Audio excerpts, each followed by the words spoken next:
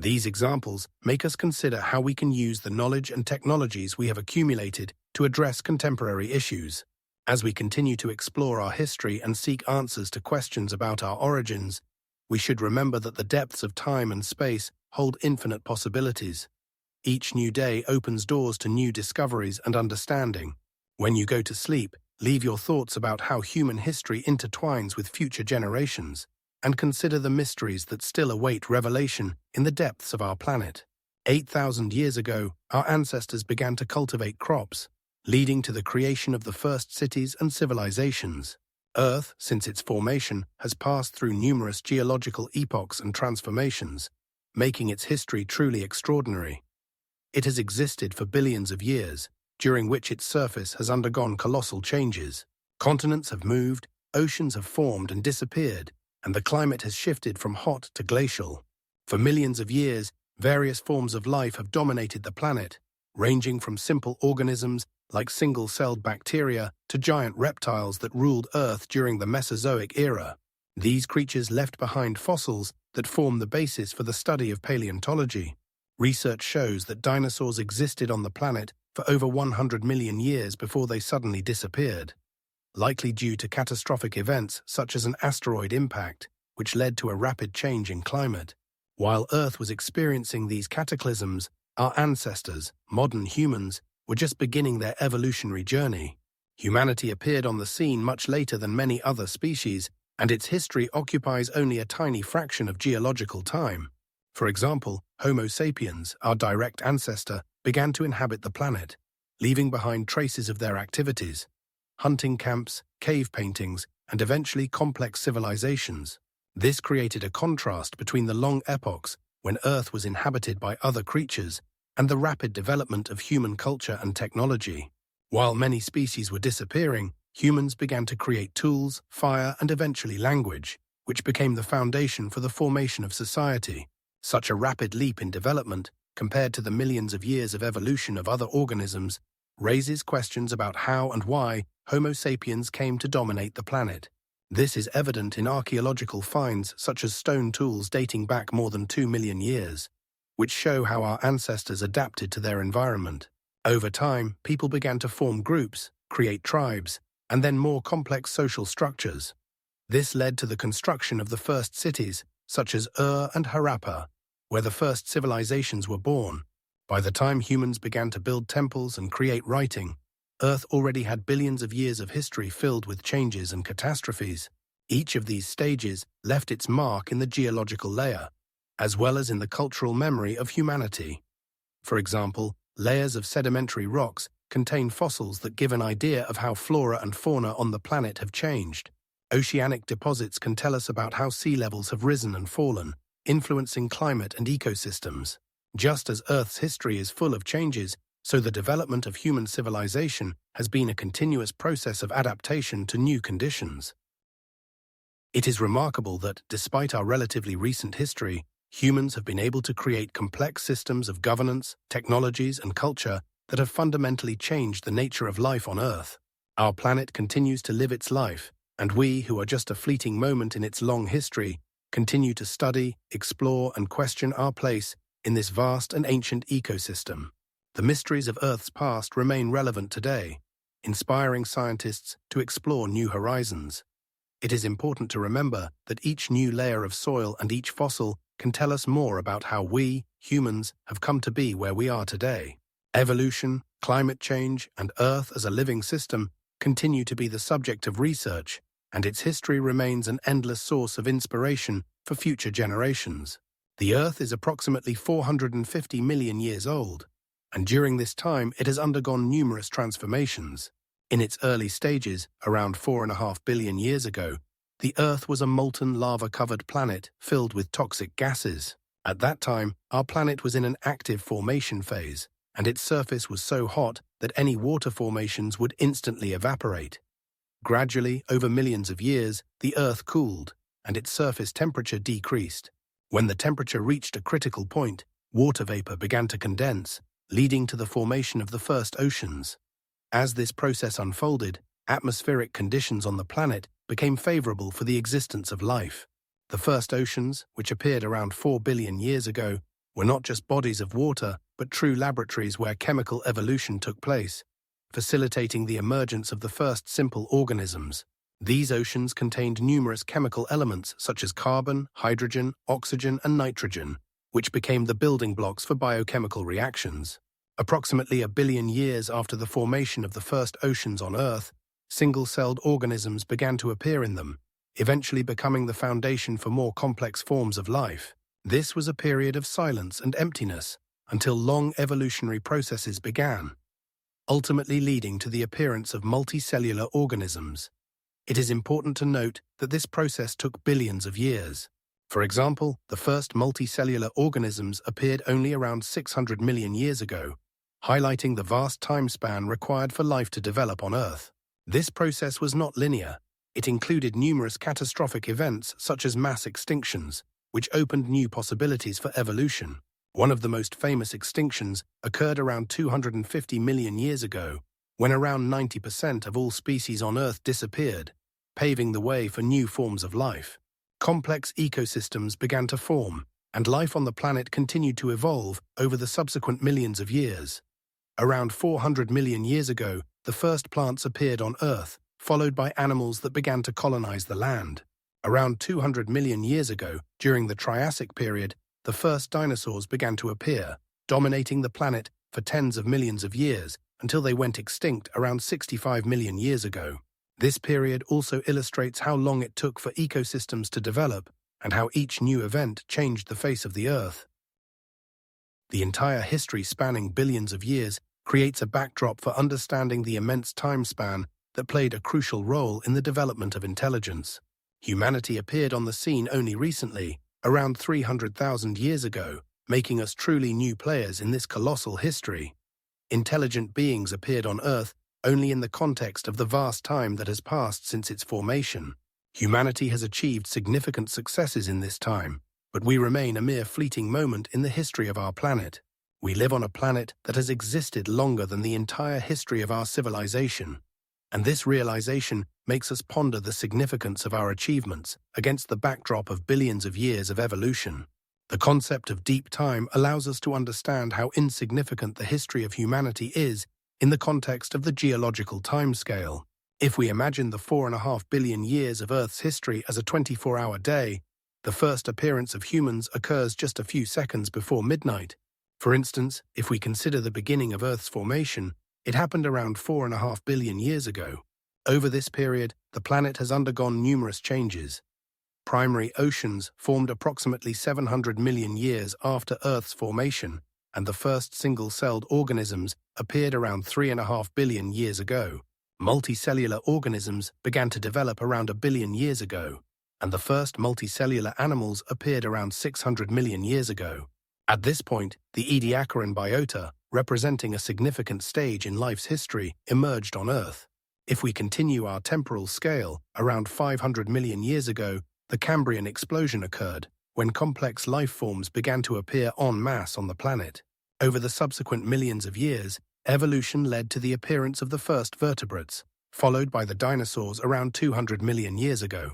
Dinosaurs ruled the Earth for more than 100 million years, but their extinction occurred approximately 65 million years ago due to a global catastrophe caused by an asteroid impact. After their disappearance, mammals began to develop and diversify.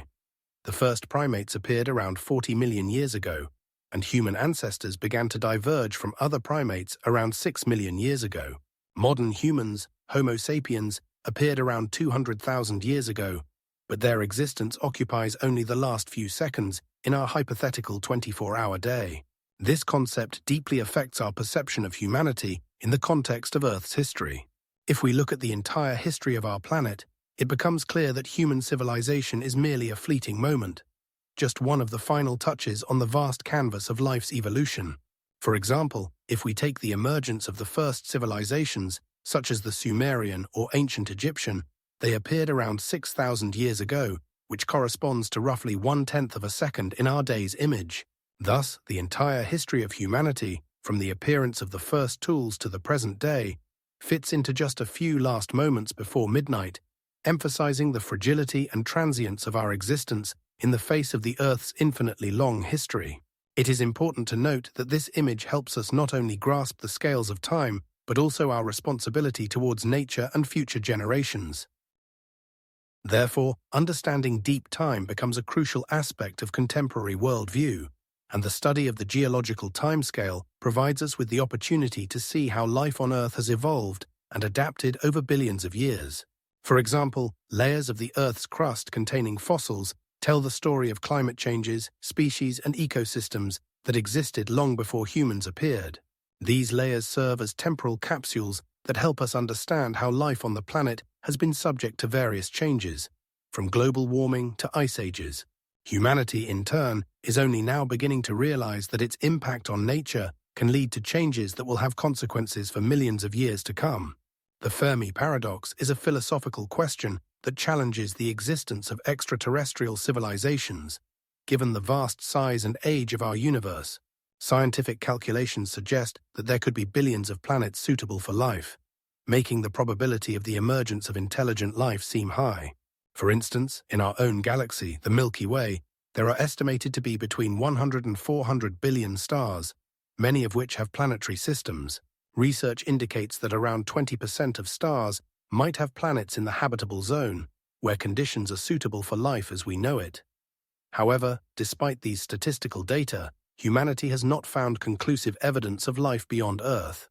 This creates a contradiction between expectations and reality. If intelligent life is so widespread, why do we not see any signals or traces of its existence?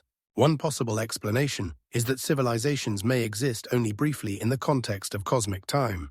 For example, our own civilization has existed for less than 10,000 years, which is a blink of an eye compared to the 14 billion years since the Big Bang. In such a case, if intelligent beings develop on other planets, they might disappear before we can detect them. Another explanation could be that highly advanced civilizations might choose not to contact less developed forms of life, as humanity does when exploring other ecosystems. There is also the hypothesis of the Great Filter, which suggests that there are certain stages in the development of life that are extremely difficult to overcome. For example, if intelligent life on other planets often encounters self-destruction due to wars, ecological catastrophes, or other factors, this could explain why we do not see them. Another intriguing aspect of the Fermi paradox relates to technology and signals. Even if other civilizations exist, they might use technologies that we cannot detect. For instance, if they communicate using methods based on principles that we do not yet understand, this could explain the lack of detected signals. There are also theories suggesting that extraterrestrial civilizations might be so advanced that their technologies are beyond our recognition. Furthermore, they might exist in forms of life or under conditions that are beyond our comprehension. For example, their forms of life could be based on entirely different biochemical processes that we cannot even imagine.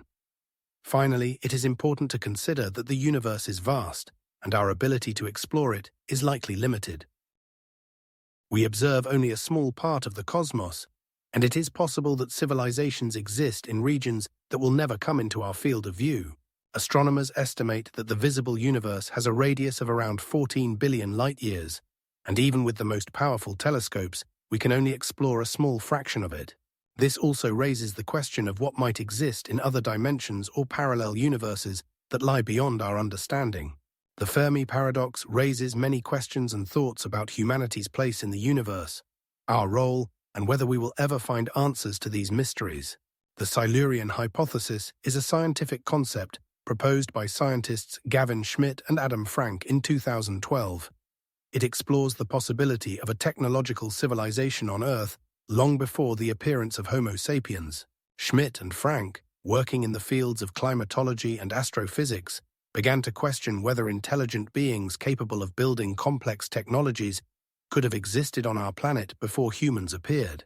The basis of their hypothesis is research showing that there are many periods in Earth's history when climatic conditions were favorable for life, but no significant archaeological traces remain. For example, during the Ediacaran period, which occurred from 600 million to 541 million years ago, Earth experienced an era with multicellular organisms. Research indicates that during this period, ecosystems capable of supporting complex life could have existed. Schmidt and Frank analyzed that if advanced organisms had existed on Earth, they could have reached a level of technological progress similar to today's. Comparing Earth with other planets like Mars and Venus, they suggest that climatic changes could have led to the extinction of past civilizations. In their work, they provide examples of various geological epochs, such as the Paleozoic and Mesozoic eras, when Earth had conditions conducive to life.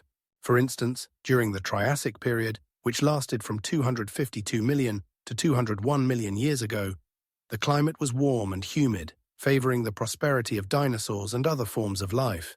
Additionally, significant tectonic changes occurred during this time, which could have created conditions for the development of highly advanced beings. Researchers discuss the possibility of civilizations that could have used their planet's resources, built complex structures, and produced technologies similar to ours. They ask, if such civilizations did exist, why haven't we found their traces? One factor they highlight is the possibility that the traces of civilizations could have been erased by natural catastrophes, such as meteorite impacts or volcanic eruptions. For example, 66 million years ago, a mass extinction event caused by an asteroid impact wiped out a large portion of life on Earth, including dinosaurs. Schmidt and Frank also consider the likelihood that highly advanced civilizations could have used their technologies to alter the climate, ultimately leading to their own demise. This creates a paradox. The more technologically advanced beings are, the greater the risk they pose to their planet. In their book, How We Could Become a Civilization, they explore various scenarios in which intelligent beings could have existed on Earth but left no traces. They highlight factors such as climate change, ecological catastrophes, and even wars that could have led to the disappearance of civilizations. It is interesting to note that this hypothesis is not unique. In the past, there were other ideas about the existence of highly advanced civilizations on Earth. For example, at the end of the 19th century, scientists discussed the possibility of civilizations in prehistory based on findings of ancient artifacts. However, the Silurian hypothesis offers a more scientific approach, based on modern data from various scientific disciplines, including geology, climatology, and biology. Schmidt and Frank spark interesting discussions about what constitutes a civilization and what criteria we use to define it. If we haven't found traces of a highly advanced civilization, it doesn't mean it didn't exist. Ultimately, this hypothesis raises many questions about our place in Earth's history and how we might be just one of many attempts at intelligent life on this planet. The Silurian hypothesis opens new horizons for research and discussions in the scientific community, emphasizing that our history could be much more complex and multifaceted than we usually think. It is important to note that this concept remains a subject of active research and debate within the scientific community. Geological processes represent continuous and dynamic changes that occur on the surface of the Earth and within its interior, significantly influencing landscapes and ecosystems. These processes, which have been active for millions of years, shape the planet's relief, creating mountains, valleys, rivers, and oceans. Under the influence of various factors such as temperature, pressure, and chemical composition, the structure and composition of rock formations change. As a result, processes like erosion can gradually destroy even the most stable structures and monuments. Often, the remnants of ancient civilizations, preserved in the form of stone buildings or archaeological artifacts, become victims of these processes. Ancient cities and settlements that once thrived can be completely erased from the face of the Earth if they are located in areas of active geological activity. For instance, when the Earth's crust rises or sinks, this can redistribute water flows and change the climate, affecting the preservation of cultural objects. Additionally, the impact of various atmospheric conditions, such as rain and wind, can lead to the destruction of even the most robust constructions over a relatively short period. Furthermore, vegetation growing through stone structures can contribute to their destruction, as plant roots penetrate cracks and break apart stone blocks. As the climate changes and sea levels rise, many coastal archaeological sites are threatened with submersion, leading to their destruction. Ancient civilizations such as Mesopotamia or ancient Egypt left numerous monuments and artifacts, but many of them are at risk and may disappear forever due to processes occurring within the Earth. For example, due to the constant changes in climate and sea levels, archaeological finds in places like Troy are subject to significant destruction. Moreover, the time span over which these geological processes operate can be measured in millions of years, making their impact practically inevitable. These changes occur on such vast temporal scales that it is impossible to predict which traces of humanity will remain in the future. It is important to recognize that even modern technologies and conservation methods cannot fully protect artifacts from natural disasters that can occur at any moment. For instance, floods, earthquakes, and other natural phenomena can instantly destroy cultural heritage that has existed for centuries. Given these circumstances, archaeologists and researchers take various measures to document and preserve information about ancient civilizations. But even this does not guarantee that the traces of these civilizations will be preserved forever. Technological advancements in geoinformatics and remote sensing aid in the study and mapping of archaeological objects. But even the most modern methods cannot stop the natural processes that continue to act on the planet. As a result, many monuments and artifacts may be at risk of disappearing, and their traces may be forever erased from human historical memory. Ultimately, geological processes not only shape the physical environment, but also influence our understanding of history and culture, reminding us of the fragility of the heritage left by our ancestors. Erosion is a complex geological process that can completely destroy even the most monumental structures over millions of years, turning stone into sand and metal into oxides. This process begins with the physical destruction of rock formations, which can occur due to mechanical effects such as the freezing and thawing of water in cracks. Research conducted between the 20th and 21st centuries has shown that cycles of freezing and thawing can significantly weaken structures, especially in areas with sharp climatic fluctuations. For example, in Norway, where temperatures can drop to -30 degrees Celsius in winter and rise to 25 in summer, the process of freezing and thawing leads to significant changes in the structure of rocks. In addition to physical erosion, chemical erosion plays no less important a role. Water containing carbon dioxide forms carbonate compounds that dissolve limestone, a process particularly noticeable in karst areas such as the Mexican Plateau, where underground waters dissolve limestone, forming caves and sinkholes. Additionally, acids in rainwater also contribute to the destruction of stone structures. For instance, the Roman aqueduct in Pont du Gard in France has begun to show signs of erosion due to acid rain, which has become more prevalent in recent decades. In fact, on most historical monuments built of limestone, signs of corrosion caused by acids can be seen, which gradually destroy the structure. A significant aspect of erosion is biological activity. Plant roots can penetrate cracks in stone, expanding and causing physical destruction. Research conducted in the 1930s showed that tree roots can exert pressure of up to 30 tons per square centimeter, leading to the destruction of stone walls and monuments. In particular, in England, at the ruins of the Fontainebleau Abbey, plant roots are destroying ancient walls, threatening the preservation of historical heritage. It is also worth noting that erosion not only destroys but also transforms materials. For example, metal, when exposed to prolonged moisture and oxygen, oxidizes, resulting in the formation of rust. This process can be observed on old iron structures such as the Statue of Liberty in New York, where copper, having undergone corrosion, has become covered with green copper oxide. Oxide compounds formed as a result of corrosion can destroy metallic components, weakening them and increasing the risk of collapse.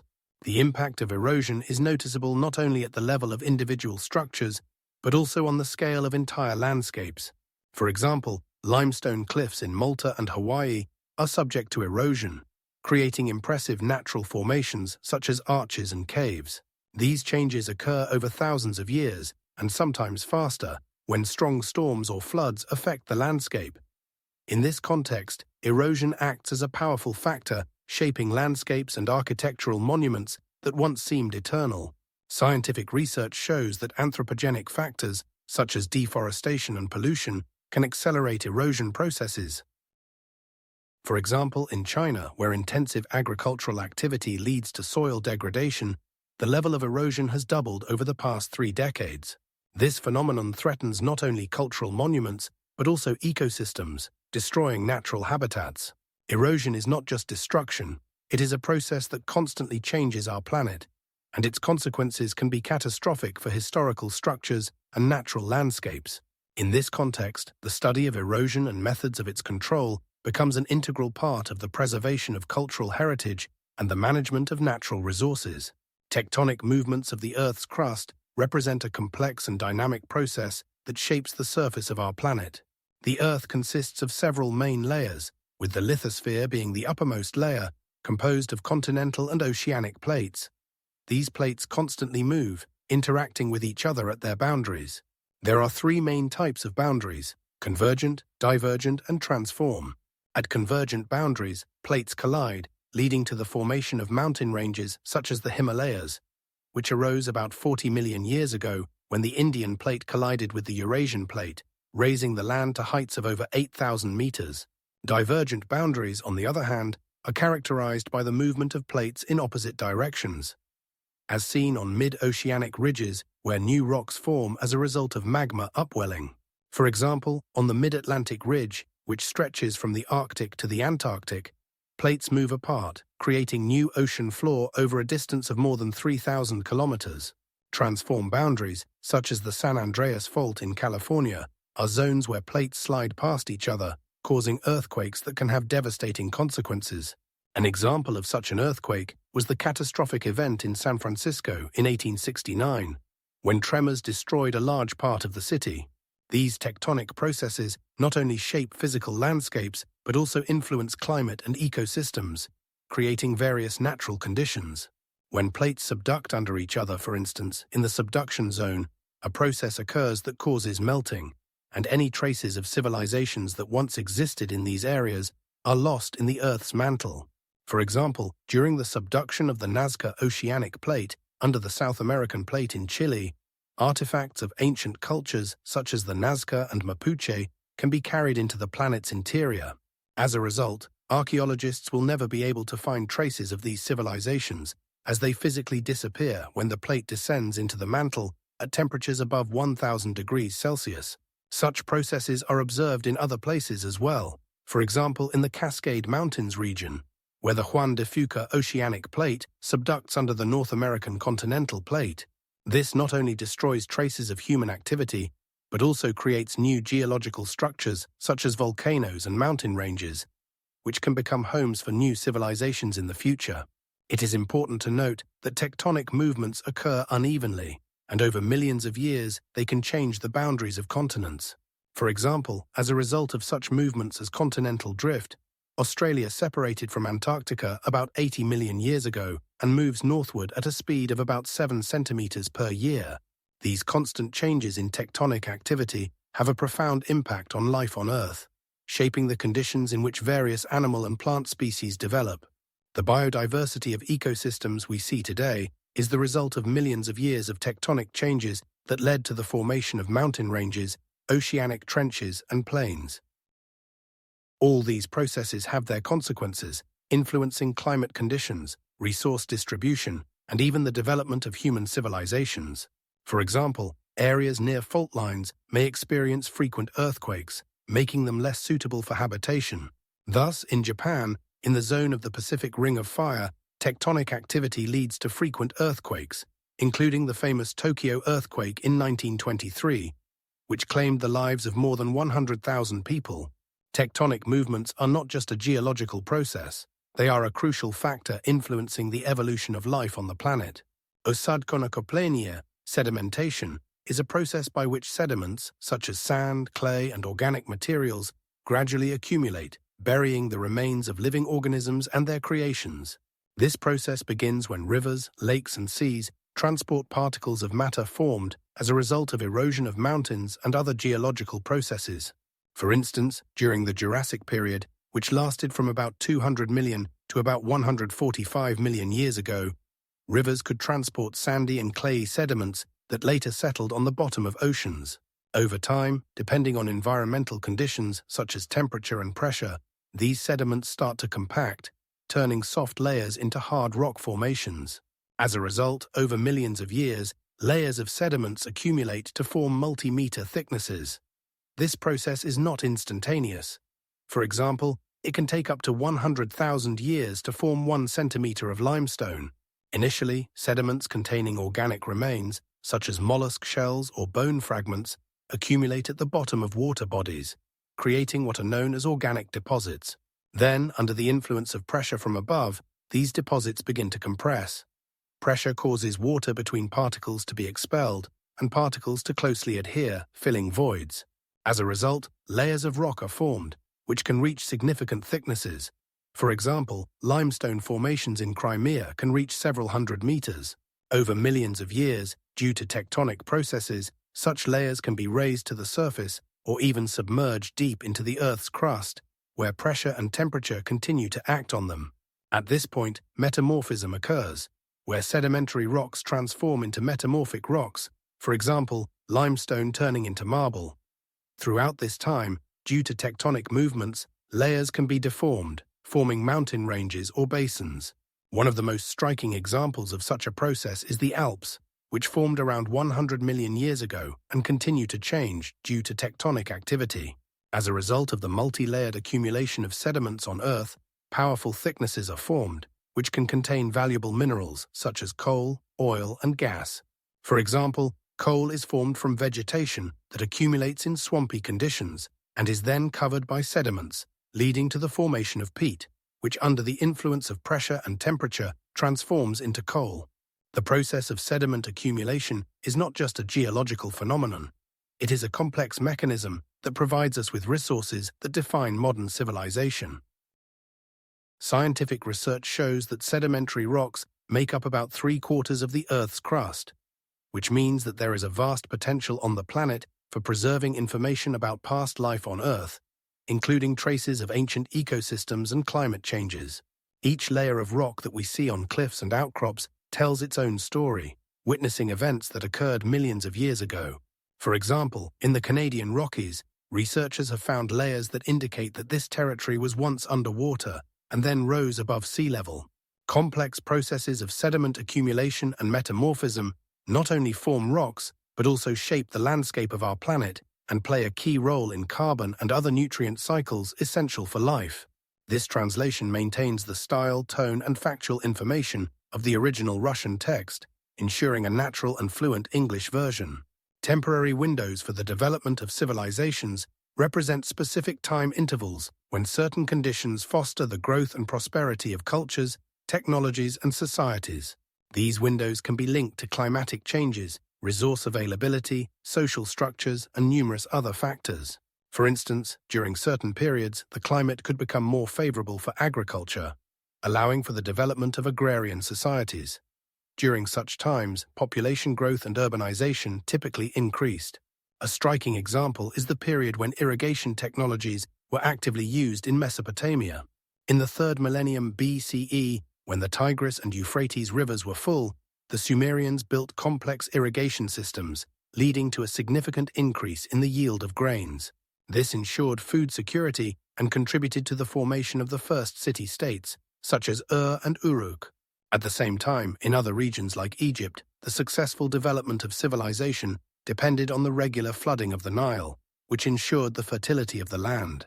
During the period around the 30th century BCE, when the river level was particularly high, the Egyptians were able to create powerful state structures and build famous pyramids, such as the Pyramid of Cheops, which reaches a height of 146 meters. Temporary windows can also be determined by social changes, such as the advent of writing. The appearance of cuneiform writing in Mesopotamia in the 4th millennium BCE allowed for the recording of laws, trade agreements, and historical events, significantly accelerating the development of cultural and economic ties. As a result, during these temporary windows, civilizations could achieve significant successes in architecture, science, and art. For example, during the Han Dynasty in ancient China, from the 12th century BCE to the 3rd century CE, complex technologies such as silk production and gunpowder were developed, contributing not only to economic but also cultural prosperity. However, temporary windows do not always signify stable growth. They can be closed by various factors, such as wars, epidemics, or ecological catastrophes. For instance, the fall of the Western Roman Empire in the 5th century CE was caused by a combination of internal conflicts and external threats, leading to the decline of cities and culture. During this time, many technologies and knowledge were lost, marking the beginning of what is known as the Dark Ages in Europe. Temporary windows can also be associated with innovations and their spread. The invention of the wheel in Mesopotamia in the late 4th millennium BCE became a catalyst for trade and movement, contributing to the development of complex trade routes and cultural exchange. The wheel, as one of the most important elements, changed the approach to transportation and logistics, significantly increasing the scale of trade.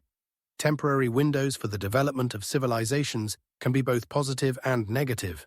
For example, large migrations of peoples, such as the Great Migration in Europe in the 4th to 5th centuries CE, had a destructive impact on existing states and contributed to cultural assimilation. This also underscores that temporary windows have temporal limits, and certain conditions may not repeat. It is important to understand that each temporary window is unique and can be associated with a multitude of factors, from climatic to social. This approach allows for a deeper understanding of how various civilizations utilize their temporary windows to achieve greatness, or, conversely, decline.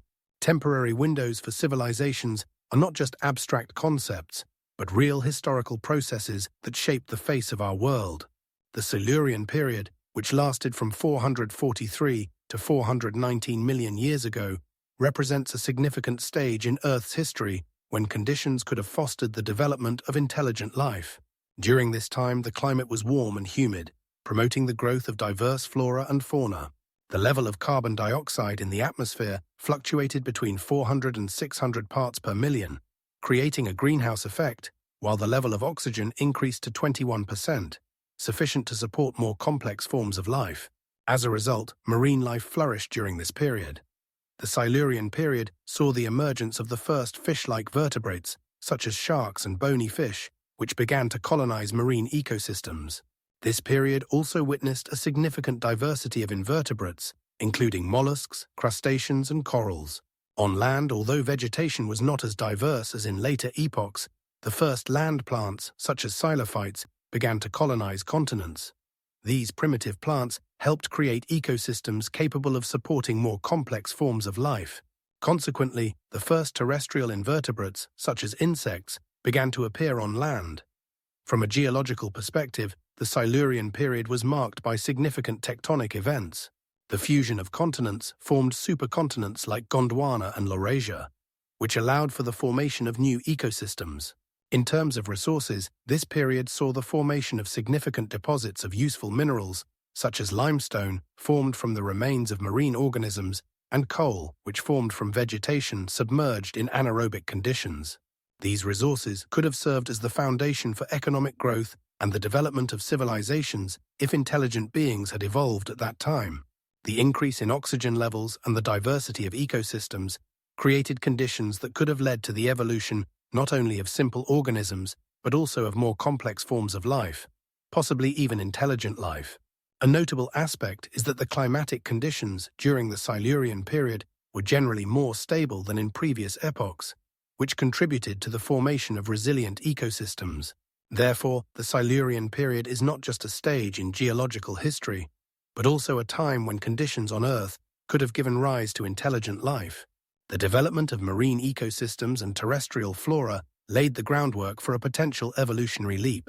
During this period, sea levels were high, and extensive shallow waters provided ideal conditions for the reproduction and development of organisms.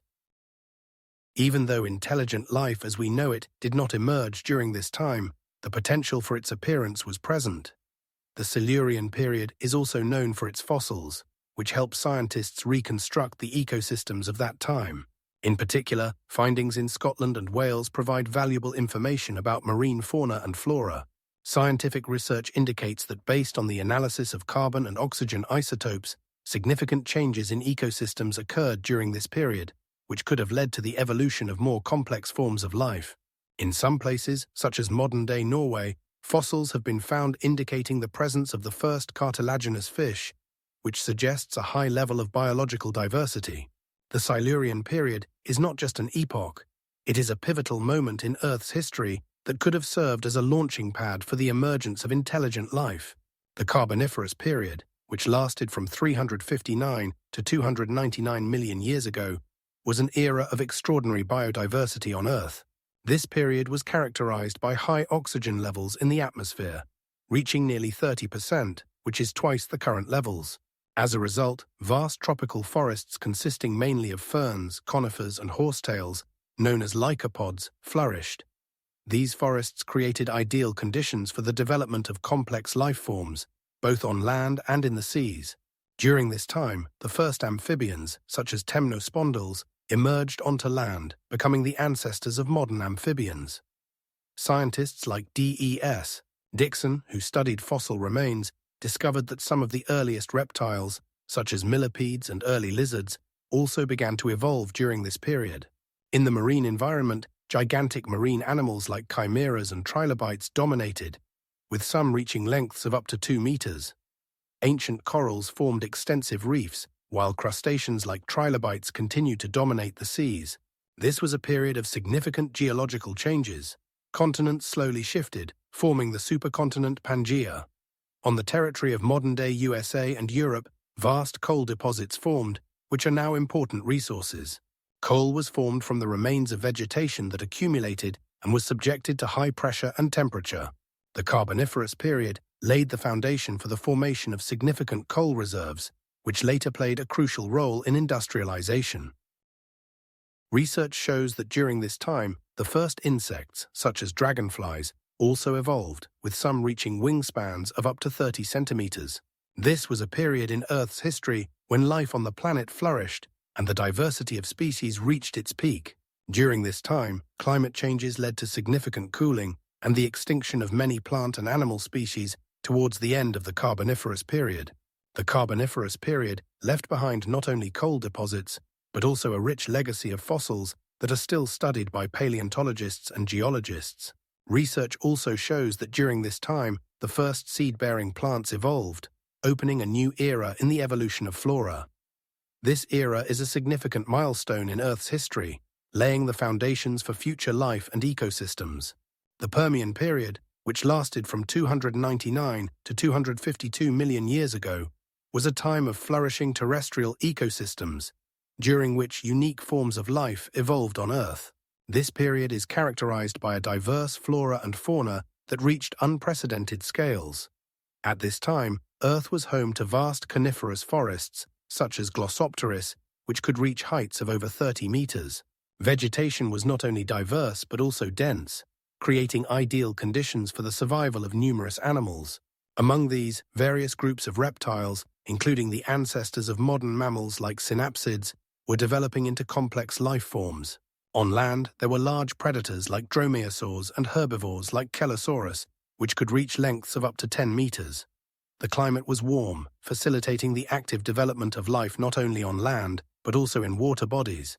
Oceans and marine ecosystems also thrived, with creatures such as ammonites, trilobites, and ancient fish like dipnots inhabiting them. Organic deposits formed from the decomposition of vegetation became the foundation for future oil and gas reserves. The Permian period is also known for its geological processes. Large continents like Pangaea formed, which united almost all of the planet's landmass, creating vast ecosystems. This unification of landmasses created new ecological niches and contributed to biological diversity. An important aspect is that during this time, conditions could have facilitated the emergence of a developed civilization if intelligent beings had existed on the planet. Complex ecosystems and the diversity of species provided abundant food and resource sources, which could have formed the basis for the development of society. The diversity of landscapes, from forests to plains, would have provided ideal conditions for agriculture and animal husbandry. However, the Permian period abruptly ended around 252 million years ago, when one of the most massive extinctions in Earth's history occurred, wiping out around 90% of all species. This catastrophic event, known as the Permian-Triassic extinction, led to the destruction of ecosystems and the disappearance of many forms of life that could not adapt to the changing conditions. As a result of the extinction, Earth became less diverse, and conditions for the development of complex civilizations disappeared for millions of years. The Permian period remains an interesting subject for study, as it demonstrates how the richness of ecosystems and climatic conditions can influence the development of life on the planet. This period serves as a foundation for understanding future evolutionary processes and the formation of new ecosystems after extinctions. Mass extinctions represent significant events in Earth's history, characterized by sharp and extensive reductions in biodiversity leading to the disappearance of a substantial portion of species. These events typically occur over relatively short geological periods, making them particularly devastating for ecosystems. It is known that over the past 500 million years, Earth has experienced 5 such global mass extinctions, each of which significantly altered the biosphere's appearance. For instance, one of the most famous mass extinctions, the Permian, occurred around 250 million years ago and resulted in the disappearance of approximately 95% of all marine and 75% of terrestrial species. This extinction also marked a turning point in evolution, opening new niches for other organisms. In turn, the Cretaceous-Paleogene extinction event, which occurred around 65 million years ago, ended the era of dinosaurs, allowing mammals to dominate the planet. Scientists point to various causes for these catastrophes, including climate change, volcanic activity, meteor impacts, and other geological processes. Each mass extinction, despite its unique causes, drastically altered ecosystem structures and opened new evolutionary paths, shaping future ecosystems. Paleontologists and ecologists study fossils and other geological data to understand how these events unfolded, which species were most affected, and how surviving organisms adapted to new conditions. Extensive research shows that after each great extinction, Earth experienced processes of biological radiation, where surviving species rapidly diversified and filled the newly available ecological niches. For example, after the Permian extinction, mammals began to rapidly diversify, ultimately leading to the emergence of diverse groups, including primates and, eventually, humans. Modern scientists use molecular methods, such as genetic analyses, to trace the evolution of species after such events and their adaptations to changing environmental conditions. Some researchers argue that we are on the brink of a 6th great extinction, caused by human activities such as habitat destruction, climate change, and pollution. This raises important questions about the future of biodiversity on Earth and how we can prevent such catastrophes. Studying mass extinctions not only helps us understand our planet's past, but also serves as a warning for the present and future.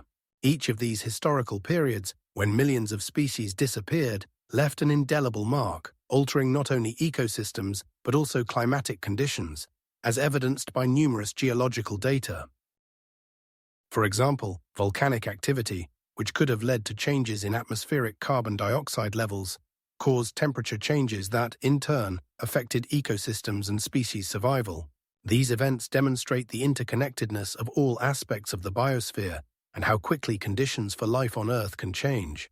It is important to remember that each of these catastrophes was unique and had its own characteristics, making the study of mass extinctions a crucial part of understanding the biological history of our planet.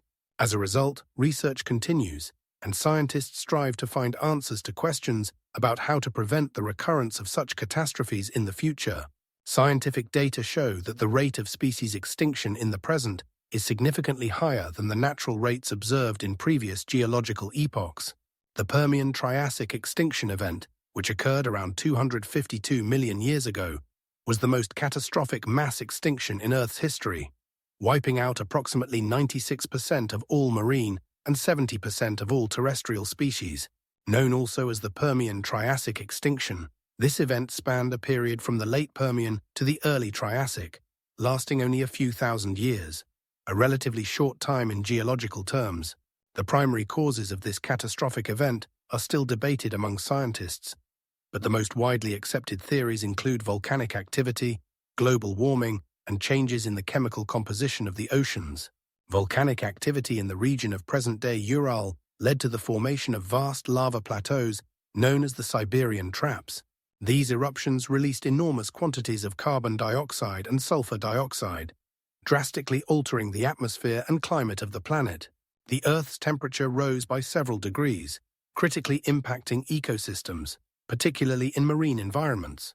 The changes in temperature led to oxygen depletion, which in turn caused the mass extinction of marine organisms such as trilobites and ammonites, which were the dominant marine fauna of the time. On land, large reptiles and many plant species went extinct, leading to a sharp decline in biodiversity. This period of mass extinction was so powerful that many ecosystems were completely reset, and life on Earth needed millions of years to recover and adapt. As a result of this extinction event, new groups of organisms emerged, including dinosaurs and mammals, which began to dominate in the Triassic period. There is also evidence that changes in ocean currents and water composition could have affected marine life. For example, the oxygen level in the oceans dropped to critically low levels, leading to the extinction of many species, including corals. The Permian extinction also reshaped the structure of ecosystems, as new organisms, such as the ancestors of modern mammals and reptiles, became dominant. It is important to note that this event offers intriguing prospects for studying the impact of ecological catastrophes on the development of life.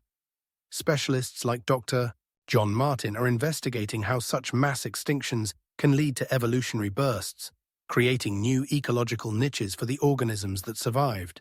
As a result of the Permian extinction, life on Earth not only recovered, but also took on entirely new forms, serving as the foundation for the future diversity of life on the planet. The Permian extinction is not just a historical fact. It is a key to understanding the mechanisms of evolution and adaptation of living organisms to changes in their environment. Based on this event, we can make predictions about how contemporary ecosystems may react to current climate changes and human activities. The result of this mass extinction was a significant shift in ecosystems, allowing researchers to study how life can adapt to catastrophic changes. There are geological layers dating back to this period that contain fossils, enabling researchers to study which species survived and how they changed after the catastrophe. For example, fossils from the Triassic period have been found that represent early ancestors of dinosaurs, confirming that it was after the Permian extinction that they began to dominate the planet. 66 million years ago, one of the most catastrophic events in Earth's history occurred, known as the Cretaceous-Paleogene extinction. This event wiped out approximately 75% of all species on the planet, including all non-avian dinosaurs that had dominated Earth for over 160 million years.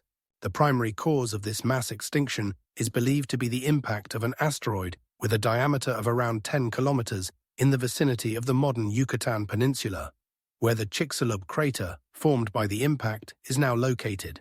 This crater has a diameter of approximately 180 kilometers and was created at the moment the asteroid struck Earth with the energy equivalent to billions of atomic bombs. The impact caused colossal explosions that released enormous amounts of energy, leading to the occurrence of severe earthquakes and tsunamis. Additionally, a vast amount of dust and gases were ejected into the atmosphere, causing rapid cooling and darkening of the climate on Earth.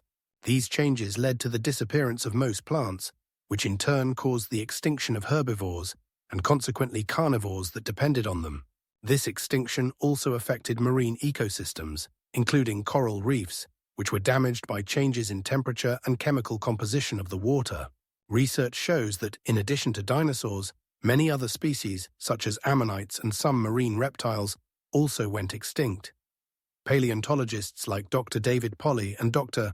Jason Home assert that if a developed civilization had existed at that time, it would have faced the same consequences as the animals, unable to adapt to such rapid changes. For instance, if humans with technology comparable to ours had existed, they would have faced food shortages, ecosystem destruction, and rapid climate change, leading to the collapse of their society. It is important to note that this extinction occurred at the end of the Cretaceous period, when Earth already had various ecosystems and complex interactions between species. For example, at that time, there were not only dinosaurs but also mammals, birds, and flowering plants. However, it was the asteroid impact that acted as a catalyst, disrupting the delicate balance that existed on the planet. Scientists like Dr. Neil deGrasse Tyson point out that this event altered the evolutionary path of life on Earth, paving the way for mammals to become the dominant class of animals. Remarkably, this extinction provided the opportunity for the emergence of humans, who might never have appeared if dinosaurs had continued to dominate the planet. The Cretaceous-Paleogene extinction is not just a story of dinosaur extinction. It is a lesson about how rapidly the conditions of life on Earth can change. As a result of research conducted in recent decades, scientists have established that the asteroid impact was not the sole cause of the extinction. At that time, other geological processes, such as volcanic activity in the Indian subcontinent, also contributed to climate changes. Volcanic activity led to the release of sulfur and carbon dioxide into the atmosphere, exacerbating the climate changes. For example, the Deccan Traps, formed by volcanic activity, cover an area of around 1 million square kilometers and released massive quantities of toxic gases into the atmosphere. Therefore, the Cretaceous-Paleogene extinction was the result of a combination of catastrophic factors that together led to one of the most significant ecological catastrophes in Earth's history. Geological markers are specific traces or changes in the geological layer that can indicate the existence of a technological civilization. These markers can be the result of human activity, leaving noticeable changes in the surrounding environment. For example, various processes related to the extraction of minerals, construction, and agriculture can leave characteristic imprints in the geological record. It is important to note that such changes can be both physical and chemical. They can include changes in soil composition, the presence of specific minerals, and even changes in the structure of rock formations. Studies show that civilizations such as ancient Rome used their resources, leaving clear traces in the geological layer. By studying geological markers, scientists can reconstruct the history of changes on the planet that occurred as a result of human activity. Geological markers can confirm that a technological civilization interacts with nature at a level that changes not only the surface of the Earth, but also its internal processes. For example, the mass use of certain technologies can lead to changes in the chemical composition of water bodies. This phenomenon can be observed in the deposits at the bottom of rivers or lakes, where sediments containing traces of industrial activity accumulate. Scientists use radiometric dating methods to determine the age of such layers and correlate them with historical periods when certain civilizations existed. This allows researchers to study how technological activity affected the surrounding environment and what changes occurred as a result. Geological markers can serve as important evidence for understanding how humanity has changed nature over the centuries. They provide an opportunity to see how the level of progress and the use of technologies has changed over time, reflecting changes in the way of life and the needs of society. For example, in places where industry was actively developed, characteristic changes in the layered structure of the soil and the presence of various chemical substances can be found. These changes can indicate that a technological infrastructure was developed in the region, facilitating mass production. Data from these studies can also help assess the impact of such civilizations on the climate, as changes in the Earth's crust can affect the circulation of air and waterways. Furthermore, studying geological markers can reveal how different societies adapted to changes in their environment, which can also indicate the presence or absence of technological advancement. This, in turn, can help in predicting future changes related to the current activity of humanity. For example, if traces of a certain type of pollution are found in the geological record, this can indicate that similar changes may become more widespread in the future. Geological markers can also help in the search for other technological civilizations that may have existed on Earth or even in other parts of the universe. They can serve as a key to understanding the evolution of human civilization and its interaction with the planet. Research in this area continues, and each new discovery can add a new page to the book of history about how humanity has changed its environment. This creates a unique opportunity to look at how the future of humanity may be connected to its past and how geological markers can become an important tool in this endless story. Scientific technologies such as satellite imagery and geoinformation systems help researchers more accurately identify and analyze geological markers, opening new horizons for understanding the impact of civilization on Earth. In recent years, scientists have begun to pay attention to unusual concentrations of rare metals in geological layers as potential evidence of ancient mining and processing of resources by intelligent beings. For example, in the region known as Zagros, located 300 kilometers south of Tibet, significant deposits of copper and tin were discovered. These findings could indicate the existence of ancient metallurgical technologies. These deposits date back to approximately the 3rd millennium BCE and coincide with the time when the first civilizations were developing in the region. Geological research has shown that the concentration of copper in some layers of the Earth reaches 7%, which is significantly higher than average levels in other regions. This could suggest that local inhabitants used primitive methods of copper mining, possibly even before the emergence of known metallurgical centers such as Mesopotamia or Egypt. It is important to note that such concentrations do not occur naturally without human intervention. In other parts of the world, such as the Balkans, similar concentrations of gold and silver have been found, which supports the theory of the existence of ancient mines and smelters. In the 6th century BCE in the region of Troy, archaeologists discovered remnants of ancient mines where traces of metal processing and tools used for mining were found. Complex systems of metal purification and refining found in this area indicate a high level of technological development. Meanwhile, in Central Asia, particularly in Kazakhstan and Kyrgyzstan, researchers have identified unusual concentrations of rare metals, such as lithium and coltan, in layers that are 300 million years old. These materials have attracted the attention of scientists because their presence suggests the possibility of ancient technologies that could have been used to create complex devices. These findings challenge traditional views that metallurgy and metal processing began only in ancient times. In some cases, such as at Lake Chad in Africa, traces of rare metals have been found that could be the result of ancient mining methods used by local tribes that utilized natural resources over thousands of years. According to scientific research, in some layers of the Earth dating back to the 13th millennium BCE, traces of gold processing were found, indicating that people may have been actively engaged in resource extraction and processing long before the emergence of known civilizations. In some places, such as the Namib Desert, archaeologists have discovered remnants of ancient mines where lead and copper were mined, suggesting the existence of complex societies capable of organizing mass extraction and processing of resources. It is also worth mentioning findings in South America, where in Peru and Bolivia, traces of copper and silver processing were discovered, confirming the high level of development of ancient cultures such as the Incas. Research shows that in some areas, the concentration of copper reached 20%, again challenging traditional views of the development of metallurgy. Soon after this, in 2017, scientists from the University of Texas drew attention to unusual layers in the vicinity of the ancient city of Ur, where traces of rare metals such as platinum and ruthenium were found.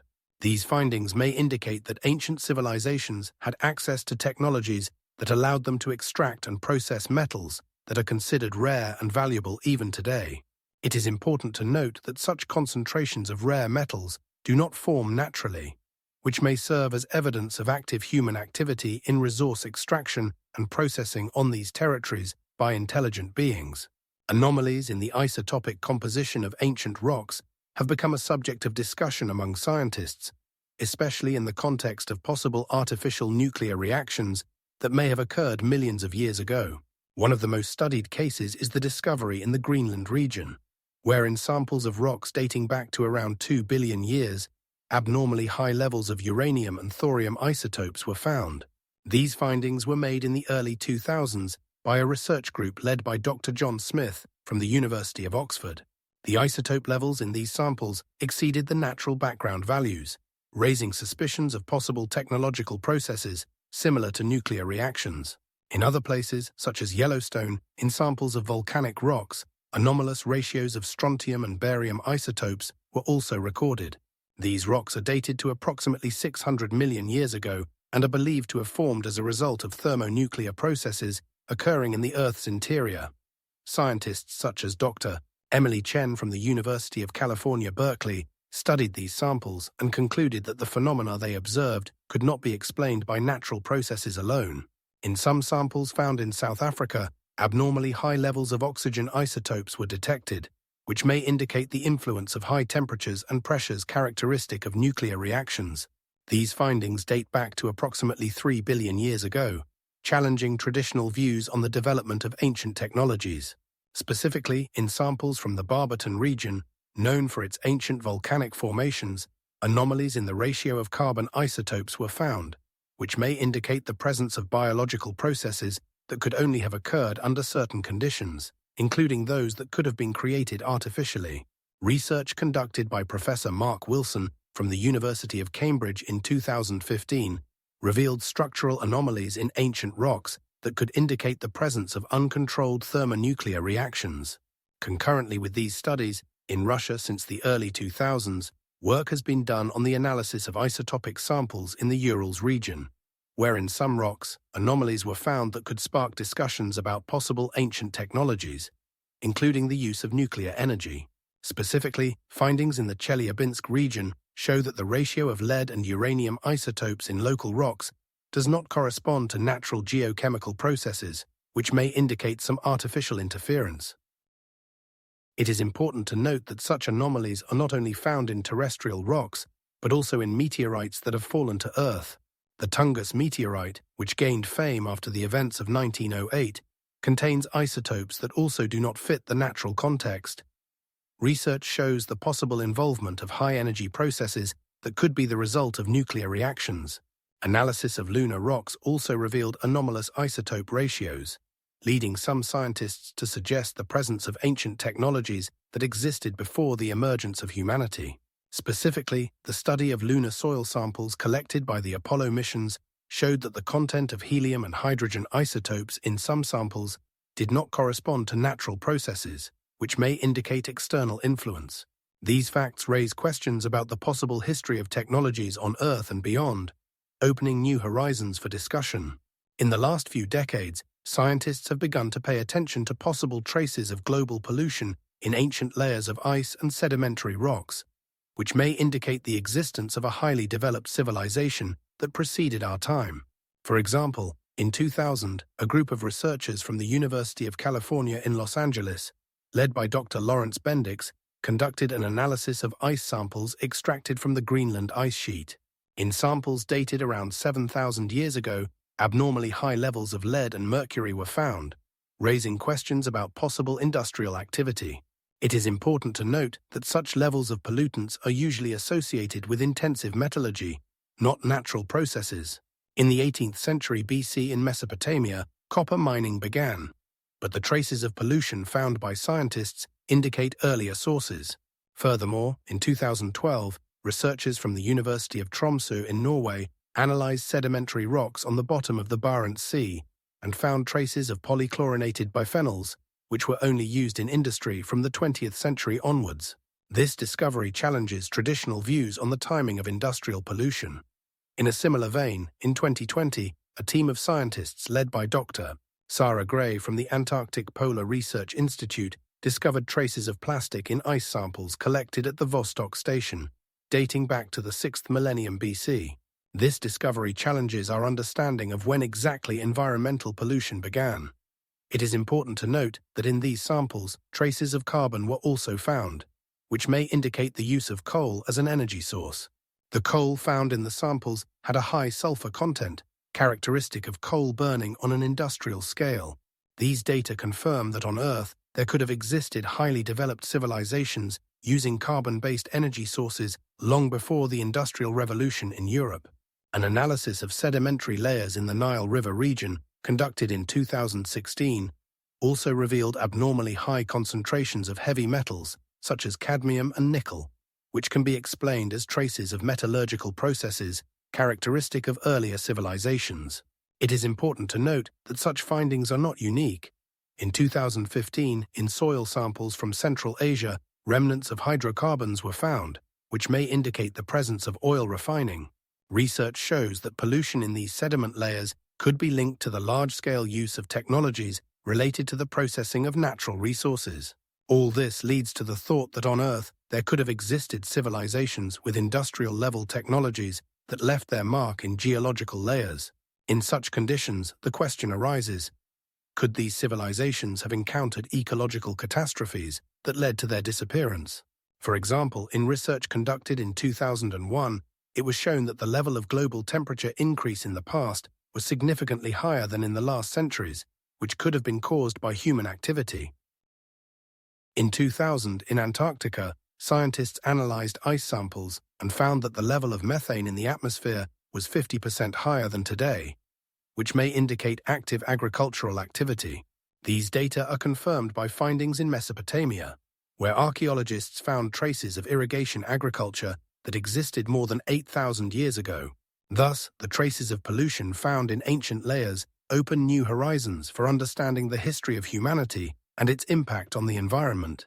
As a result of such research, scientists can not only determine the timeframes of the existence of ancient civilizations, but also understand how their technologies and way of life could have affected the climate and ecosystems of the planet.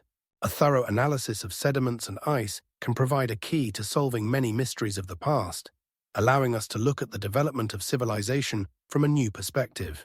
Archaeological methods of search have their limitations, especially when it comes to civilizations that existed tens or hundreds of millions of years ago. First of all, over such a long period of time, geological processes such as erosion, tectonic plate movements, and sedimentary processes significantly alter the landscape. For example, continents move, mountain ranges form, and old marine deposits are destroyed, where traces of these civilizations could have been found. From a temporal perspective, even if one culture left noticeable artifacts, their discovery would be a complex task due to the fact that they could be buried under millions of years of sediment. Furthermore, over millions of years, natural disasters such as volcanic eruptions or meteorite impacts can destroy any traces of life. As a result, even the most durable materials can be destroyed or altered beyond recognition. At the same time, it is important to note that the science of the Earth, including paleontology and geology, studies life on the planet millions of years ago, but this is done through the analysis of fossils and other geological formations, not through traditional archaeological methods. It is also worth noting that archaeology is oriented towards more recent historical periods when people left clear traces of their activities, such as buildings, tools, or burials. For civilizations that existed millions of years ago, such as dinosaurs and their environment, archaeological methods are simply not applicable, as they did not leave material traces that could be studied in the usual archaeological sense. Moreover, in such timescales, it is impossible to accurately date objects, since methods such as radiocarbon dating and others used to determine the age of finds have their limitations and are not suitable for such ancient periods. For example, the radiocarbon method is effective for objects up to 50,000 years old, which is completely insufficient for the study of civilizations that existed millions of years ago. Even if such civilizations left some traces, they could have been destroyed due to changes in climate and the surrounding environment, which once again emphasizes the complexity of this issue. All these factors make archaeological methods of search inapplicable for the discovery of traces of civilizations that existed tens or hundreds of millions of years ago. At the same time, for more recent periods, archaeology reveals many secrets. But in the context of ancient civilizations that existed millions of years ago, we are limited to hypotheses and unproven theories. The inability to apply traditional archaeological methods to such temporal scales demonstrates that even the most advanced techniques and approaches have their limits. For example, methods used to study fossils are aimed at analyzing biological remains, but not at searching for traces of civilizations. Therefore, the study of ancient civilizations requires a completely different scientific approach that is more consistent with the temporal scales and conditions in which they could have existed. As a result, archaeology as a science faces serious challenges when it comes to civilizations that existed millions of years ago, and this underscores the importance of a multidisciplinary approach in scientific research. This cannot be done without taking into account geological, climatic, and biological factors that influence the development of life on the planet. The application of archaeological methods to such ancient periods can lead to misunderstandings and incorrect interpretations, which only exacerbates the situation. Scientific research requires a clear understanding of temporal scales and methods that correspond to specific conditions. Comparison with paleontology emphasizes how far we can go in studying ancient forms of life, but civilizations that left clear traces of their activities are in much more recent temporal frameworks. The process of fossilization, or petrifaction, is an extremely rare phenomenon, during which only a minuscule fraction of organisms is preserved as fossil remains. According to paleontologists, out of all the species that have ever existed on Earth, only about 1 in 1,000 leaves behind fossils. This process occurs only under specific conditions. The organism must be quickly buried under sediments to avoid decomposition, and it must be in an environment conducive to mineralization. For instance, in saline waters or in conditions where specific minerals like calcite or silica are present, fossilization occurs more rapidly. The conditions that facilitate fossilization are quite rare. Many organisms decompose under the influence of bacteria and fungi, or are destroyed by physical factors such as rain, wind, or other animals. Even if an organism is buried, it must undergo certain geological processes to become a fossil. This process typically takes millions of years and involves several stages, including the replacement of organic substances with minerals, compaction and the formation of the fossil. Furthermore, even among those organisms that could have been fossilized, the majority of fossils become inaccessible for study due to tectonic changes, erosion, or human activity. For example, in limestone formations such as the Cretaceous plate in Greece, marine organism fossils have been found, but many samples have not survived to our time. Additionally, many fossils can be damaged or spoiled during fossil extraction, making further study difficult. As a result, the probability of finding fossilized remains of complex organisms, such as intelligent beings, is extremely low.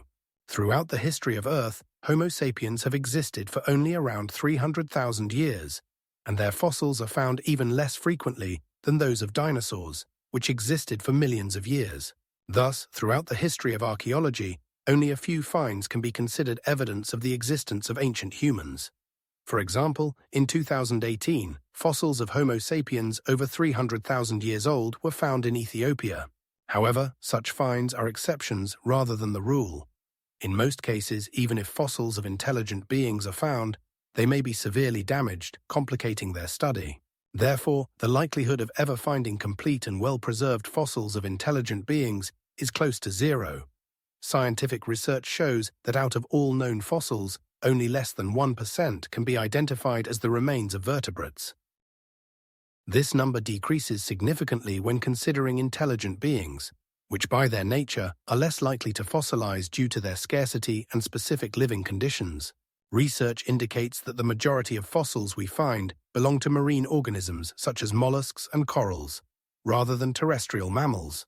For example, in layers containing fossils, only about 1% of the remains are of mammals, highlighting the difficulty of their preservation. In comparison, fossils of plants are preserved more frequently, but they are also subject to the same processes of destruction and decomposition. In conclusion, fossilization is a rare phenomenon requiring special conditions, and only a small fraction of organisms leaves traces in the geological history of Earth. Metamorphism of rocks is a process in which rocks undergo changes under the influence of high temperatures and pressures, leading to significant alterations in their mineralogical composition and texture. This process can occur at various depths within the Earth's crust, typically starting at depths of around 5 kilometers and reaching up to 30 kilometers. When rocks undergo metamorphism, they may retain their original shape, but their internal structures and chemical composition undergo substantial changes. For example, gneiss is formed from granite when it is subjected to high temperatures exceeding 400 degrees Celsius and pressures of several thousand atmospheres. Under such conditions, crystals begin to redistribute, resulting in the formation of bands and layered structures characteristic of gneiss. Notably, during metamorphism, not only do minerals change, but also recrystallization occurs, where minerals in rocks are redistributed to form new crystals that can be much larger and more resistant than their predecessors. Well-known examples of metamorphic rocks include marble, which forms from limestone, and slate, which arises from clay. High temperatures and pressures cause all traces of previous processing, such as tool marks or signs left by intelligent beings, to be completely erased. This happens because in the conditions of metamorphism, the minerals that make up the rocks begin to melt and recrystallize, making it impossible to preserve any human traces or artifacts. For instance, in the process of metamorphism, limestone-containing fossils can transform into marble, and the fossils completely disappear, as they cannot survive temperatures above 600 degrees Celsius and pressures exceeding 1,000 atmospheres. This process not only destroys traces of existence, but also creates new unique minerals, such as mica or quartz, which may not have existed in the original rock. Metamorphism can occur due to contact with magma or during tectonic processes, such as the collision of tectonic plates. In the case of contact metamorphism, which occurs when magma comes into contact with surrounding rocks, temperatures can reach over 1,000 degrees Celsius, creating thermally altered zones where rocks undergo significant changes. As a result of such processes, rocks like serpentinite, which form from ultramafic rocks under the influence of high temperatures and pressures in oceanic crust, are created.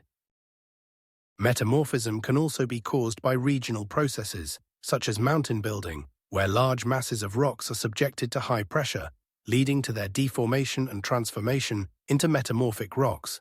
For example, in the Alps, where the collision of the African and European plates led to the formation of numerous metamorphic rocks such as slates and gneisses, it is possible to observe how enormous pressures and temperatures change not only the mineralogical but also the textural composition of rocks, creating complex layered structures. These changes can occur over millions of years, and the results of metamorphism can be found in structures that were formed during geological epochs.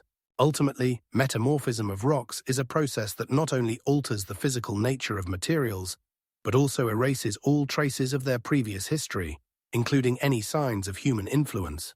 This process underscores the power of geological forces and their ability to transform one material into another, creating new forms of life on the planet.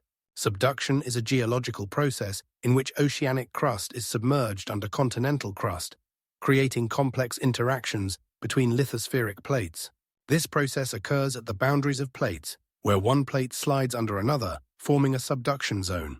For example, along the Pacific Ring of Fire, where the Pacific Plate is subducting under the North American and South American plates, intense subduction is taking place, leading to the formation of volcanoes and earthquakes. As a result of this process, oceanic crust gradually descends into the Earth's mantle, where temperatures can reach thousands of degrees Celsius. At such high temperatures, materials that make up the oceanic crust, as well as any artifacts and evidence of civilizations that once existed on submerged continents, melt. For instance, submerged cities like the legendary Atlantis, or civilizations that once existed on now submerged islands in the Pacific Ocean, could be carried into the Earth's interior, turning into magma. According to geologists, such submerged lands can cover thousands of square kilometers.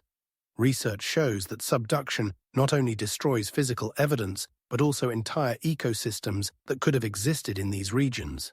For example, during the last ice age, approximately 30,000 years ago, many coastlines were lowered, and thus many ancient civilizations could have been submerged and then carried into the mantle. Scientists like Dr. David Griffiths from the Institute of Geological Research claim that while the crust is being subducted, any organic materials such as wood or bones are subject to thermal destruction, making their discovery in the future impossible. This leads to the loss of information about human activity on these submerged territories forever. Subduction occurs at different rates. In some places it happens at a speed of several centimeters per year, which may seem slow, but on a geological timescale, this is significant movement. For example, the Nagoya subduction zone in Japan moves at a speed of about 9 centimeters per year, leading to the formation of powerful earthquakes. In some cases, such as with the Pluto Plate, subduction can lead to the formation of new continents over millions of years. But in the process, all traces of previous civilizations disappear. Ultimately, subduction is not only a process that shapes our planet, but also a mechanism that erases history, carrying away any evidence of the existence of ancient cultures that once inhabited submerged territories. As a result, many researchers like Dr. Elise Hunter argue that we may never know about the existence of entire civilizations that could have been swallowed by the mantle as a result of this process. Subduction, therefore, represents not only a geological loss, but also a cultural loss, carrying away not only material artifacts, but also entire pages of human history. Investigating alternative forms of intelligence, distinct from primates, opens up a broad spectrum of possibilities for understanding intelligence and consciousness. These forms of intelligence can manifest in various ways, ranging from simple forms of communication to complex cognitive processes. One of the most remarkable aspects of alternative forms of intelligence is their ability to learn and adapt to their environment.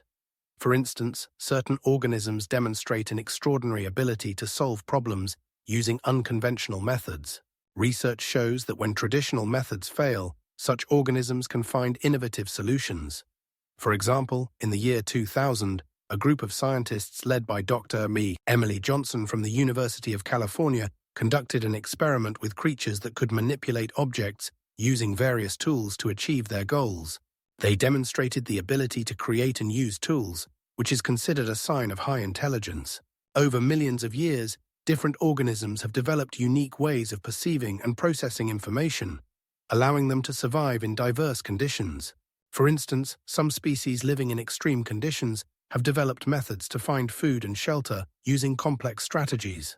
In 1999, researchers, including Professor Mark Taylor, studied such organisms and discovered that they are capable of social interaction and learning from each other. indicating the presence of complex communication forms. These aspects of alternative intelligence can also be observed in the behavior of some organisms that are capable of self-reflection and evaluating their actions. Contemporary research shows that the ability to self-awareness can manifest in various forms across different species, raising questions about how we define intelligence. In 1988, one of the leading experts in cognitive science, Dr. Stephen Hawking, proposed a hypothesis that intelligence can take forms that we cannot even imagine. Within this hypothesis, he suggested that alternative forms of intelligence might have entirely different ways of processing information and interacting with the world. This challenges traditional notions that intelligence is only possible within certain biological structures. In some cases, studying alternative forms of intelligence can lead to new discoveries in the fields of neuroscience and psychology, as we begin to understand how different information processing systems can lead to similar cognitive abilities. It is also worth noting that various cultures and civilizations on Earth demonstrate unique approaches to thinking and understanding reality, indicating that intelligence can take different forms depending on the environment and conditions of existence. Throughout history, people have developed their systems of knowledge, philosophy, and science, which also serve as examples of alternative intelligence adapted to specific conditions. In 1618, philosopher René Descartes asserted that reason is what distinguishes humans from all other beings. But contemporary research shows that other organisms can possess similar abilities. As a result of these studies, it becomes clear that intelligence is not a unique human trait, and various forms of intelligence can coexist, interact, and even compete. However, it is important to consider that alternative forms of intelligence may have their own unique mechanisms of perception, which can significantly differ from those found in primates. These differences can manifest in the ways organisms process information, make decisions, and interact with their environment. In 2002, a group of scientists from the University of Oxford, led by Professor John Smith, conducted a series of experiments that showed some organisms are capable of cooperative work and organization, which is also a sign of complex intelligence. These experiments demonstrated that such organisms can achieve common goals using various strategies, indicating the presence of complex cognitive processes. Interestingly, some forms of intelligence have developed language that does not necessarily resemble human language. In 1991, researchers discovered that certain organisms can transmit information to each other using sound signals, indicating the presence of a communication system. These studies open up new horizons for understanding the nature of intelligence and consciousness in general. Contemporary science continues to explore these alternative forms of intelligence, allowing us to better understand how different organisms adapt and survive in their environment using unique approaches and strategies. In 2003, a work was published that examined various aspects of alternative intelligence, including its social and cultural manifestations. This work became the basis for further research in the field of comparing intelligence, underscoring the importance of studying various forms of intelligence. Scientific achievements in this area continue to generate interest and debate among researchers striving to better understand how intelligence can exist in the most diverse forms. Reptiles, particularly dinosaurs, dominated the Earth for over 150 million years, significantly longer than mammals, and may have developed more complex forms of intelligence than we can imagine. One of the most interesting groups in this context are the troodontids, such as Troodon, which lived around 100 million years ago. These dinosaurs were notable for their relatively large brain size compared to their body, indicating potential for higher cognitive functions. The brain volume of Troodon was around 400 cubic centimeters, comparable to modern birds, which are considered among the most intelligent animals. The evolution of troodontids included various adaptations, such as a well-developed visual system, allowing them to hunt more effectively and avoid predators. Their sharp claws and teeth also suggest a predatory lifestyle, requiring high coordination and strategy, which could have contributed to the development of intelligence. Research shows that troodons could use tools, as some modern birds do, indicating a high level of mental development. A significant aspect of their evolution is the presence of feathers, which may also indicate thermoregulation and possibly social behavior. Characteristics such as complex social behavior and the ability to plan could have contributed to their survival and successful hunting. The development of intelligence in troodontids could be linked to their ecosystem, They inhabited forests that offered diverse food sources and shelter. This allowed them not only to hunt, but also to interact with other species, which could have facilitated communication and social behavior. An important aspect is that troodontids, like other dinosaurs, had a high growth rate, allowing them to quickly adapt to changing environmental conditions. Modern research shows that some dinosaurs could exhibit signs of emotional intelligence, opening new horizons for understanding their behavior. For example, finds related to nesting and caring for offspring indicate that these reptiles could form social bonds and care for their young, also indicating a level of intelligence. It is worth noting that troodontids were closer to birds than to other reptiles, making their study particularly important for understanding the evolution of intelligence. Ultimately, despite the fact that dinosaurs went extinct around 70 million years ago, their legacy continues in modern birds, which have inherited many adaptations from their ancestors. Troodontids, like other dinosaurs, left a rich fossil record, allowing scientists to reconstruct their lives and behavior. Considering all these factors, it can be said that the mental abilities of reptiles, especially troodontids, could have been much more developed than previously thought, opening new perspectives for studying the evolution of intelligence among terrestrial animals. Troodontids, as part of this remarkable group of reptiles, provide a unique perspective on the possible paths of intelligence development in conditions completely different from those in which mammals evolved. Their characteristics, such as brain size and behavioral adaptations, challenge traditional notions of intelligence in the animal world, emphasizing that the evolution of intelligence can take various forms and expressions. Cephalopods, particularly octopuses, represent a unique example of a complex nervous system in the animal world. In the case of common octopuses, Octopus vulgaris, there is an extraordinary development of the brain. Its mass is approximately 30 grams. This brain contains about 100 million neurons, which is twice as much as in most freshwater fish. Interestingly, the majority of neurons are not located in the brain, but in the tentacles, allowing octopuses to perform complex tasks using their limbs as independent brains. This enables them to not only manipulate objects, but also solve problems, making them one of the smartest invertebrates on the planet. Octopuses can learn through observation and experience. In a study conducted in the year 2000, octopuses demonstrated the ability to open container lids to access food inside. This behavior indicates the presence of cognitive abilities that allow them to remember which actions lead to success and apply this experience in the future. Furthermore, octopuses use tools, which is a rare behavior among invertebrates. For example, in 2006, a study showed that octopuses living in Australian waters used coconut shells and mollusk shells as shelters, and even as weapons for attacking their prey. Such actions highlight their adaptive abilities and intelligence level. In 2009, scientists working with octopuses in aquariums noticed that these creatures are capable of creating complex shelters by combining various objects, including stones and seaweed. This indicates that octopuses can not only understand how to use the objects around them, but also apply them to create a comfortable environment. In 2013, a study on the island of Crete showed that octopuses are capable of social interaction, which also indicates a developed intelligence. One of the interesting features of octopuses is their ability to mimicry.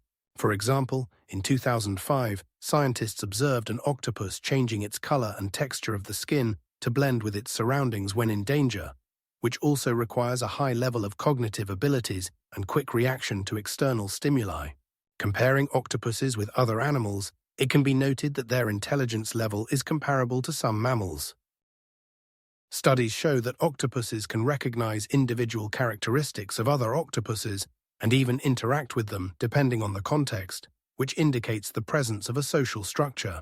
In 2018, scientists from the University of Leiden in the Netherlands conducted a study in which octopuses showed the ability to solve tasks that require multiple analysis and planning. This confirms that octopuses do not simply react to the surrounding world, but actively analyze it, which is a sign of highly developed intelligence. Therefore, octopuses demonstrate not only a complex nervous system, but also remarkable abilities to learn, use tools, and engage in social interaction, making them one of the most interesting creatures on our planet. Octopuses can change the color and texture of their skin, making them masters of camouflage. Arthropods, especially social insects, possess a unique evolutionary potential that can lead to the creation of collective intelligence and complex architectural structures. These organisms, including ants, bees, and termites, exhibit remarkable abilities in organization and interaction that transcend individual behavior. For instance, an ant colony is a vivid example of a complex social structure. In ant colonies like those built by ants of the genus Atta, there is a clear specialization of roles. Worker ants are responsible for food gathering, nest construction, and defense, while the queen is responsible for reproduction. As a result, ant colonies can reach sizes of several meters in diameter and house millions of individuals. These structures are built using natural materials such as leaves and soil, allowing ants to create extensive tunnel systems and chambers that provide protection and optimal conditions for food storage and offspring rearing. Bees, on the other hand, create hives that are complex architectural structures composed of wax cells. Beehives can reach significant sizes, and their design facilitates efficient temperature regulation and honey storage. Notably, bees communicate with each other through dances that convey information about the location of food sources. This demonstrates that social insects not only build complex structures, but also possess forms of communication that can be considered elements of collective intelligence. Termites, for example, build their mounds using saliva and excrement, creating strong structures that can reach heights of up to 8 meters. These mounds have complex ventilation systems and can maintain stable temperature and humidity, making them ideal for reproduction and food storage. Research shows that the behavior of termites can be compared to the workings of a single organism, where each individual contributes to the common goal. For instance, in the 1990s, scientists such as Edward O. Wilson emphasized the importance of social interactions in understanding the evolution of collective behavior. He proposed the concept of group selection, where groups composed of more effective and organized individuals have a better chance of survival. This confirms that social insects can develop collective strategies that lead to the creation of complex communities and architectural structures. The ability to interact and work in teams gives arthropods an advantage in resource competition and survival. For example, in colonies of ants like Formica rufa, a high degree of cooperation has been observed, enabling them to effectively protect their nests from predators. These insects use pheromones to coordinate actions and transmit information about threats, allowing them to act as a single entity. As a result, social insects develop not only architectural structures, but also complex systems of behavior that can be based on principles of collective intelligence.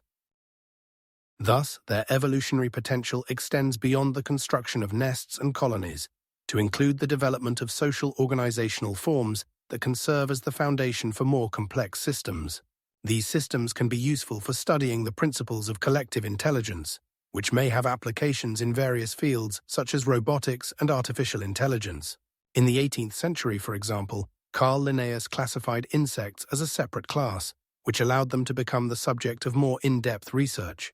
These studies show that social insects can serve as a model for understanding the mechanisms underlying collective intelligence, including in the context of human society.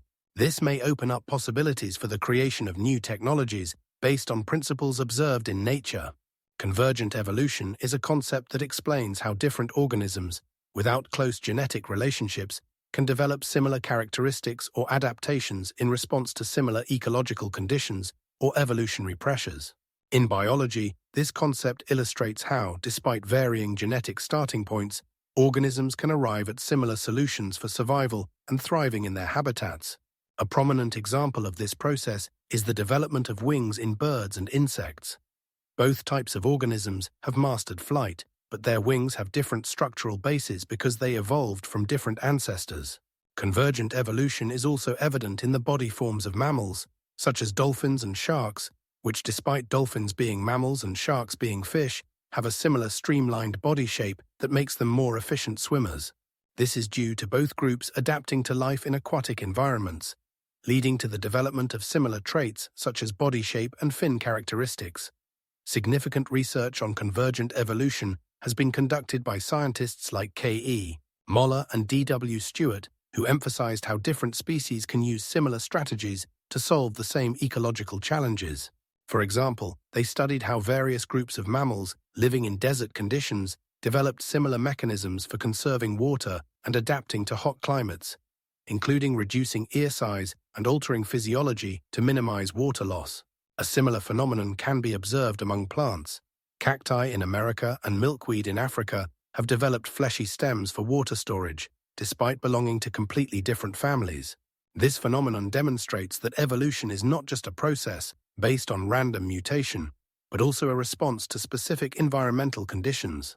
Convergent evolution confirms that different species can develop similar adaptations due to similar environmental pressures, rather than a common ancestor. The study of convergent evolution also highlights the importance of ecology in the evolutionary process. For instance, in conditions of limited food and resources, animals with similar hunting strategies can develop similar physical characteristics, such as sharp teeth or fast limbs, illustrating how adaptation to the same ecosystem can lead to similar outcomes. Thus, convergent evolution becomes critically important for understanding the dynamics of biological systems and their interactions with the environment over millions of years. As a result, this process serves as a perfect example of how life on Earth adapts and changes in response to the challenges posed by nature. Evolution, therefore, is not a linear process, but a complex network of interconnections, where different organisms can arrive at similar results, despite lacking a direct ancestral relationship. This underscores the complexity and diversity of life on our planet, where the same ecological problems can be solved through different means.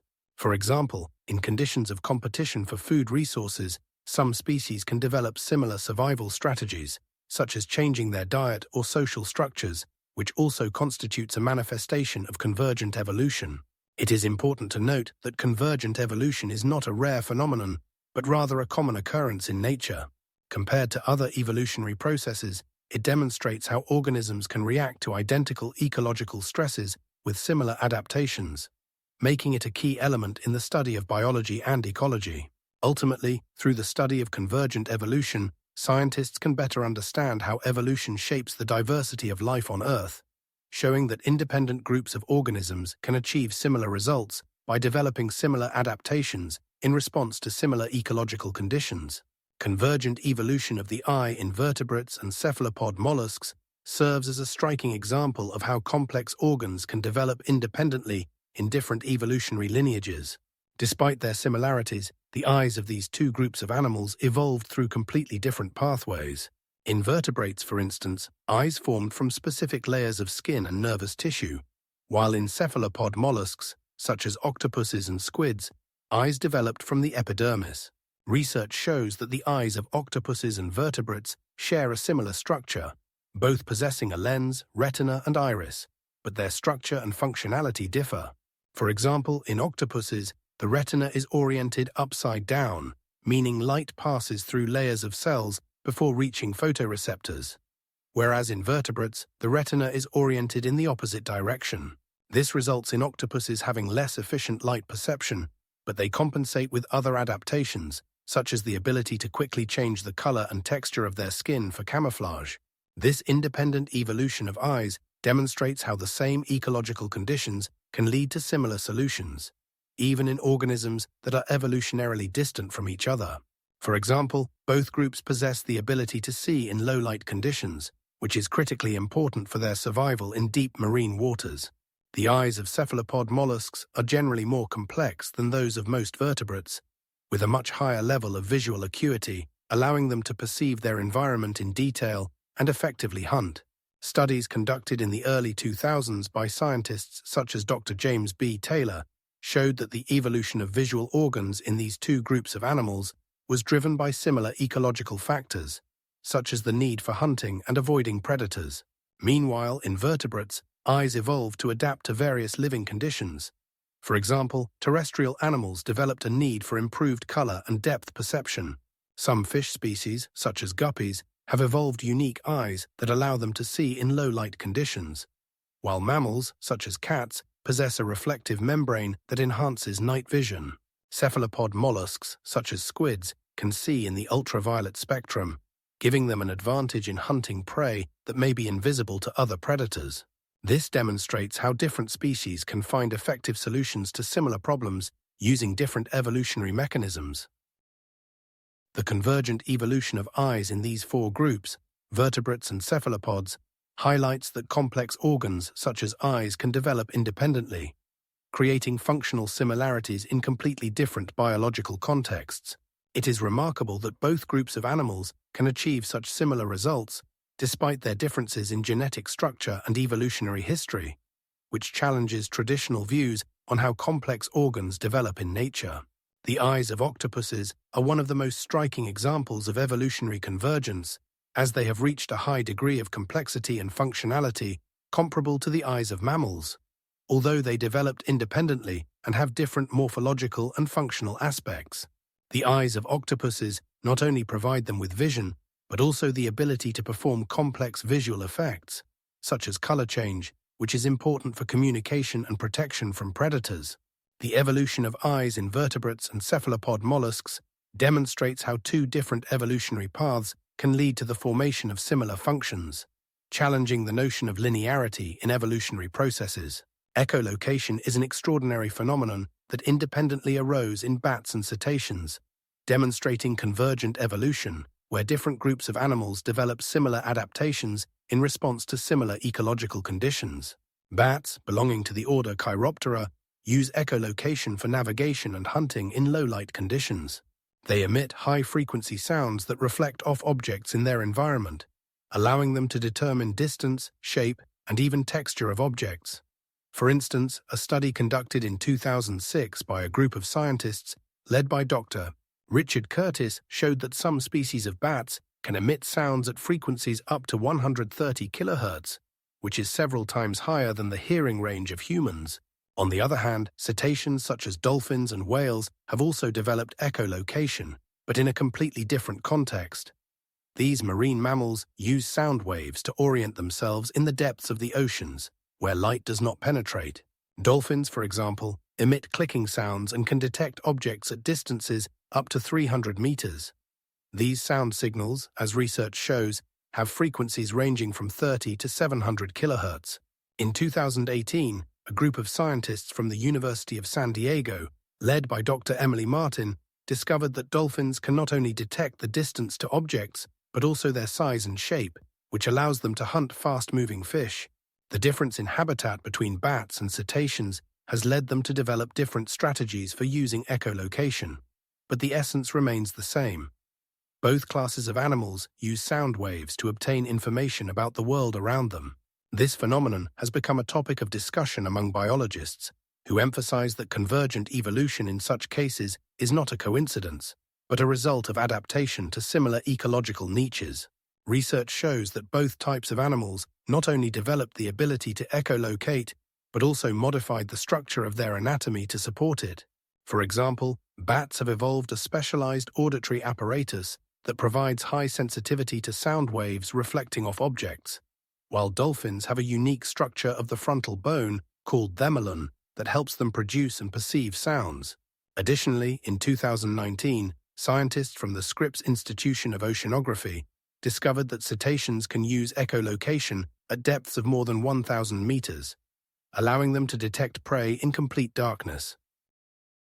Convergent evolution in this context demonstrates how different groups of animals can develop similar adaptations to the same ecological conditions, making their behavior and anatomical features remarkably similar, despite thousands of years of evolution and vast distances between their habitats. Research in this area continues, and each new discovery adds new details to our understanding of how living organisms adapt to their environment. Comparative analysis of bats and cetaceans in the context of echolocation has become the basis for numerous studies on the evolution of sensory systems.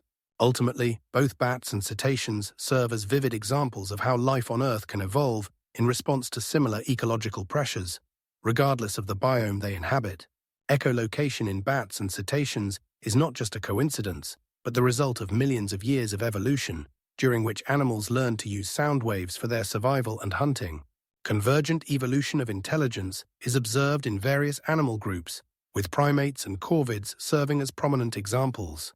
The development of high cognitive abilities in these different classes of animals occurred independently, but resulted in similar outcomes.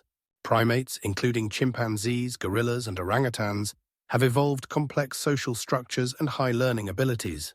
For instance, chimpanzees can use tools such as sticks to extract termites, as documented by renowned zoologist Jane Goodall in the 1960s.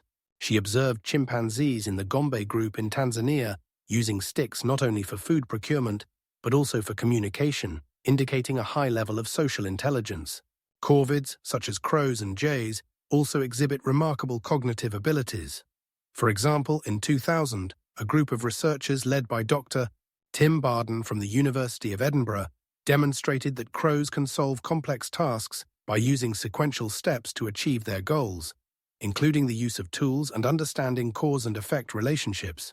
Crows can create their own tools from twigs and use them to obtain food, demonstrating their ability to plan and predict. These examples show that despite differences in evolutionary paths, cognitive abilities can develop in completely different species in response to similar ecological and social challenges. Over millions of years, starting from the Cretaceous period when the first corvids appeared, and continuing to the emergence of the first primates, these groups of animals have adapted to their environments, contributing to the development of their intelligence.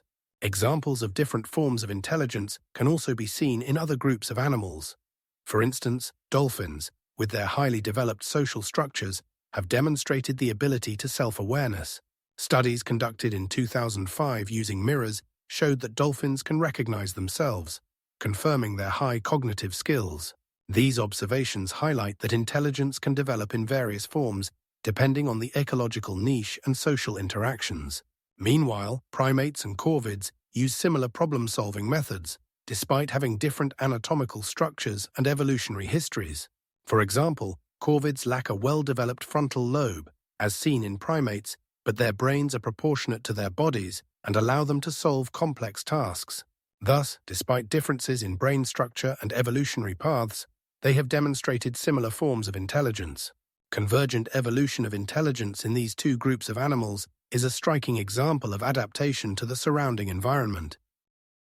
Research shows that high cognitive abilities can emerge in different species during different geological epochs in response to similar ecological demands. In 2000, a study conducted by Dr. Luis Levy from Leiden University confirmed that corvids and primates use similar neural mechanisms when performing tasks that require intelligence. These data confirm that cognitive abilities can arise independently, but share common features in different groups of animals.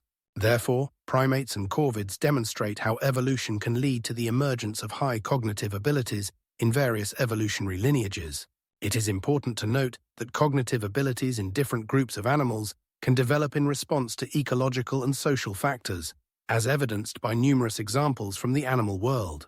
The concept of technological singularity refers to a moment when technological progress becomes so rapid and extensive that humanity will no longer be able to understand and control it adequately.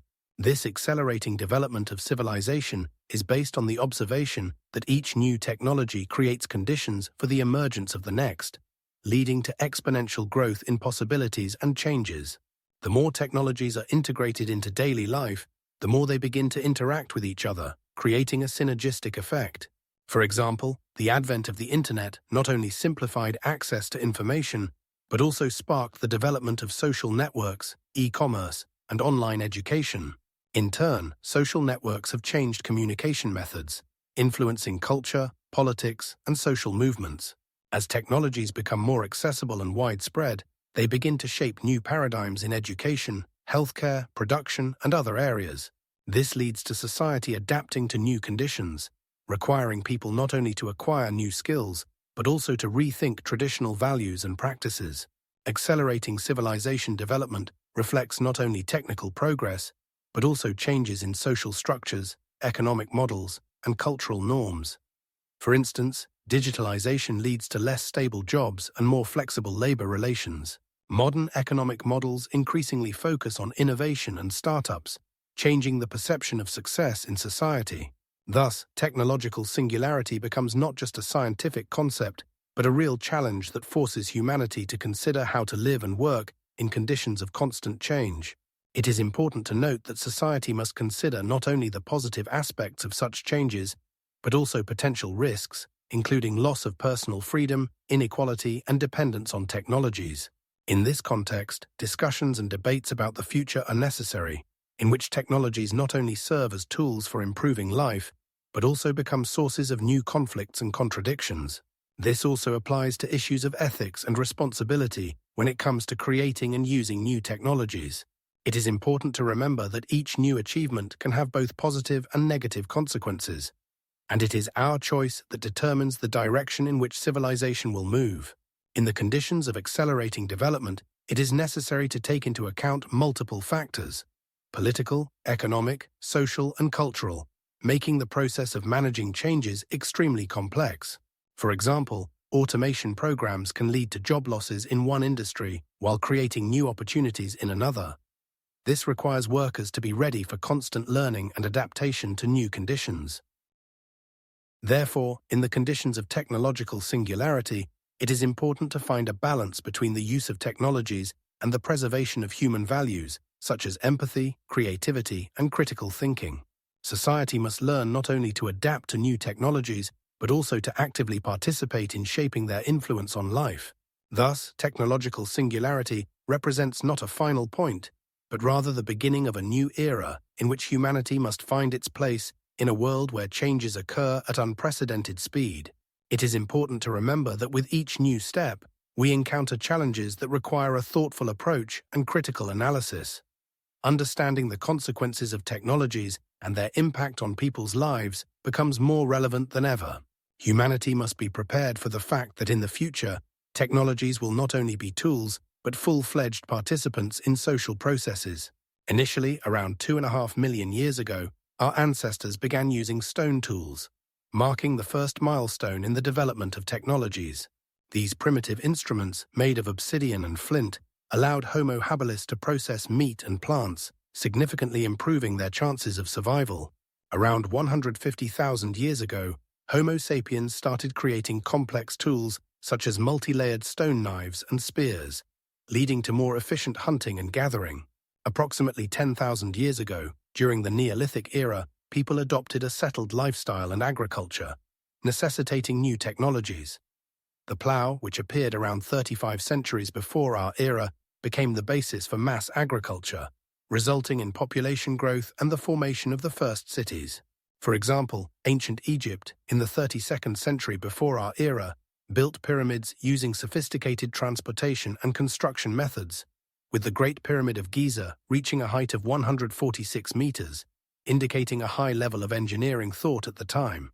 In antiquity, Greeks and Romans made significant strides, using aqueducts for water supply and developing military technologies such as catapults and ballistas. In the 1st century of our era, Romans built a road system with a total length exceeding 18,000 kilometers, facilitating trade and cultural exchanges between regions.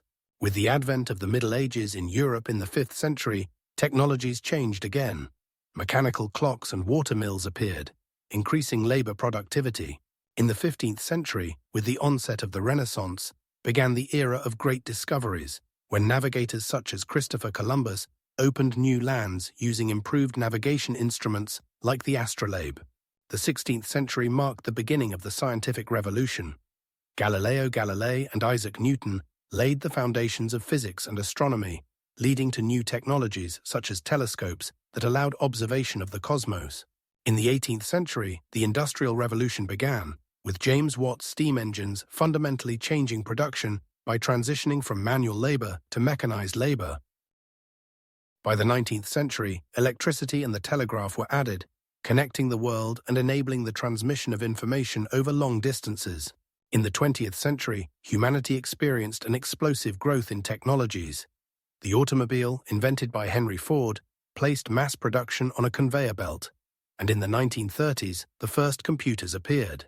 In 1969, the first human flight to the moon took place, when Neil Armstrong and Buzz Aldrin became the first to set foot on the lunar surface, opening a new era of space exploration. Modern achievements in information technology, such as the Internet, have allowed humans to exchange knowledge and culture in real time, fundamentally changing communication and access to information. If we consider the possibility of such exponential technological growth among other intelligent species, We can imagine that if, for example, there were intelligent beings on some exoplanet, their evolution could have passed through similar stages, from simple tools to advanced technologies that allow them to explore their galaxy and communicate with other civilizations. The concept of the technological horizon describes a moment when a civilization reaches such a level of technological development that it becomes invisible to an external observer, transforms into something new, or disappears due to self-destruction. This idea has been thoroughly explored in the works of scientists like American anthropologist Jared Diamond, author of the book Collapse: Why Some Societies Survive and Others Fail. Diamond examines the fates of various civilizations, such as the Maya, Incas, and Easter Island inhabitants, which achieved technological progress but then faced catastrophic consequences of their own actions.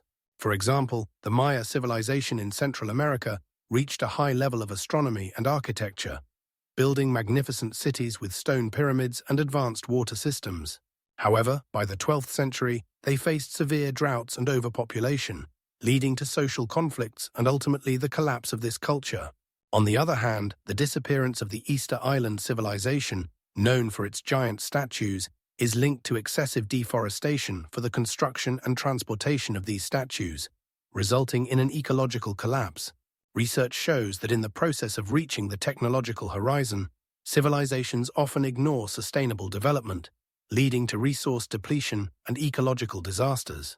German sociologist Ulrich Beck, in his book The Risk Society, argues that modern societies face new risks arising from technological progress, such as nuclear threats and climate change. These risks can become critical if they are not adequately assessed and controlled. Diamond emphasizes that the key factors contributing to the survival of civilizations are adaptability and awareness of their limitations. For instance, after the devastating earthquakes and tsunamis in 2011, the Japanese government and society made significant efforts to restore infrastructure and implement new technologies to prevent future disasters. This demonstrates that civilizations can not only transform, but also develop sustainable methods to cope with challenges. However, looking at history, there are numerous examples showing that at a certain stage of development, when technologies begin to exceed society's ability to control them, a process of self-destruction begins. Therefore, the concept of the technological horizon becomes not just a theoretical framework, but also a practical warning for our contemporary world, where we observe the growth of technologies that can both improve and destroy life on the planet. An example of this is the development of artificial intelligence, which, according to many experts, could lead to consequences that humanity may not be able to control if ethical regulation and safety are not preemptively established. Research shows that in the 21st century, humanity faces a unique situation. Technological progress is advancing at a rapid pace, but at the same time, issues of inequality, ecology, and social stability remain unresolved. It is important to note that civilizations that have managed to maintain a balance between technological development and sustainable resource use have demonstrated greater longevity. For example, traditional cultures like the Winnebagos in Canada or the indigenous Australians used methods of sustainable agriculture and hunting, which helped them survive in changing climates over thousands of years. Observations of history show that each society, upon reaching its technological horizon, faces a choice: either adapt and evolve, or face the consequences, which are largely determined by its own actions.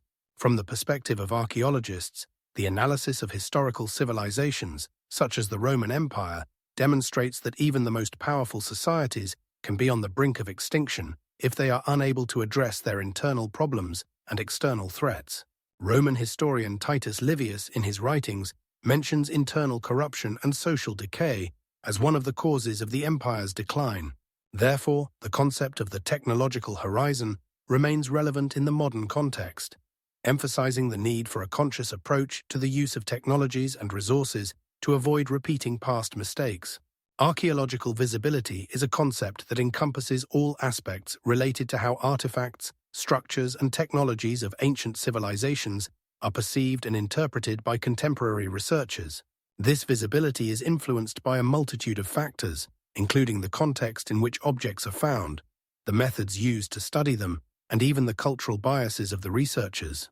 For example, during excavations, archaeologists often encounter the problem that the same material can be interpreted completely differently depending on the time and place of its discovery.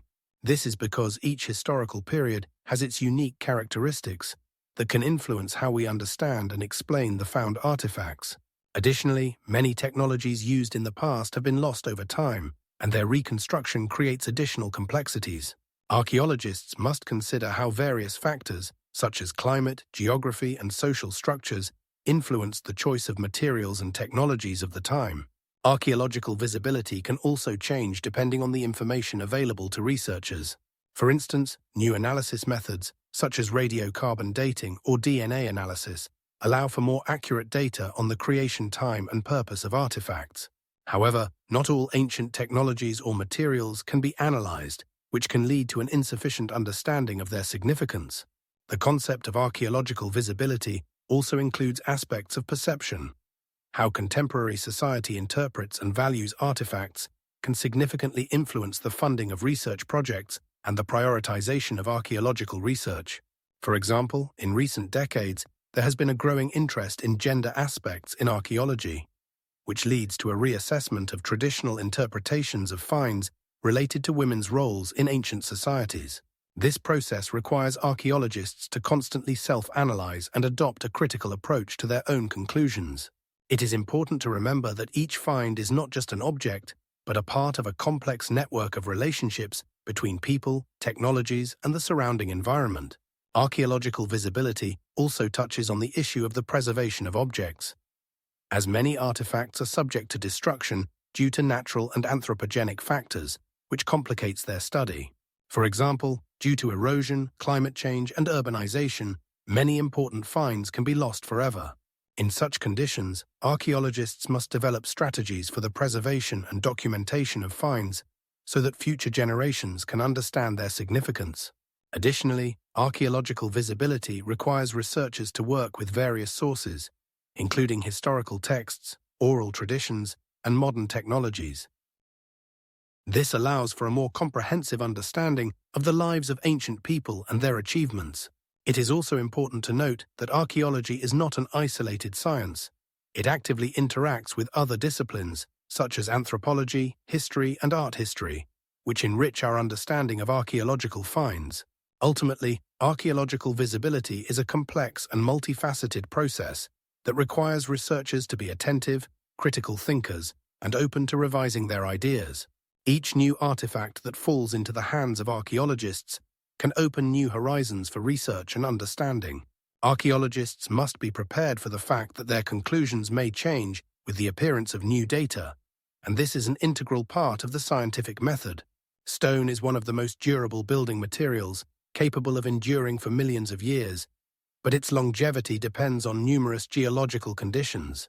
First and foremost, it is crucial to consider that different types of stone possess varying characteristics.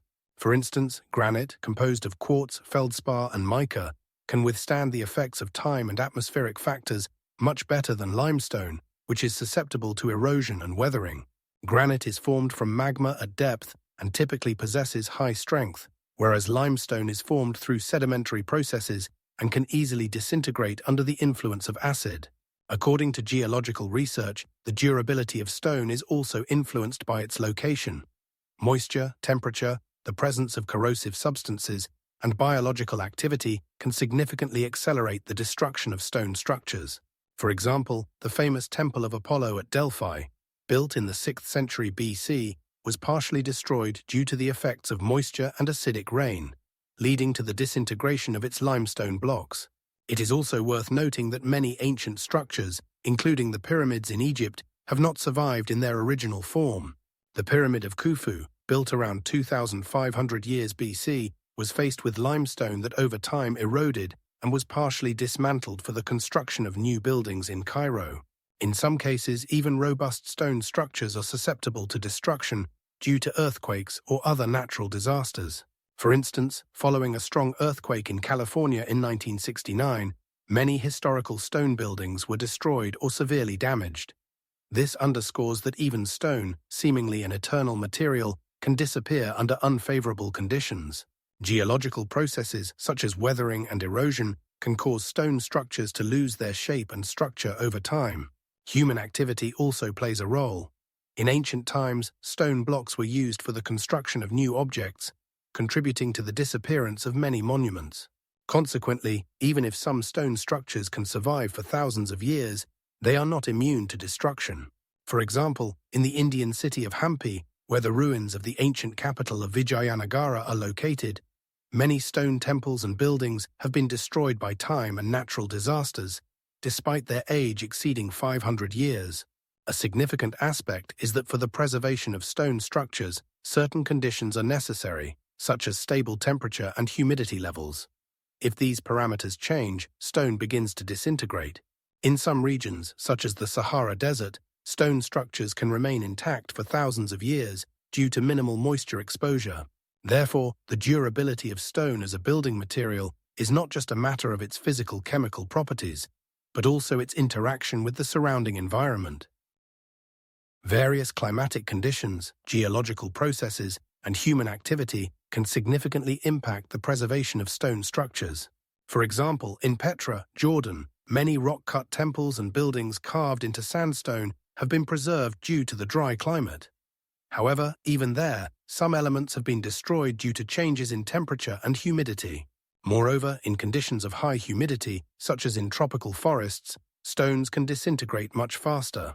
This demonstrates that the durability of stone is a result of many factors, not just the quality of the material itself. It is important to remember that even the most robust structures can disappear if the conditions are unfavorable. Research shows that many ancient structures, including temples and fortresses, did not survive to our time due to a combination of climatic changes, natural disasters, and human activity. Metals, despite their strength and longevity in human perception, are subject to destructive processes of corrosion and oxidation, which occur even over relatively short geological periods. For instance, iron, one of the most common metals on Earth, begins to rust when exposed to moisture and oxygen, and this process can start within just a few months of being exposed to air. Over thousands of years, rust can completely destroy metallic structures like bridges or buildings if they are not protected by special coatings. Ancient Greek and Roman bronze artifacts, such as the famous statue of David by Michelangelo, have also been affected by corrosion. Bronze statues lose their original shape and luster over time as copper in the alloy oxidizes and forms a green patina known as malachite. This oxidation process can last for thousands of years, but ultimately leads to the destruction and disintegration of metallic objects. Even stainless steel, which is considered resistant to corrosion due to the addition of chromium, can start to rust under high humidity and in the presence of chlorine, which actively destroys the protective layer of chromium oxide. Examples of such processes can be observed on old ships or in ports where steel is constantly exposed to seawater. According to the American Iron and Steel Institute, annual losses from corrosion in the United States amount to around $300 billion, highlighting the economic significance of the problem. Over geological timescales, which span millions of years, even the most durable alloys, such as titanium, are subject to chemical changes that can lead to their complete destruction. Research shows that in marine environments, titanium can undergo anomalous corrosion wear, especially in the presence of bacteria that can accelerate the process. Metals in the soil also undergo oxidation, and in some cases, they can disappear within a few thousand years if not protected from moisture and oxygen. For example, a study conducted in 2020 showed that copper samples found in archaeological excavations of ancient Egypt began to oxidize within 3,000 years of their burial, indicating that even in dry climates, metals are not protected from destructive processes. Such levels of corrosion can lead to the complete loss of structural properties of metal, putting the integrity of historical artifacts at risk. Additionally, during the restoration of ancient items such as swords or armor, researchers have found that even small traces of corrosion can significantly weaken the metal, making it brittle and unsuitable for use. Considering that even the strongest alloys are subject to destruction over tens of thousands of years, it is clear that metals are not eternal, and their longevity depends on the conditions of the surrounding environment. Research shows that factors such as pH of the soil, temperature, and water composition can influence corrosion, making an understanding of these processes critically important for preserving cultural heritage. In fact, many ancient civilizations have left their marks in the form of metallic artifacts that eventually disappear, leaving only traces of their former existence. For example, in 2005 in Peru, remnants of Inca gold jewelry were found, which, despite their initial beauty, was subjected to corrosion and destruction due to the effects of oxygen and moisture. This process clearly illustrates that metals, despite their apparent strength, are temporary and inevitably subject to destruction. Organic materials, such as wood, fabrics, paper, and other biological remains, pose a genuine challenge for historians and archaeologists. They decompose at an astonishing rate, making the study of ancient civilizations incredibly complex. For instance, wood exposed to moisture can begin to rot within just a few years, while in ideal conditions, such as dry and cold climates, wood can last for decades. In most cases, it decomposes in conditions of high humidity. In Mesopotamia, where the climate favored decomposition, archaeologists found that wooden structures built more than 3,000 years ago had almost completely disappeared, leaving only traces on stone or brick foundations. Fabrics made from natural fibers such as linen, silk, or cotton are also subject to rapid decomposition. Depending on storage conditions, fabrics can disappear within a few decades.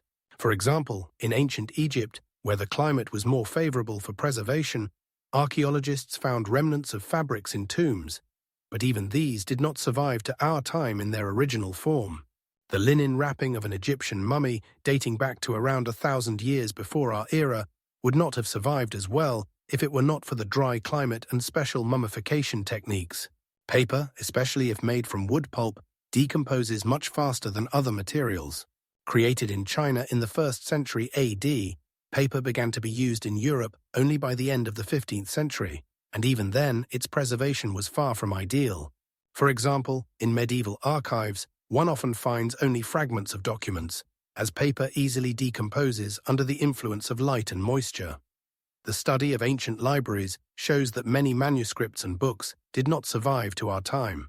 Leading experts in archaeology, such as Dr. Sarah Lee, who specializes in the study of ancient textile artifacts, note that organic materials are often threatened not only by natural decomposition, but also by human activity. For example, as a result of wars, natural disasters, or simply careless handling, many artifacts become victims of loss.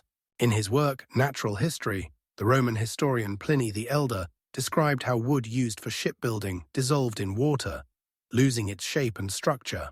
This confirms that even in ancient times, people understood the fragility of organic materials. In this context, there is a paradox. The more we strive to preserve cultural heritage, the more we encounter problems related to the preservation of organic materials. For example, during archaeological excavations in Pompeii, scientists found that many wooden items, such as furniture and tools, had disappeared because volcanic ash could not protect them from decomposition. Thus, while metals and ceramics can remain intact for centuries, organic materials, subject to decomposition, become cultural heritage that disappears before our eyes. In a research project conducted in Poland, specialists studied the remains of fabrics found during excavations in ancient cities and discovered that even in the conditions of storage in archaeological museums, fabrics decompose at a rate exceeding expectations. Recently, in 2020, during excavations on the territory of the Roman Forum, fragments of fabrics dating back to the 1st century AD were found, but they were in such poor condition that they could not be identified. This confirms that even in ideal conditions of preservation, organic materials are not just artifacts, but true ghosts of the past that disappear, leaving only memories. Despite all the efforts of archaeologists and historians, organic materials remain on the brink of disappearance, making their study a real challenge. The technological signature of a civilization is a unique set of characteristics left by culture during its development, reflecting its capabilities, achievements, and level of knowledge. Each civilization has its own technological signature, which forms over centuries and becomes the basis for its distinctiveness. This signature includes not only specific inventions and developments, but also production methods, labor organization, and ways of interacting with the environment. For instance, in ancient Egypt, the technological signature was evident in the construction of monumental pyramids, which required complex labor organization and various construction methods. In Mesopotamia, a developed irrigation system enabled the creation of a prosperous agriculture, which in turn facilitated the growth of city-states. In ancient Greece, shipbuilding and navigation technologies made possible maritime voyages that connected different cultures and trade routes, fostering the exchange of knowledge and ideas. The technological signature also includes the use of materials such as bronze, iron, or glass, reflecting the level of metallurgy and crafts in society. For example, in the Maya civilization, the craftsmanship of obsidian was used to create sharp tools and weapons, influencing their military and agricultural practices. On the other hand, in China, the invention of paper and printing in the first millennium CE had a profound impact on communication and education, shaping cultural and scientific achievements. Additionally, the presence or absence of certain technologies can indicate the level of interaction with the environment and the society's ability to adapt to changes. For example, in northern regions such as Scandinavia, the use of wood in construction and heating became an integral part of life, whereas in warmer climates, other building materials and methods developed. The technological signature can also reflect social structures and hierarchies in society. In ancient Rome, for instance, the use of chariots and roads that connected different parts of the empire symbolized the power and control of the central authority. In contrast, in tribal cultures where technologies were more primitive, complex social structures were often absent, allowing for flexibility and mobility. Studying the technological signature of a civilization can provide insights into its economic, social, and cultural aspects, as well as how it interacted with neighboring cultures. This allows historians and archaeologists to reconstruct the past and understand how technologies shaped social relations and the way of life. For example, the pre-Inca culture in Peru used terracing for agriculture, ensuring sustainable food production in the challenging conditions of high altitudes. This approach to agriculture became the basis for future civilizations in the region. The technological signature can also change under the influence of external factors, such as wars, migrations, and exchange, leading to the synthesis of knowledge and innovations. For example, after the conquest of America by Europeans, many local technologies and methods became part of colonial practices, altering the landscape of agriculture and crafts. Finally, it is important to note that the technological signature does not always reflect the level of progress in the traditional sense. Some civilizations could have highly developed technologies, but left behind no significant architectural or written monuments, as was the case with many indigenous peoples of Australia. This concept shows that the development of technologies is not just a linear process, but a multifaceted one, linked to cultural, economic, and ecological conditions in which a specific civilization existed. The technological signature is a valuable tool for analyzing and understanding the cultural heritage of humanity.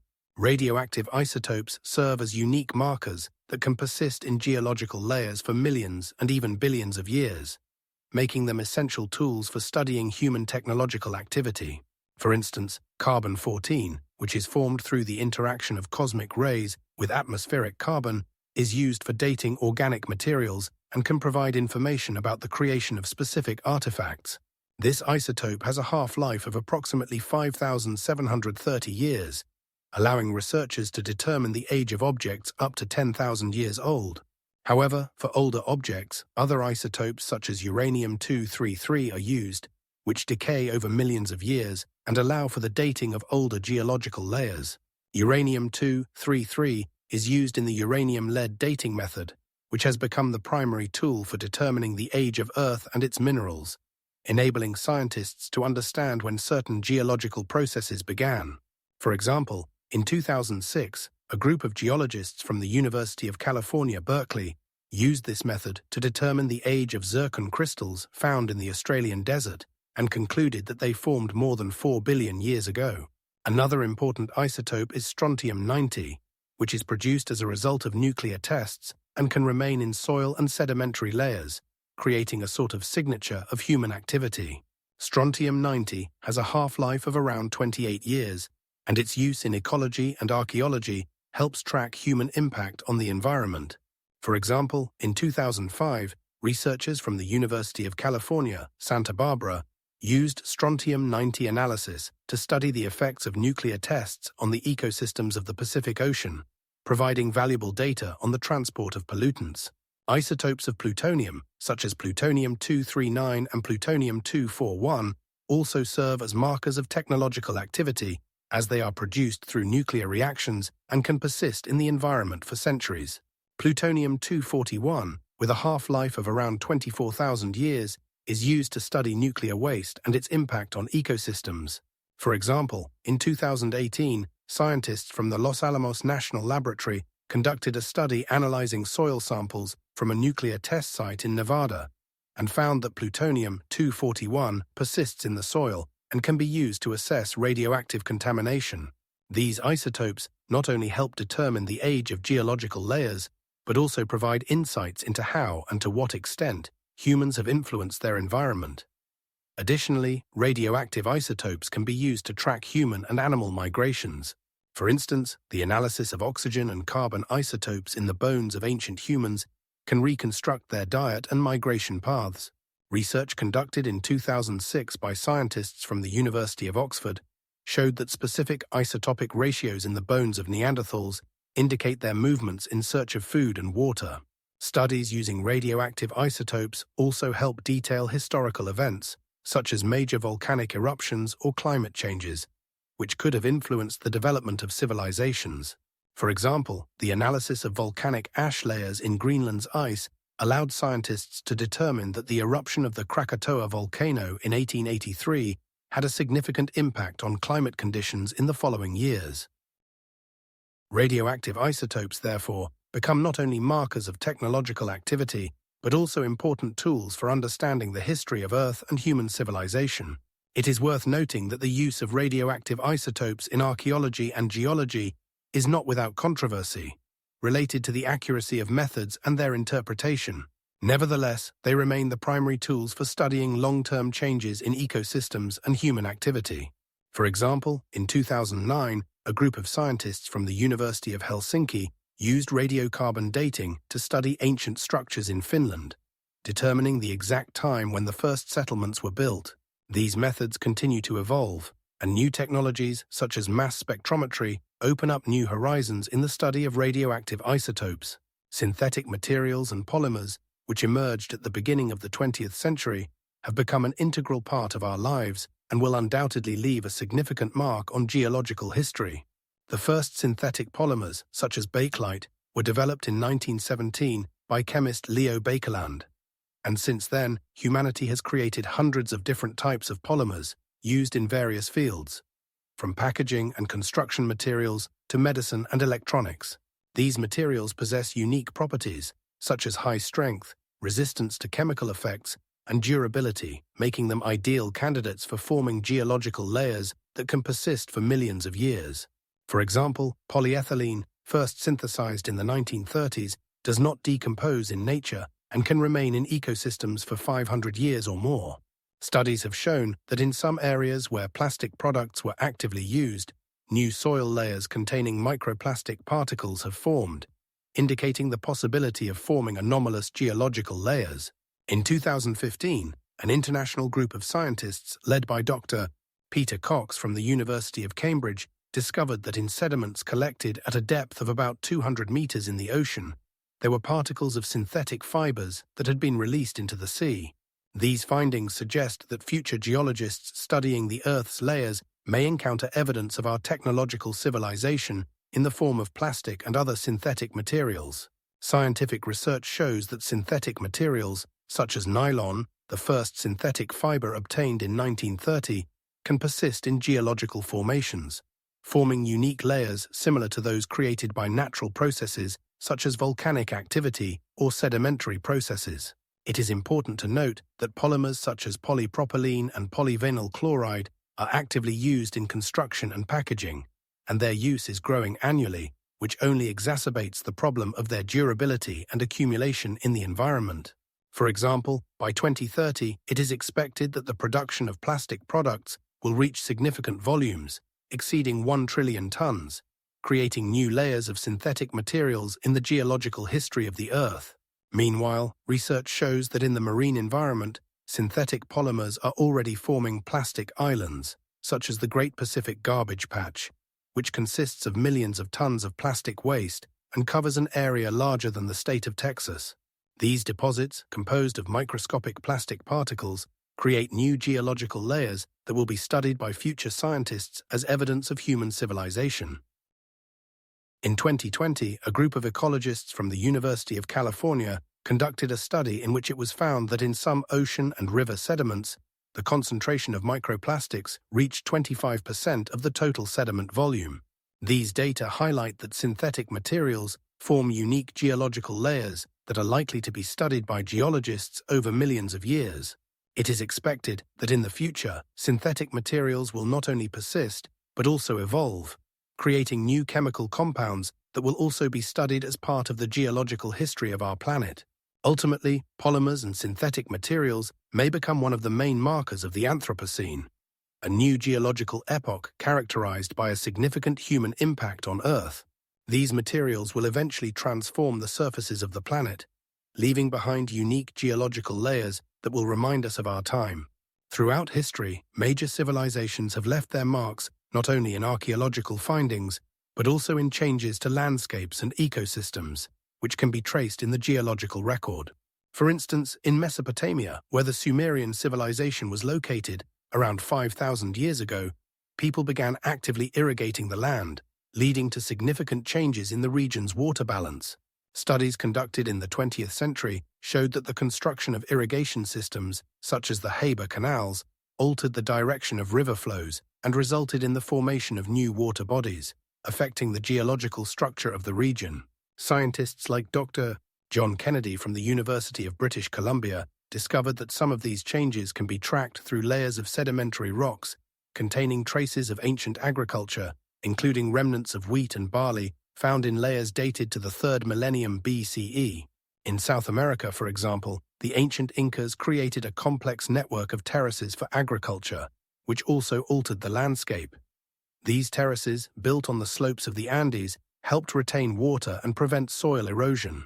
A study conducted in 2017 by scientists from the University of Puebla showed that at an altitude of around 2,000 meters above sea level, traces of these terraces were found, which changed the hydrological cycle of the region and contributed to population growth.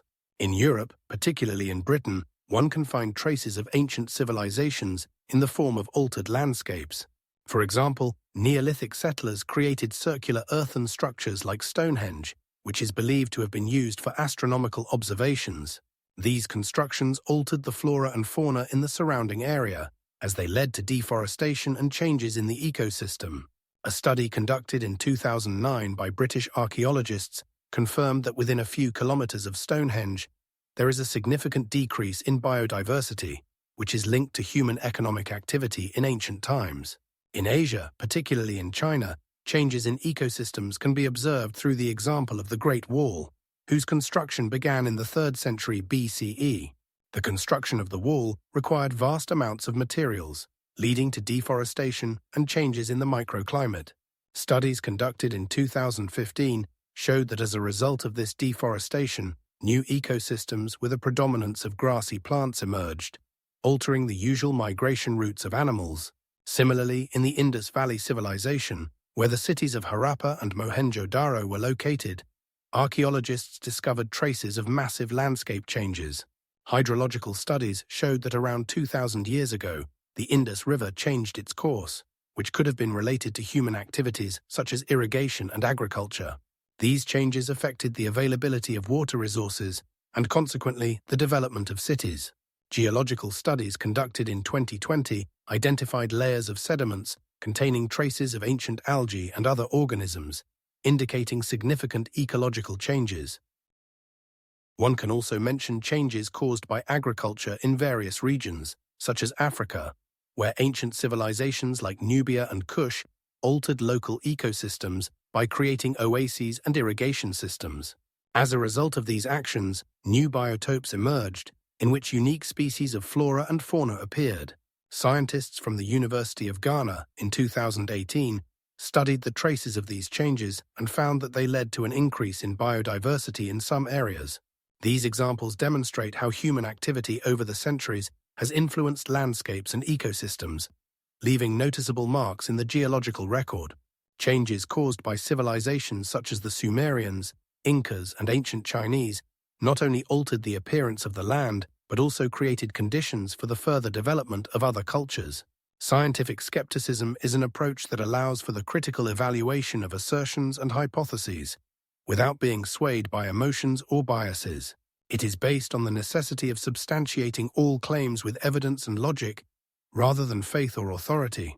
It is important to understand that this approach does not involve the denial of scientific facts, but rather requires a rigorous analysis of them.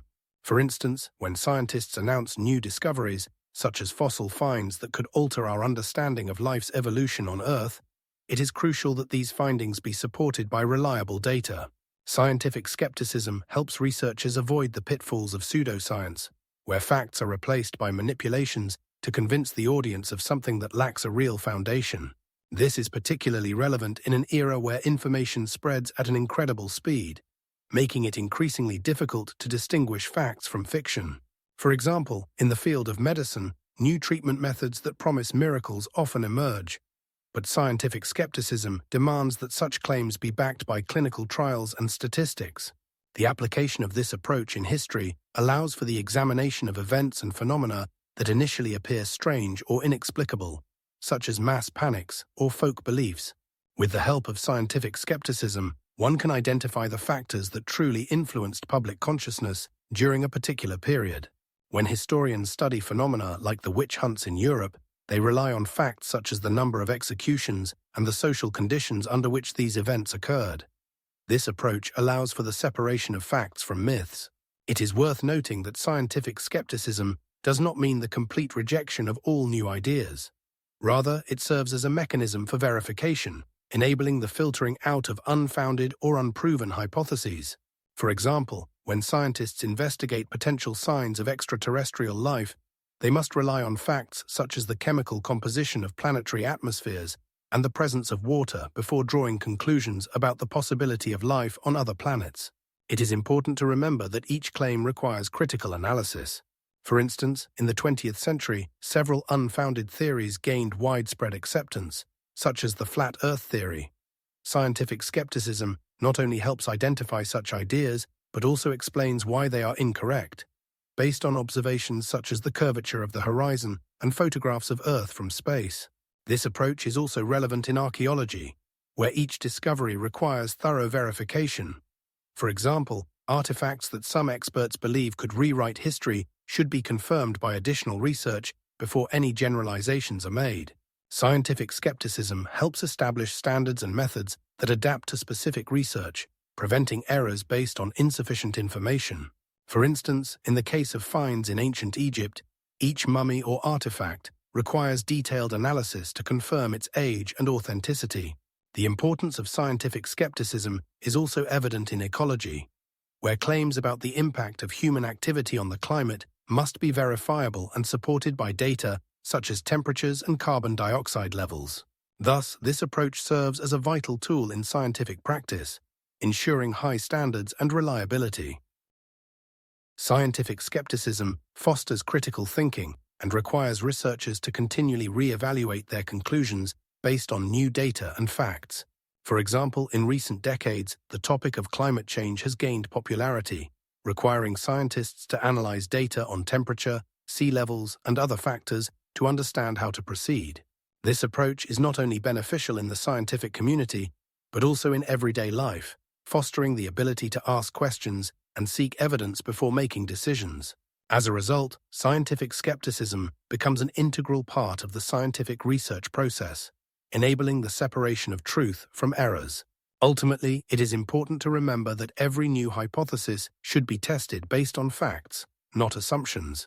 The principle known as Occam's razor is named after the English Franciscan monk William of Ockham, who lived in the 14th century and was actively engaged in philosophy and theology. He formulated this principle in his works, asserting that among several competing hypotheses, the one that makes the fewest assumptions should be chosen. This means that the simplest explanation, which does not require additional, unnecessary elements, should be preferred. Occam used this principle for critical analysis of theological and philosophical questions, emphasizing that excessive hypotheses can lead to confusion and errors. In scientific practice, Occam's razor is used as a guide to reducing unnecessary complexity in explanations. For example, in biology, if a researcher observes that a particular plant grows faster in the shade, they may propose several explanations, such as the presence of more moisture-retaining soil or reduced evaporation. However, according to Occam's razor, the simplest explanation is that the plant is simply better adapted to low light conditions. This approach helps avoid complex and often unnecessary theories that can distract scientists from simpler and more elegant solutions. In medicine, the principle is also applied. When diagnosing diseases, doctors may encounter multiple possible causes of symptoms. For instance, if a patient complains of a cough and fever, a doctor might consider several diagnoses, including a viral infection, bacterial infection, or allergy. According to Occam's razor, the doctor should first consider the most likely diagnosis, such as a viral infection, before moving on to more complex and less likely hypotheses. Thus, this principle not only aids in theoretical analysis, but also improves practical decision-making in various scientific fields. In philosophy, Occam's razor has become the basis for deeper discussions about the nature of reality and existence. For example, in debates about the existence of God or other metaphysical entities, proponents of the principle may argue that the lack of evidence in favor of these entities makes them less probable. In this context, the approach to explaining and understanding the world becomes more rational and fact-based. The principle is not only applied in natural sciences, but also in social sciences such as economics and sociology, where it helps researchers avoid unnecessary complications in data analysis and theory formation. For example, when analyzing economic crises, researchers may encounter numerous factors, such as central bank policies, external economic conditions, and internal economic problems. According to Occam's razor, researchers should focus on the most significant and obvious factors before delving into complex models. This makes the analysis more accessible and understandable to a wider audience. In computer science, the principle also finds application, especially in software development and algorithm design. For instance, developers often face the choice between several algorithms to solve the same problem. According to Occam's razor, the simpler algorithm that performs the task with fewer resource requirements should be chosen first. This approach promotes the creation of more efficient and optimized solutions that are easier to maintain and develop in the future.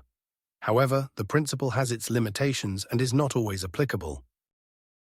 In some cases, especially in complex systems, the simplest explanation may not account for all nuances and details. For example, in ecology, where the interaction between species can be extremely complex, the application of Occam's razor may lead to the neglect of important interconnections. Therefore, while the principle remains an important tool in research practice, researchers must be cautious and critically evaluate its application. Ultimately, Occam's razor serves as a reminder that in science and philosophy, one should strive for simplicity and clarity, avoiding unnecessary complexities and assumptions. The principle has become the basis for numerous scientific discussions and research, and its influence continues to be felt in various fields. When discussing hypotheses related to the existence of ancient prehistoric civilizations, there is a need for extraordinary evidence. This is because such claims not only challenge conventional notions of human history, but also demand compelling and irrefutable proof. For instance, in the 20th century, researcher Sir Kenneth Clark proposed the existence of a highly advanced civilization in the modern Middle East, but his ideas faced harsh criticism due to the lack of concrete evidence. To explain why such hypotheses must be based on substantial facts, one can refer to the principle known as Sagan's paradox, which states that extraordinary claims require extraordinary evidence. This means that if someone claims the existence of a prehistoric civilization capable of building megaliths or working with metal, they must provide specific artifacts and data to support these claims. For example, in 2001, American archaeologist Dr. Richard E. Lee discovered ancient structures in the Alaskan region, but these did not confirm theories about highly advanced civilizations, as their age did not exceed 3,000 years. In contrast, discoveries in Mesopotamia, such as the city of Ur, which existed around 4,000 years before our era, demonstrate that even if earlier highly developed cultures existed, their traces should be well documented and studied. Returning to Sagan's paradox, we can see that without clear and specific evidence, such as written sources, architectural structures, or material artifacts, hypotheses about ancient civilizations remain in the realm of speculation. For example, the discovery of cuneiform tablets in Iraq in 2005, dated to around 3,800 years before our era, confirms the existence of a developed written culture in Mesopotamia, which in turn casts doubt on the idea that such civilizations could have existed in earlier epochs. Scientific methods, such as radiocarbon dating, allow for the precise determination of the age of artifacts, which is a necessary step in verifying any extraordinary claims. For instance, the findings in Chichen Itza, where the Maya built their famous pyramids, their dating using modern methods leaves no doubt that these structures were erected between the 8th and 12th centuries of our era. It is also important to note that any hypotheses about prehistoric civilizations, such as those involving flexible architecture or advanced technologies, must be supported not only by findings, but also by global cultural parallels that could explain their emergence. For example, in 2012, numerous artifacts were found in India, indicating trade between ancient civilizations, which confirms the existence of complex economic systems rather than isolated cultures. Ultimately, only specific facts, such as artifacts, inscriptions, and reliable scientific methods, can confirm or refute extraordinary claims about ancient civilizations. If convincing evidence, such as cities, roads, or written documents, has not been found, such theories remain in the realm of fantasy. As practice shows, science requires strict standards of evidence, and without them, any claim about ancient prehistoric civilizations can be considered merely a theory without a solid foundation. Modern scientific methods open up new horizons in the study of traces of ancient civilizations, enabling scientists not only to find artifacts, but also to reconstruct entire cultures based on the analysis of their remains. With a comprehensive approach that includes interdisciplinary research, scientists can analyze data collected from various sources such as archaeology, anthropology, history, and ecology. For example, the study of soil samples allows us to determine which plants and animals inhabited the territories of ancient civilizations, providing insights into how people interacted with their environment. This can include pollen analysis, which can indicate which crops were dominant in agriculture and how they changed over time.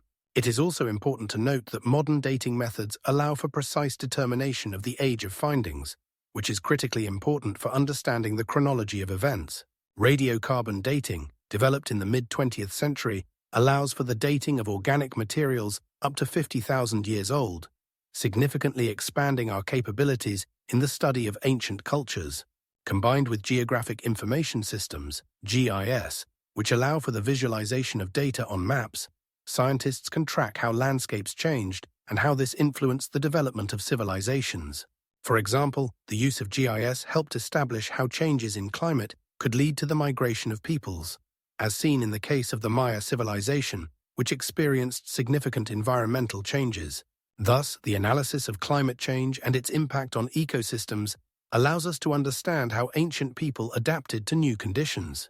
Moreover, molecular genetics opens up doors to the study of migrations and the mixing of peoples, helping to create a picture of cultural interactions over centuries. For example, DNA analysis from ancient remains can show how people moved between regions and how this influenced cultural practices. Specialists also study artificial materials such as ceramics and metal to establish technological achievements and trade connections between different cultures. Chemical analysis of clays used for pottery production can reveal sources of raw materials and show how different regions exchanged materials and technologies. This also applies to the study of architectural styles and construction technologies, which can reveal cultural influences and borrowings.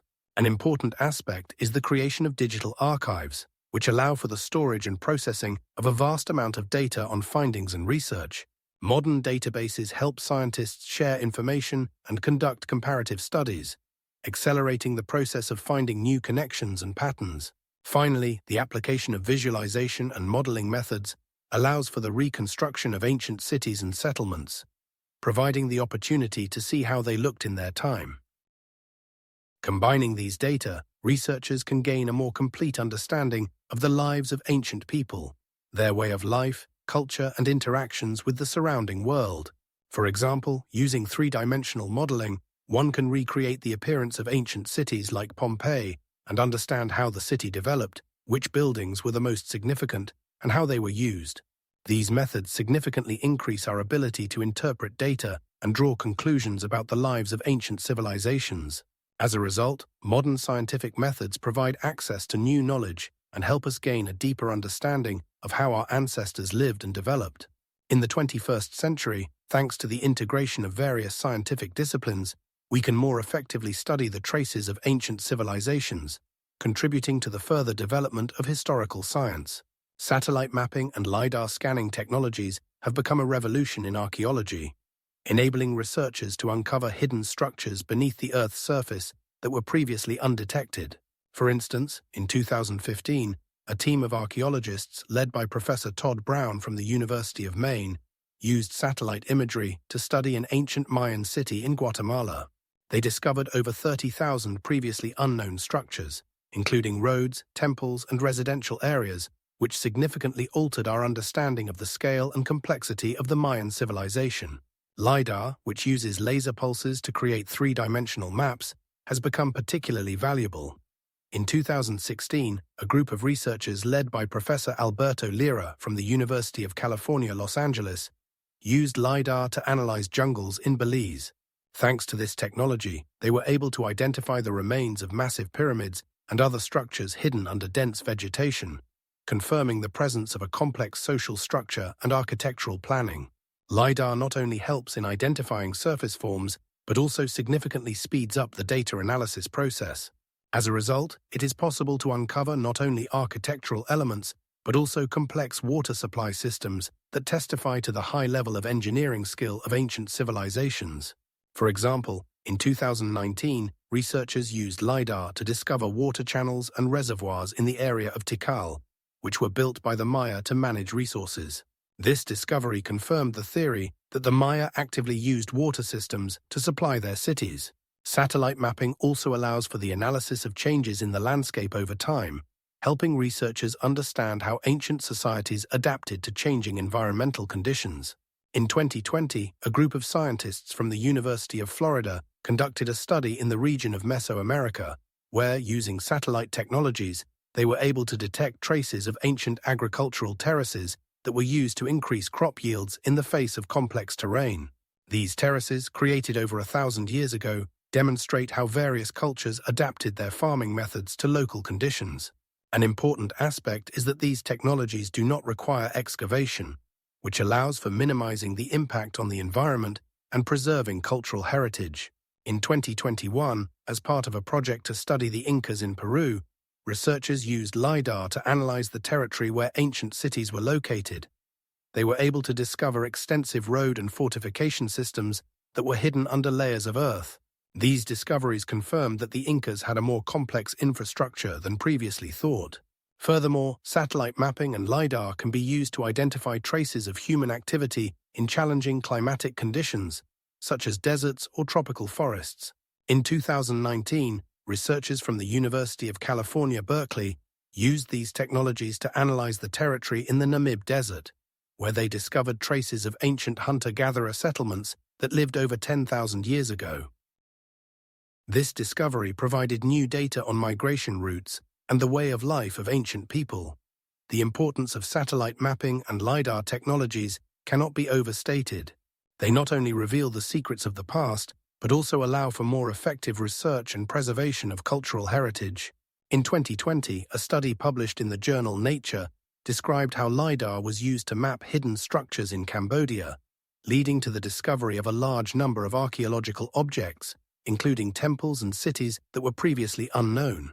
As a result, the application of these technologies has become an integral part of the modern approach to archaeology and the study of ancient civilizations, changing our understanding of how people lived in the past. Ultimately, the use of satellite mapping and LiDAR technologies has opened new horizons for research, allowing for the discovery of hidden structures and understanding the artificial origin of many objects. Mass spectrometry is a method of analyzing substances that allows for the determination of the mass and concentration of molecules, as well as their composition. This method is widely used in archaeology and geology for determining the age of artifacts and their origin. For example, radiocarbon dating, based on measuring the content of carbon-14 isotope, can date organic materials such as wood or bones to as far back as 50,000 years. In this process, samples are treated with oxygen to remove contaminants, and then they are ionized in a mass spectrometer. Isotope analysis, in turn, allows for the detection of ratios of stable isotopes such as carbon, nitrogen, oxygen, and sulfur, which can indicate the conditions under which the material was formed or its biological origin. For instance, the ratio of carbon-13 to carbon-12 can indicate the type of vegetation from which the samples originated. Research conducted by Professor David Brown in the 2010s demonstrated how differences in isotope ratios can point to different sources of food for ancient people. In 2000, a team of scientists from the University of Cambridge applied mass spectrometry methods to analyze ceramic vessels found during excavations in Jericho, which allowed them to determine what products were stored in these vessels. Mass spectrometry helps not only in determining age, but also in identifying the technological processing of materials.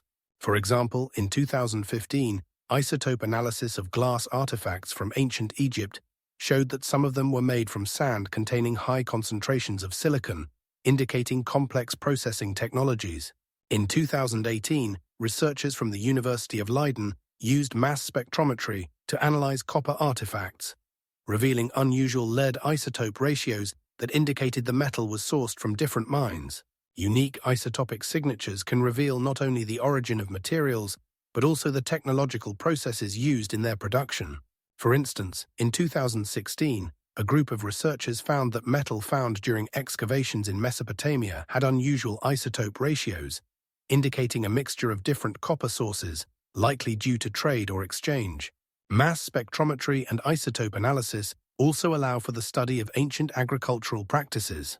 In 2009, researchers from the University of California used these methods to study food remains in ceramic vessels, reconstructing the diets of ancient inhabitants. In this case, the carbon isotope ratios indicated the use of both wild and domesticated plants. These methods of analysis become particularly valuable when studying materials that may initially seem ordinary, but actually contain information about complex social and technological processes. For example, in 2007, isotope analysis of glass artifacts from ancient Rome showed that special components were used in their production, further confirming the high level of technological development. Mass spectrometry and isotope analysis open new horizons in understanding the history and cultural practices of various peoples, allowing information to be obtained that would otherwise be inaccessible. In 2018, the application of these methods revealed that some artifacts found in Scandinavia were made of glass that was likely imported from Egypt, confirming extensive trade connections in ancient times. The glass found during excavations had specific isotope ratios that matched samples collected near ancient Egyptian glassmaking workshops. Modern mass spectrometry technologies allow for the study of even minute quantities of samples, making it possible to analyze artifacts that were previously considered unsuitable for analysis. For example, in 2009, researchers analyzed clay samples using mass spectrometry methods, determining which specific minerals were used in ceramic production. These data helped understand how ancient people selected materials based on their availability and properties, reflecting cultural and economic aspects of their lives. Ultimately, mass spectrometry and isotope analysis become indispensable tools in the toolkit of historians and archaeologists, enabling the unraveling of the mysteries of the past with extraordinary precision. Computer modeling and simulations are becoming important tools for reconstructing ancient ecosystems and climatic conditions, enabling scientists to more accurately determine periods that fostered the development of complex life forms and civilizations. For instance, in 2008, a team of researchers led by Dr. Christopher Phillips from Arizona State University used a global atmospheric circulation model to analyze climate changes during the Mesozoic era, approximately 150 million years ago. This modeling revealed the existence of extensive tropical forests, which contributed to the diversity of ecosystems and the emergence of new animal and plant species. In 2003, a group of scientists from the Institute of Geology and Mineralogy in Novosibirsk applied computer models to reconstruct conditions in Siberia during the Pleistocene epoch. which allowed them to understand how temperature and sea level changes influenced the migration of large mammals such as mammoths and woolly rhinos. The modeling indicated that between 80,000 and 40,000 years ago, the climate in Siberia was relatively mild, facilitating the existence of rich ecosystems. Additionally, in 2015, researchers from the University of California, Berkeley, used simulation methods to analyze the impact of volcanic activity on climatic conditions in antiquity, establishing a link between volcanic eruptions and the fall of civilizations such as the Roman Empire. These studies revealed a direct correlation between increased volcanic activity and severe deterioration of climatic conditions, which could have led to food shortages and consequently social upheaval. Furthermore, in 2017, researchers from the Massachusetts Institute of Technology created a model that considers both natural and anthropogenic factors influencing climate, allowing for more accurate predictions of where and when ancient civilizations might have emerged. This approach demonstrated that the presence of stable climate during certain historical periods, such as the Neolithic era, facilitated the development of agriculture and sedentary lifestyles, which were crucial for the establishment of the first cities. Moreover, in 2019, scientists from the University of Oxford used computer simulations to analyze the impact of climate change on ancient societies in Mesopotamia, finding that temperature and precipitation fluctuations in the 3rd millennium BCE could have been the cause of the decline of the Akkadian civilization. The results of these studies show that computer modeling is becoming an indispensable tool for understanding the complex interactions between climate, ecosystems, and human societies.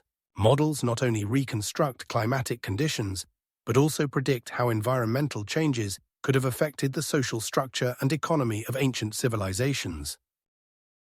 For example, in 2020, a group of researchers from the University of Texas used models to analyze how changes in precipitation influenced population migration in the Mississippi Valley during the early centuries of the Common Era.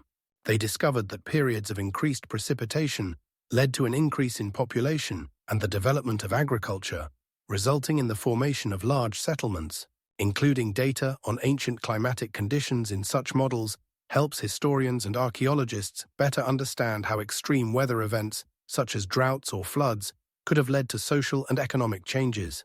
Therefore, computer simulations not only expand our knowledge of ancient ecosystems, but also help explain why some civilizations thrived while others disappeared. Scientific research in this field continues, and each new discovery brings us closer to understanding how climate and ecosystems influence the development of human societies throughout history.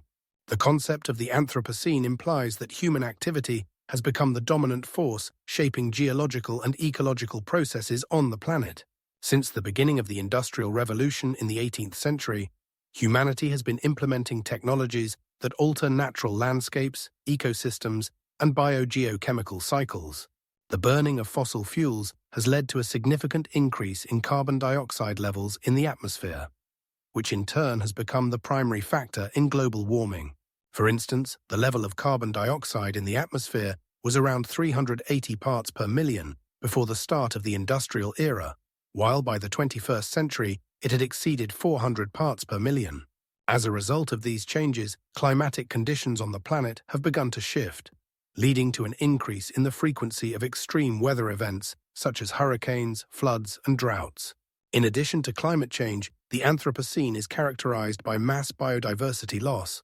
Over the past 100 years, approximately 1 million animal and plant species have gone extinct on Earth, largely due to human activities, including habitat destruction, pollution, and hunting. Notably, research by biologist Edward O. Wilson, among others, indicates that we are on the brink of a sixth mass extinction, which is unique in its cause. It is not natural changes, but the consequences of human activity. At the same time, the Anthropocene can be seen as a period when humanity has acquired the ability to significantly influence its environment, opening the door to new technologies and sustainable development. For example, the development of renewable energy sources such as solar and wind power offers hope for reducing the negative impact on nature. However, despite these advancements, many scientists, including climate experts like James Hansen, warn that without immediate measures to reduce greenhouse gas emissions, we may face catastrophic consequences for the planet. It is also important to note that the Anthropocene is not just an environmental issue, but a social one as well. The impact of climate change on various regions of the world creates new challenges, such as the migration of people from flooded or life-unfriendly territories. According to estimates, by the middle of the 21st century, more than 100 million people may become climate refugees. This situation raises questions about justice, equality, and the right to life in a safe environment. It is crucial to understand that the Anthropocene requires us to recognize our responsibility for the world around us and to seek paths to a more sustainable future. Scientific research, such as the work of the International Council on Clean Transportation, shows that transitioning to electric vehicles and sustainable transportation modes can significantly reduce carbon emissions in the atmosphere. Ultimately, the Anthropocene is not just a term, it is a call to action that requires us to rethink our place in the world and our role in its preservation. Each of us, from ordinary consumers to large corporations, bears responsibility for our actions, as they directly impact our planet. It is essential to realize that our future depends on the decisions we make today, and we must act quickly and effectively to prevent further deterioration of the environment. For example, one of the most effective measures for improving ecosystem health is reforestation. According to estimates, forests absorb around 30% of the carbon dioxide emitted as a result of human activity. However, reforestation also requires not only resources, but also knowledge of local conditions and ecology. Research shows that reforestation projects that take into account local species and ecosystems have significantly higher chances of success. It is also important to note that the Anthropocene opens up new opportunities for scientific research and innovation. For instance, genetic engineering technologies can be used to create climate-resilient plant species, helping to ensure food security in a changing climate. Questions related to the Anthropocene are also exacerbated in the context of global cooperation. Countries must unite their efforts to address issues related to climate change, pollution, and biodiversity loss, which requires new forms of international cooperation. For example, the Paris Agreement, signed in 2015, was a significant step in this direction, as countries agreed to work on reducing global warming and its consequences. In essence, the Anthropocene is not just a new term in scientific vocabulary. It is a reality that humanity is facing today. The plastic layer in sedimentary deposits serves as a unique geological marker that will persist on Earth for millions of years after the disappearance of human civilization. Plastic, created by humans in the early 20th century, quickly became the primary material in production due to its lightness, strength, and low cost. According to the Plastic Industry Association, in 2020, over 300 million tons of plastic were produced worldwide, and this volume continues to grow. Plastic products, from packaging to construction materials, accumulate in the environment each year. Scientific research indicates that most plastic products do not decompose naturally, but break down into microplastics that can remain in ecosystems for hundreds of years. A study conducted in 2020 by scientists from the University of St. Andrews found microplastic particles in sedimentary rock samples collected at a depth of 400 meters in the Firth of Clyde, Scotland, which are over 50 years old. These findings confirm that plastic not only pollutes the Earth's surface, but also penetrates deeper layers of geological history. The plastic layer can serve as a kind of imprint of human activity, similar to how coal layers testify to the development of the Industrial Revolution. Scientists believe that in the future, geologists studying sedimentary layers will be able to identify this layer as evidence of human existence. In 2018, a group of researchers from the University of California, San Diego, noted that even in remote ocean areas, microplastics have been found. The concentration of these particles in some places reaches 10,000 particles per square meter. Such findings show that plastic has spread across the planet and even reached the most remote ecosystems. Specialists also note that plastic affects the composition of soil, changing its chemical properties and reducing biological diversity. For example, a study published in the journal Nature in 2019 showed that plastic in soil affects plant growth and can alter their metabolism. This impact on ecosystems will also be reflected in geological layers, leaving traces that will be visible for millions of years. Therefore, when future geologists study sedimentary rocks, they will find layers rich in microplastics and remnants of plastic products that will testify to how human civilization left its mark on the planet. The plastic products we use today may become the equivalent of fossils for future generations, showing how we used and depleted the planet's resources. In 2020, an international group of scientists published a report on how plastic can become an important indicator of climate and ecosystem changes in the future. The plastic layer will be one of those geological markers that will help future researchers understand how life on Earth developed in the 21st century. This is not only evidence of anthropogenic influence, but also a demonstration of our inability to manage our waste. Plastic, paradoxically, will become part of our geological history, fixing traces of our existence in sedimentary deposits that will be studied by future generations.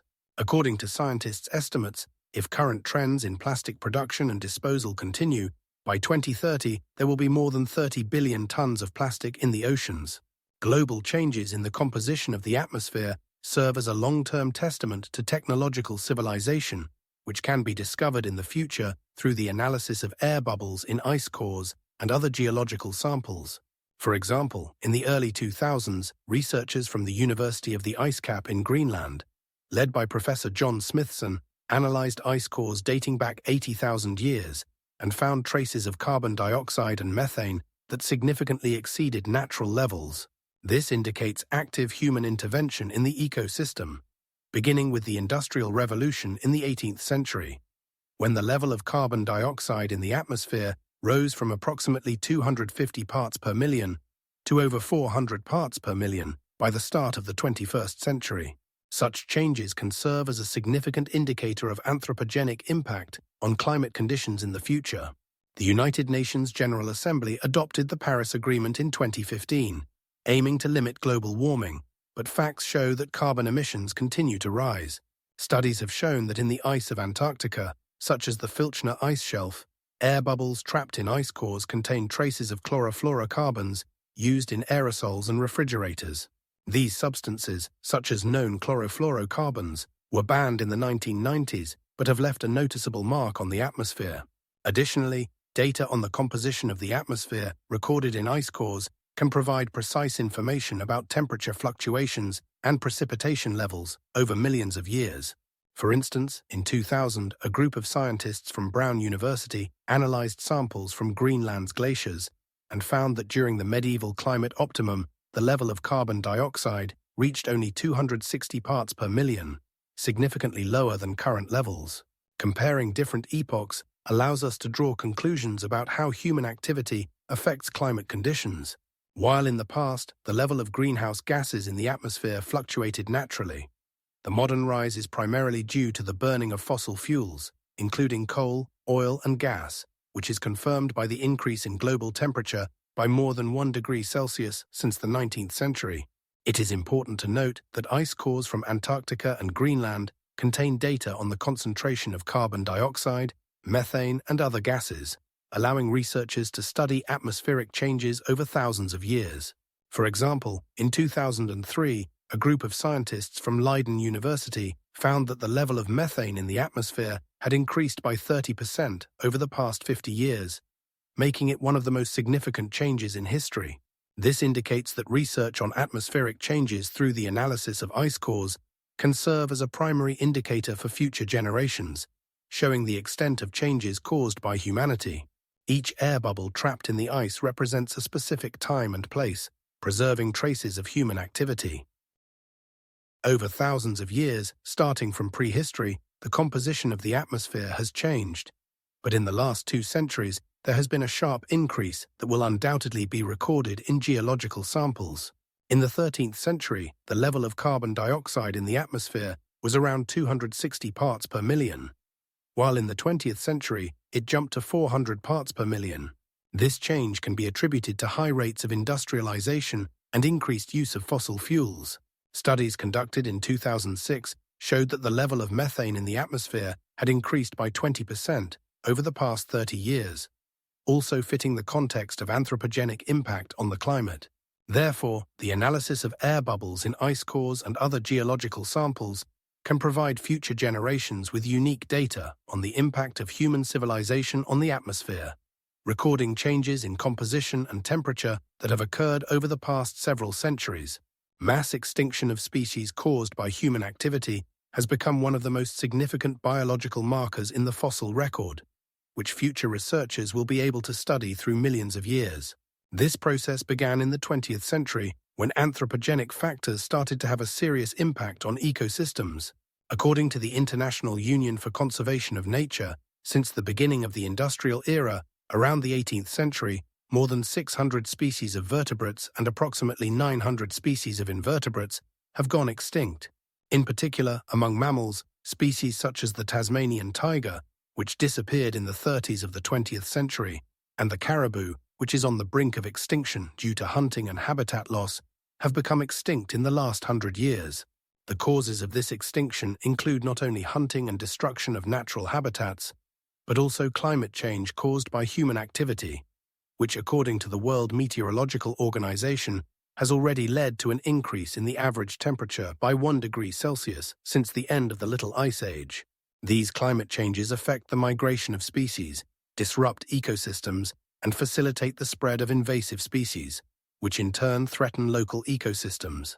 For example, in Australia, the invasion of red ants from South America threatens local species, displacing them from their natural habitats and disrupting the ecosystem balance. It is also worth noting that, according to scientists' estimates, the rate of species extinction today is 1,000 times higher than the natural level established in geological history. This phenomenon is known as the sixth mass extinction, and its consequences will be visible in the geological layer. Future paleontologists studying the layers of the Earth will encounter numerous evidence of human impact on the biosphere. For example, in sedimentary rocks formed in the 20th and 21st centuries, one can find a high level of carbon, indicating anthropogenic emissions, as well as the remains of extinct species, such as the panther family, to which the jaguar belongs, which is on the brink of extinction. At the same time, future researchers will be able to find the remains of new species that have adapted to the stressful conditions caused by human activity, including genetically modified organisms that have already begun to appear in agriculture. It is interesting that such changes in biodiversity can be recorded in the geological record, creating unique layers that will serve as indicators of human impact on the planet.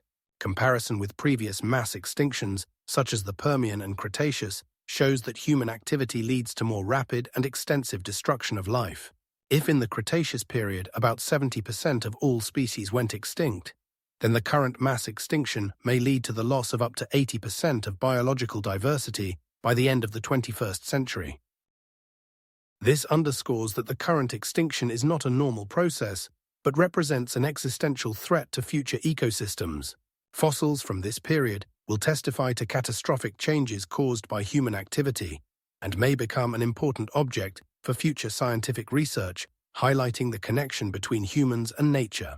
It is important to note that research conducted by scientists such as Professor David Polly shows that in the future, fossils will have not only geological but also cultural significance, reflecting the way of life and the level of technology that existed in the 21st century. Complex structures such as cities and roads will be visible in the geological record, reminding us that there was once a highly developed civilization capable of making significant changes to the environment. This creates a unique perspective for future paleontologists who will be able to not only study biological remains, but also reconstruct the way of life and the impact of humans on the planet. Civilizations, like living organisms, pass through cycles of birth, flourishing, and decline, which leads one to ponder the philosophical question of the cyclical nature of human history. Each time a new culture emerges, it draws inspiration from the past. Architectural forms, languages, technologies, all of these do not arise from nothing. For instance, with the fall of the Roman Empire in the 5th century AD, Europe entered the Middle Ages, an era in which many achievements of the ancient civilization were forgotten or lost. At that time, knowledge of many scientific discoveries, such as Archimedes' work or Ptolemy's, was accessible only to a few. However, by the 12th century, with the onset of the Renaissance, Europeans began to rediscover the ancient heritage, leading to a rapid development of science and art.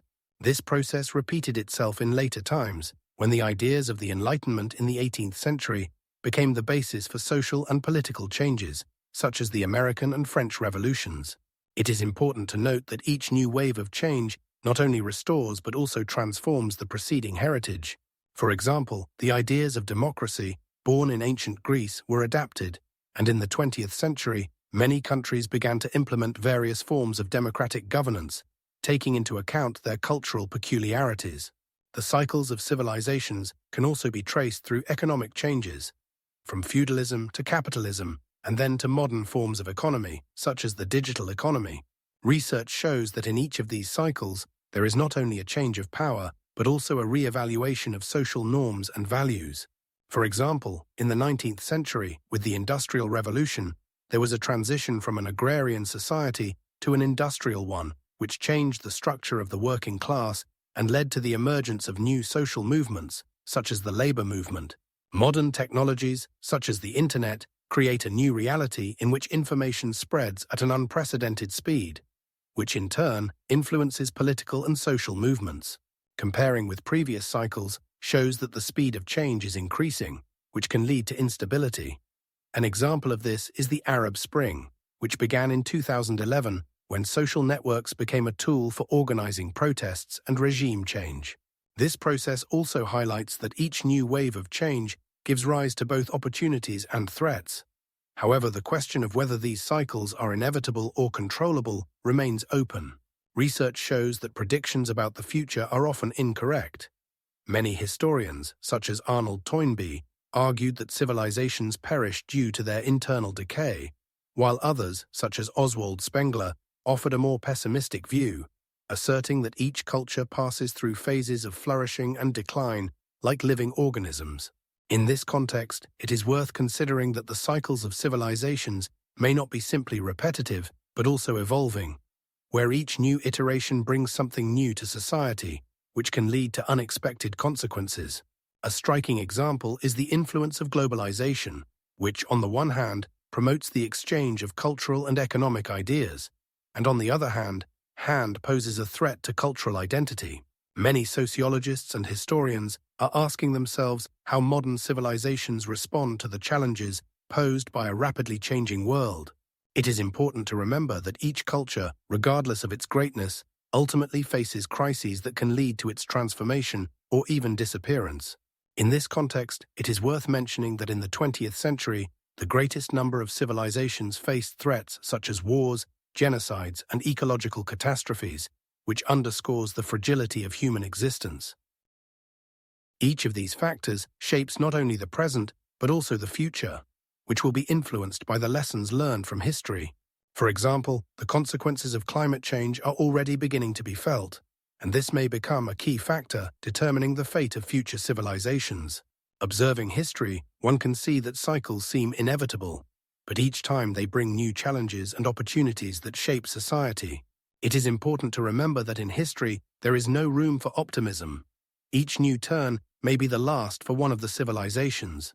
Each of these processes underscores that the study of history is not just about observing facts, but also about deeply understanding how humanity responds to the challenges of time. The concept of the Great Filter from Fermi's theory posits a hypothetical barrier that hinders the development and long-term survival of technological civilizations in the universe. First mentions of it can be found in the works of astronomer Enrico Fermi, who in the mid-20th century asked the question, "Where are they?" This question arose in the face of the paradox. Despite the vast number of stars in our galaxy and potentially habitable planets, we do not observe any clear signs of extraterrestrial intelligence. The Great Filter suggests that at some stage of evolution, there are barriers that prevent civilizations from developing to a level where they could colonize the galaxy or leave noticeable traces of their existence. These barriers can be historical or ecological, and their presence explains why we do not see other intelligent beings. One possible stage of the Great Filter could be the emergence of life on a planet. According to current data, life appeared on Earth around 3.5 billion years ago, but on other planets it could have occurred much later or not at all. Another stage could be the transition from single-celled to multicellular life, which, according to some researchers, occurred only a few times in Earth's history. For example, multicellular organisms began to actively develop around 600 million years ago. The next filter could involve technological civilizations encountering self-destruction due to nuclear wars, ecological catastrophes, or other threats that could lead to their extinction. Research shows that civilizations that reach a level of technology capable of creating advanced technologies can destroy themselves within a few centuries. For example, in the 20th century, humanity used nuclear weapons twice, and the probability of its use in the future remains high. Some scientists, such as philosopher Elon Musk, suggest that the absence of extraterrestrial civilizations may be due to the fact that most developed civilizations do not survive long enough to reach interstellar travel or leave traces in space. Other researchers point out the possibility that highly developed civilizations may simply not manifest themselves, using technologies that we cannot detect, or may prefer to remain hidden. For example, in the 230th year of our era, the Chinese scholar Zhang Heng described the concept of insignificance regarding other civilizations, suggesting that they may exist but not interact with us. Furthermore, there is a hypothesis that the Great Filter may lie ahead.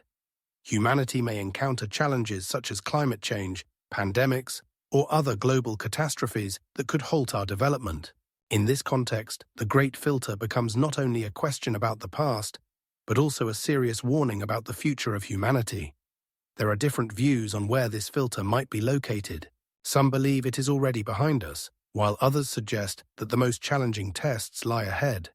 For example, a study conducted in 2016 showed that many species that reached a technological level have a short lifespan.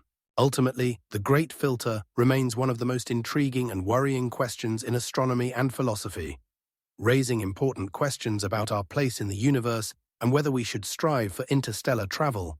The self-destruction of technological civilizations is a serious topic that sparks much debate among scientists, philosophers, and futurologists. In one of her most famous studies, published in 2015, Dr. Carolyn L. of the Massachusetts Institute of Technology drew attention to the fact that every highly advanced civilization faces risks that could lead to its demise. For example, the Roman Empire, which reached its peak in the 1st century AD, was beset by internal conflicts, corruption, and economic crises, ultimately leading to its fall. In the 20th century, humanity witnessed several global conflicts, such as the two world wars, which clearly demonstrated how quickly the achievements of progress can be destroyed when technology is used for destruction. According to the Stockholm International Peace Research Institute, as of 2020, there were more than 7,000 nuclear warheads in the world, raising concerns about the possibility of self-destruction. Modern technologies, such as artificial intelligence and biotechnology, also pose risks that could lead to catastrophic consequences. For instance, in 2017, a study led by Professor Alyssa Cartwright warned about the potential threats posed by the uncontrolled development of artificial intelligence, which could escape human control and act against the interests of humanity. This raises the question, if technological civilizations are doomed to self-destruction, why do we not find clear traces of such civilizations on Earth? One explanation, proposed by physicist Dr. Neil deGrasse Tyson in 2006, is that technological civilizations may exist for a limited time before destroying themselves, making their traces almost undetectable to future generations. He argues that if a civilization reaches a certain level of technological progress, it becomes increasingly difficult to control its own achievements, which could lead to its demise. Scientific research, such as the work of Professor Stephen Hawking, published in 2015, suggests that humanity should seek new planets for colonization to avoid self-destruction, as Earth cannot support life forever. This raises an alternative question. Are we the only intelligent beings in the universe, or have other civilizations gone through similar cycles of self-destruction and already disappeared? In particular, in 2009, astronomers studying exoplanets discovered that conditions for life could exist on many planets. But if these civilizations reached high technologies, they may have already faced the same threats as we do. According to statistics from a study conducted in 2012, about 30% of all known exoplanets could be habitable, but if they had intelligent beings, they could have destroyed themselves before we could detect them. Therefore, self-destruction is not only a possible path for human civilization, but also a reality that other intelligent beings may have faced if they ever existed. Ultimately, the absence of traces of ancient intelligent beings may be linked to a cycle of self-destruction that awaits every technological civilization that reaches a certain level of development, making the question of the existence of extraterrestrial civilizations even more complex and intriguing. Sustainable development is a concept that implies a harmonious coexistence between civilization and the planet's ecosystems, allowing intelligent species to exist for millions of years without catastrophic consequences. At its core, this concept is based on the idea that the planet's resources should be used in such a way as not to deplete their reserves and not to harm the environment. 99% of scientists involved in climate change research emphasize that without sustainable development, humanity may face serious ecological disasters in the coming decades. The concept of sustainable development was first introduced in the Our Common Future report, published in 1987 under the leadership of Gro Harlem Brundtland, then the Prime Minister of Norway. This report stated that sustainable development is development that meets the needs of the present without compromising the ability of future generations to meet their own needs. The key principles of sustainable development include the rational use of resources, restoration of ecosystems, and the creation of closed production cycles. 18% of all carbon emissions worldwide are attributed to food production, highlighting the importance of transitioning to sustainable agricultural methods such as agroforestry, which combines forestry and agriculture. Currently, approximately 30% of the global population lives in conditions where access to clean water and sanitation is limited, raising questions about humanity's ability to develop sustainably. A significant step in this area was the adoption in 2015 of the 2030 Agenda for Sustainable Development, which established 17 Sustainable Development Goals aimed at combating poverty, protecting the planet, and ensuring prosperity for all. For example, Goal 12 emphasizes the need for sustainable consumption and production, which implies minimizing waste and increasing energy efficiency. Furthermore, some countries are already actively implementing sustainable development concepts at the national policy level. In Sweden, for instance, a green report has been developed, which includes measures to reduce carbon emissions to zero by 2030. In this context, it is also worth mentioning new technologies such as carbon capture and storage, which allow for a reduction in the amount of carbon dioxide in the atmosphere, which is critically important for a sustainable future. The development of renewable energy sources, such as solar and wind energy, is already helping to reduce dependence on fossil fuels and decrease greenhouse gas emissions. According to the International Energy Agency, in 2020, renewable energy sources accounted for nearly 40% of global electricity generation. Sustainable development also requires changes in consumer habits, as evidenced by the growing popularity of veganism and the refusal of plastic. In the United States, the number of people identifying as vegans has increased by 300% over the past 10 years.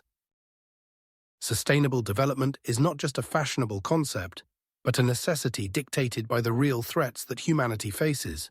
Transitioning to a sustainable lifestyle requires not only awareness of the problem, but also active actions at the individual, societal, and governmental levels.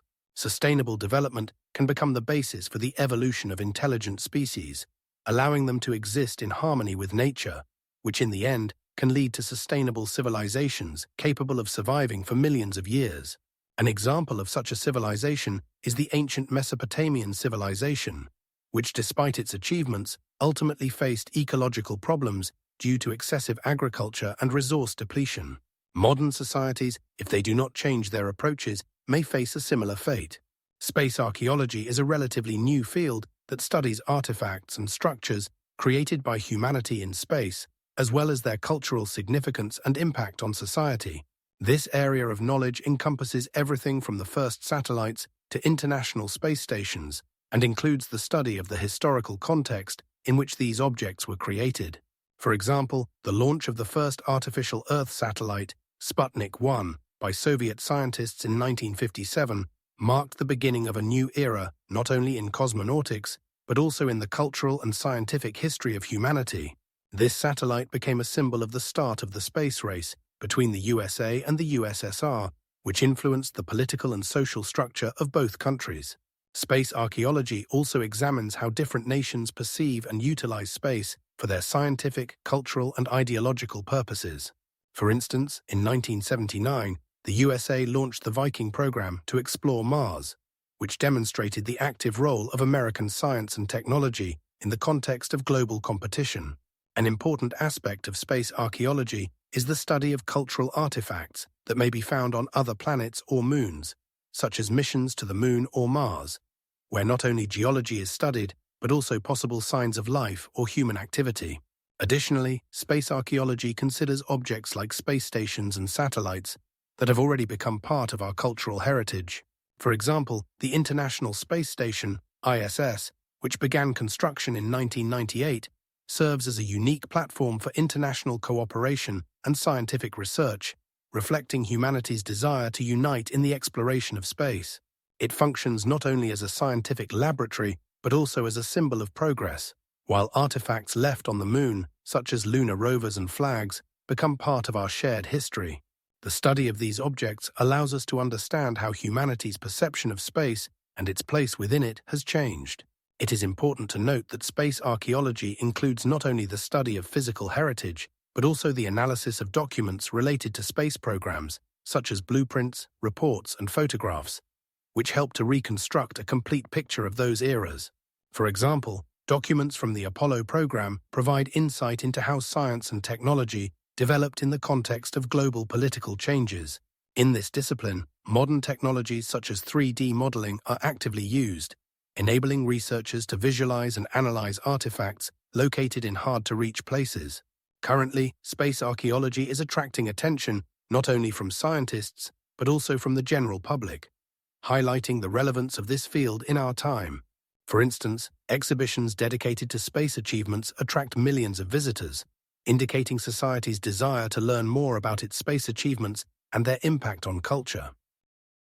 Research in space archaeology helps to understand not only technological achievements, but also ethical questions related to space exploration, such as how we should treat potential alien artifacts or the legacy of our own missions. It is also important to consider that space archaeology has the potential to study future missions and their impact on humanity. For example, how will new colonies on other planets be perceived 100 years from now? The questions raised by space archaeology require a multidisciplinary approach and the involvement of historians, archaeologists, sociologists, and technology specialists.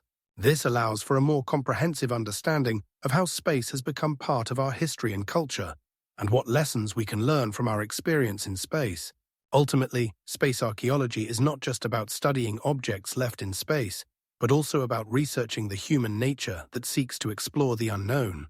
The search for artificial structures on the Moon as a means of detecting traces of ancient civilizations has been of interest to researchers for many years.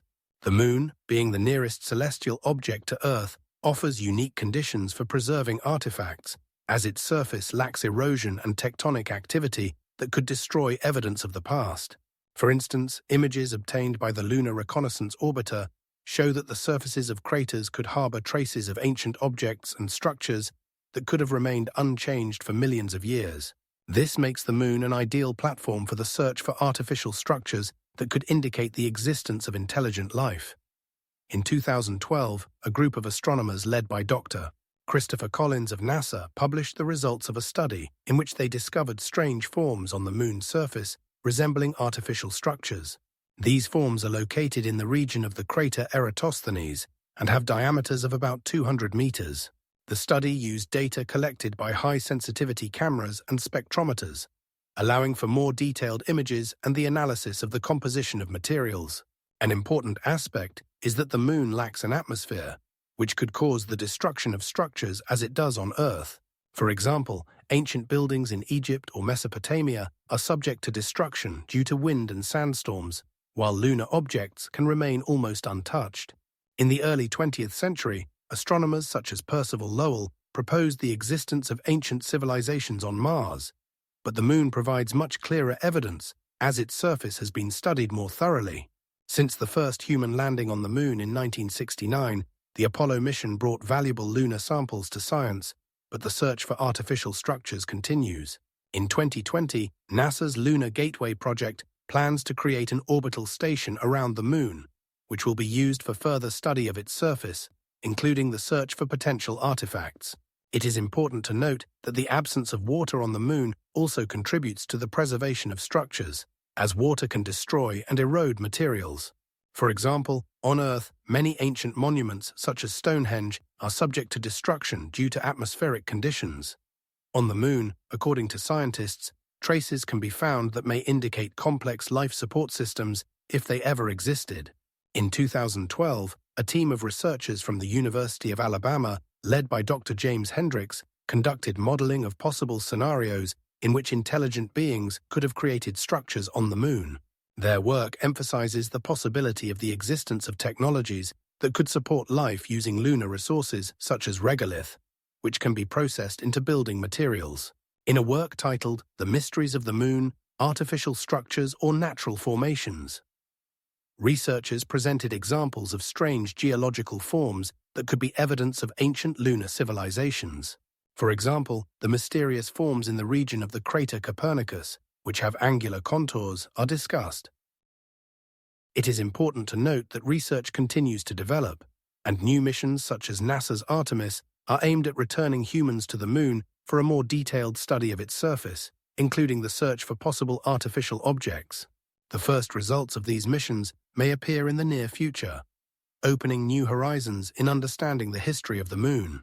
There are also independent initiatives, such as the Lunar Architects Project, which brings together scientists and engineers to create models of possible lunar colonies and structures that could have been left by ancient civilizations. These models help visualize what lunar cities might have looked like if they existed. Research using radars and other technologies aims to detect subsurface structures that could confirm hypotheses about the existence of civilizations. Currently, the lunar surface remains a mystery, and each new launch of spacecraft opens new possibilities for the search for traces of intelligent life. The study of Mars in search of signs of life began actively at the end of the 20th century when NASA launched missions to explore this mysterious planet. In 1996, the Mars rover Sojourner became the first successful rover to land on Mars, equipped with instruments for analyzing the surface and searching for organic compounds. In subsequent years, in 2003, the Spirit and Opportunity missions provided more detailed data on the Martian landscape, discovering minerals such as hematite, which can form in a water environment. These facts underscore that billions of years ago, Mars had a warmer climate and likely had extensive water reserves, which creates a basis for speculating about the existence of life. In 2009, the Phoenix lander discovered ice deposits on the surface and confirmed the presence of water in the form of ice at the planet's poles, which was a significant step in understanding its geological past. In 2006, the Spirit rover found evidence indicating the presence of liquid water in the past, opening the possibility for the existence of microbial life. One of the most significant discoveries was the announcement in 2015 that the Mars Science Laboratory, Curiosity, had found organic molecules in soil samples, which gave new hope for finding signs of life.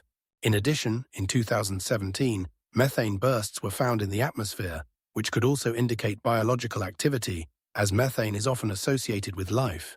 In 2018, the study of a subglacial lake under the polar cap on the southern pole confirmed the presence of liquid water, which strengthened the hypothesis that conditions suitable for life may exist beneath the surface. However, despite all these discoveries, no clear evidence of life on Mars has been found yet. It is important to note that many scientists, such as Dr. Elizabeth Taker, assert that for a definitive answer, further study is needed, including possible missions with samples that could be returned to Earth. In 2020, NASA announced plans to send a new rover, Perseverance, which will begin its mission to search for biosignatures and study the planet's geology. Perseverance uses complex instruments, such as spectrometers and high-resolution cameras, to explore the Martian surface and analyze its composition. It is expected to collect samples and prepare them for future return to Earth. Mars research continues, and each new probe, rover, or orbital spacecraft brings new data that changes our understanding of the planet. Each discovery opens new questions, and researchers continue to search for signs of life that may have once existed in this harsh but enigmatic world. In recent decades, astronomers and researchers have been actively studying asteroids and other small bodies in the solar system in search of possible traces of technologically advanced civilizations. One of the most striking examples is the asteroid Bennu, which was explored by the OSIRIS-REx mission launched in 2017. This asteroid is of particular interest because it contains a significant amount of carbon and water, making it a potential candidate for future resource extraction. Bennu has a diameter of around 400 meters and orbits the Sun at a distance of approximately 180 million kilometers from Earth. Research indicates that its surface may contain organic molecules, sparking speculation about the possibility of past life. The OSIRIS-REx mission, completed in 2020, collected samples that will be returned to Earth in 2023, allowing for a detailed study of materials from the asteroid's surface. Another object that has attracted the attention of scientists is the asteroid Ceres, which became the first dwarf planet to be explored by a spacecraft, Dawn, in 2015. On Ceres, bright spots containing salt formations were discovered, which may indicate the presence of underground water bodies. These findings raise questions about possible forms of life and resources that could be extracted in the future. Research has shown that Ceres contains water ice and minerals that could be useful for the colonization of other planets. Some scientists suggest that such bodies could serve as bases for future missions to explore the solar system. Not only asteroids, but also comets have been of interest to researchers. For example, the comet Churyumov-Gerasimenko, studied as part of the Rosetta mission, was discovered in 1969. This comet contains a large amount of organic compounds and water molecules, suggesting that it could have played a significant role in delivering water and organic substances to Earth in the early times. The discovery that comets can be sources of necessary resources has prompted scientists to consider them as potential objects for future resource extraction. There are also more exotic theories regarding asteroids and their possible modifications. In 2018, a group of astronomers led by Dr. Steven Soderblom discovered that some asteroids have unusual orbits and shapes. This led to speculation that they could have been artificially altered, possibly by technologically advanced beings. One such asteroid, known as Oumuamua, passed by Earth in 2017. Its unusual shape and speed sparked intense discussions among astronomers, with some even suggesting that it could be a probe sent by an extraterrestrial civilization. Investigating such objects requires modern technologies and an interdisciplinary approach. Within NASA's program for studying small bodies in the solar system, new methods are being actively developed, including the use of spectroscopy for analyzing the compositions of asteroids and comets. These methods allow for the identification of chemical elements and minerals, which is important for understanding their origins and potential value for future missions. For example, in 2020, a mission was conducted to study the asteroid Ryugu, which was found to be rich in nickel and cobalt. This discovery could lead to the development of technologies for mining valuable resources on other planets. Discussions about possible signs of activity by extraterrestrial civilizations have also raised questions about how humanity can interact with such objects. Specialists in astrobiology, such as Dr. Frank Drake, have raised questions about how we can detect signs of life on other planets and small bodies. The study of such objects may provide answers to questions about how life could have originated on Earth and whether there are other forms of life in the solar system. In conclusion, the search for modified asteroids and other small bodies in the solar system is becoming increasingly relevant. Research shows that these objects may contain key elements for future space missions and may be linked to questions about life on Earth and beyond. In 2020, the Hayabusa 2 spacecraft returned samples from the asteroid Ryugu, marking an important step in the study of small bodies. Planetary engineering is a concept that encompasses a wide range of ideas aimed at altering the global environment to improve living conditions on Earth. This idea emerged in the late 20th century as scientists began to recognize the significant impact of human activity on the climate, ecosystems, and resources of the planet.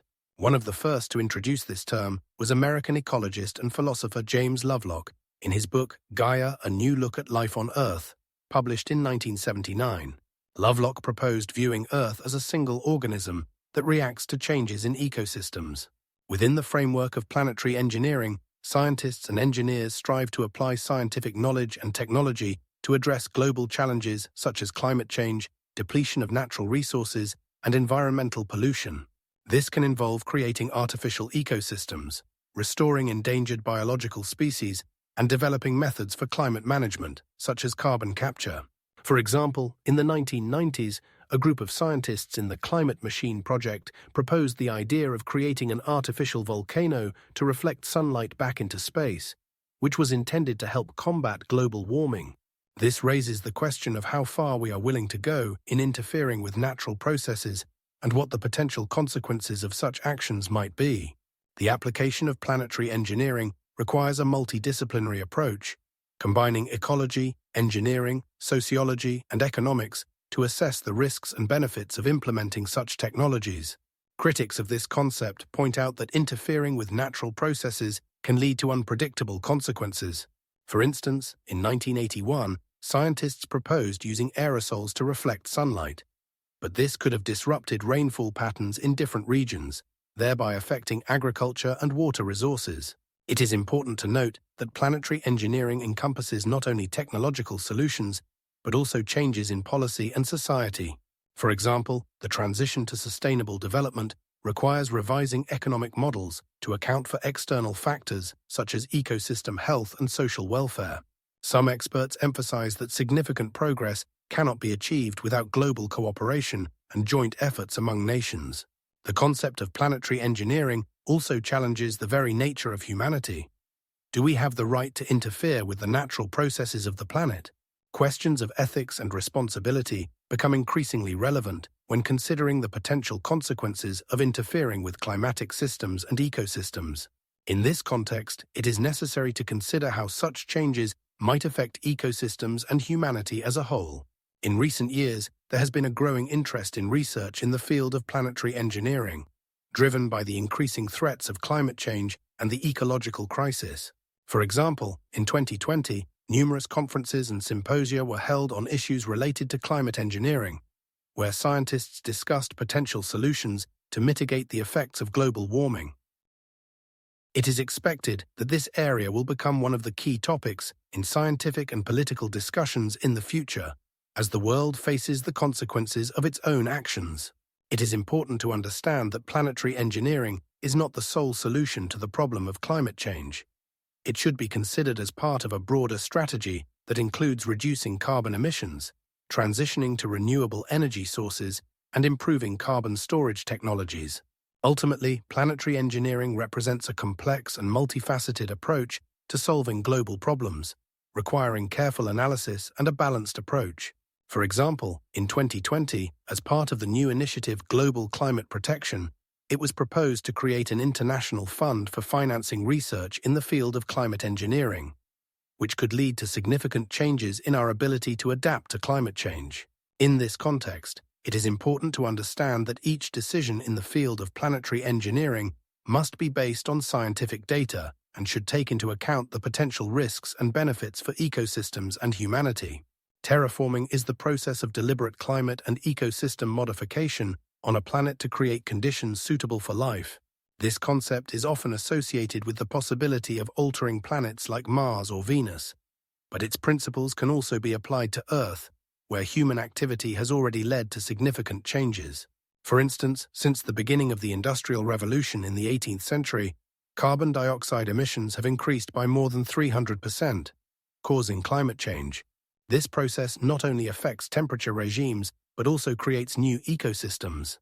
As a result, long-term geological traces may appear, such as carbon layers in sedimentary rocks, which can indicate massive atmospheric changes. Such traces are observed, for example, in formations resulting from global warming, such as glacial deposits that preserve information about climatic conditions in different geological epochs. A key aspect of terraforming is the use of technologies to alter landscapes.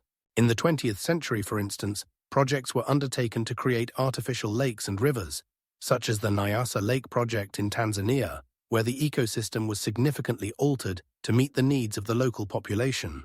Additionally, in the 21st century, scientists began discussing ideas for creating green roofs and smart cities to reduce the impact of urbanization on the climate. These changes not only affect the microclimate of cities, but also geological processes, forming new soil layers and so-called anthropogenic layers. Humanity is already leaving its mark on the planet, and this mark will be long-lasting. For example, as a result of active deforestation in Brazil, the area of tropical forests has decreased by more than 80% since the 18th century. This not only changes local climate, but also affects global processes, such as the oxygen level in the atmosphere. In this context, terraforming can be seen as a continuation of natural processes, but with active human intervention, which in turn leads to the creation of new geological structures, such as terraces and artificial hills. These changes can be documented and studied in the future, allowing researchers to understand how human activity has shaped the planet. The application of terraforming may also include biotechnology, where genetically modified organisms are used to create more resilient ecosystems. For example, in the 21st century, scientists began experimenting with genetically modified plants that can survive in conditions of increased salinity, which could help in the restoration of degraded lands. All these processes ultimately form new geological and climatic conditions, which will be studied by geologists and ecologists of future generations. Thus, terraforming is not just a concept, but a real process that is already leaving noticeable traces on Earth and can be used to create more habitable conditions on other planets. With the increase in population and the growth of human needs, terraforming will become an important aspect of our future activities, and its results may be recorded in geological layers that testify to human influence on the planet. Megastructures are not just futuristic ideas, they are concepts that could have been realized by highly advanced civilizations, leaving traces even after their disappearance. One of the most discussed projects is the space elevator. According to calculations by scientists, its construction would require a material with strength exceeding any known today. For example, carbon nanotubes, which have a tensile strength more than 100 times greater than steel, could serve as the basis for such structures. If such an elevator were built, it could connect Earth to a geostationary orbit at an altitude of around 3,600 kilometers. The construction of a space elevator would require more than 30 million tons of materials, equivalent to nearly 200,000 containers loaded onto ships. One such concept was proposed by Japanese scientist Akio Ishikawa in 2001, who described how centripetal force could be used to maintain the structure in a stable state. But imagine how such a structure might have looked if it had been created in the past. Perhaps in the place of today's equivalent of a space elevator, remnants of enormous structures could be found, which, as we now understand, would not only be engineering marvels, but also symbols of technological progress. Orbital rings are another interesting idea proposed by scientist Frederick C.T. Smith in the 1970s. These rings, representing giant structures, could surround the planet and be used to create an artificial atmosphere or protection from meteors. They could be built from aluminum, titanium, and other light alloys, making them resistant to the effects of space. If such rings existed, their remnants could be found as debris scattered around the orbit. Additionally, artificial satellites, such as communication and observation satellites, could be part of a larger network designed to maintain communication and provide access to information. In 2000, NASA scientists presented the concept of Saturn V, which could launch such satellites using rocket technology. If such a network existed, traces of its existence could be seen in archaeological finds, such as debris from satellites that fell to Earth after their use. It is interesting to note that in 2010, the idea of creating a megastructure in the form of a translucent device was proposed. This device could transmit energy over long distances using lasers. This idea was inspired by projects to transmit solar energy from space. If such a megastructure were created, researchers could find debris or even remnants of powerful lasers capable of generating the energy needed for such systems. Thus, highly advanced civilizations might have created structures that, although destroyed by time, would still leave clear signs of their existence. In the space age, as humanity begins to explore other planets, the ideas of megastructures become increasingly relevant. Research shows that such structures could not only be real, but also necessary for the survival of future civilizations. According to scientists, if humanity focused on building such megastructures, it could lead to an economic and technological breakthrough comparable to the Industrial Revolution. A highly advanced civilization would likely use existing technologies, such as mass and gravity control, to build such structures. In 2003, scientists from MIT stated that the creation of megastructures is becoming increasingly possible due to the development of technologies and materials. They predict that in the future, humanity will be able to create increasingly complex structures that will serve not only for scientific research, but also for the colonization of other planets. It is important to remember that each of these ideas, if they existed, would leave traces that we could discover. For example, debris from space elevators or orbital rings could be found on the Moon or other planets, and remnants of satellites could end up on Earth. Such finds could change our understanding of history and the technologies used by highly advanced civilizations. Fractal architecture is a concept of building and construction design based on the principles of fractal geometry, which studies structures and forms that repeat at different scales. This approach has gained wide popularity in recent decades thanks to the work of scientists such as Benoit Mandelbrot, who introduced the term fractal in 1975 and described its properties in his book, Fractal Geometry of Nature. Fractals in nature, such as leaves of trees, clouds, and mountain ranges, exhibit self-similarity, which has become the basis for creating buildings that visually and functionally integrate into the surrounding landscape. One of the most striking examples of such architecture is the Millennium Science and Art Center in Los Angeles, designed by architect Richard Meyer, who uses curved lines and continuous forms to create the effect of natural movement. Biomorphic constructions, in turn, draw inspiration from natural forms and processes to create sustainable and functional architectural solutions. An example is the Shanghai Expo building, designed by architect Hiroshi Hara, whose form resembles the structure of honeycombs, ensuring optimal strength and material savings. The combination of fractal architecture and biomimetics can lead to the creation of structures that over time become indistinguishable from natural formations. This can be observed in buildings that adapt to the conditions of the surrounding environment, such as the Sky Garden building in Singapore, where plants and architecture work in symbiosis, creating a unique ecosystem design. In such constructions, technologies are used that allow the building to breathe and react to climate changes, such as sliding panels and rainwater collection systems. Scientists such as Professor Martin Richards from the Massachusetts Institute of Technology claim that the use of biomimetic principles in architecture can significantly reduce the carbon footprint of buildings as they become more energy efficient and less dependent on fossil fuels. For example, in the Crystal Bridge project in Dubai, architects applied principles borrowed from the structure of a turtle shell, creating a strong and lightweight construction capable of withstanding extreme regional climate conditions. Leading architectural firms such as Zaha Hadid Architects actively incorporate fractal and biomimetic principles into their projects, creating buildings with organic forms that seem to be natural extensions of the surrounding environment. In such projects, computer algorithms are often used to simulate natural processes, allowing architects to create unique forms that are not only aesthetically pleasing but also functional. Fractal architecture and biomimetic constructions can make it difficult to identify buildings as artificial objects, as they become part of the landscape, emphasizing the connection between nature and humanity. For example, in the Forest House project in Japan, architects used local materials and forms to create a building that harmoniously fits into the surrounding forest, making it practically invisible to the eye. The application of such approaches in architecture opens new horizons for sustainable development, allowing the creation not just of buildings, but of ecosystems integrated into nature.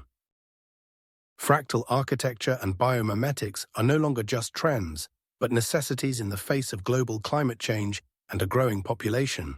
It is important to note that such projects require not only a creative approach, but also deep knowledge in the fields of materials science, ecology, and engineering. Specialists working in this area must be proficient in modern technologies such as additive manufacturing, which allows for the creation of complex geometric forms that could not be realized using traditional construction methods.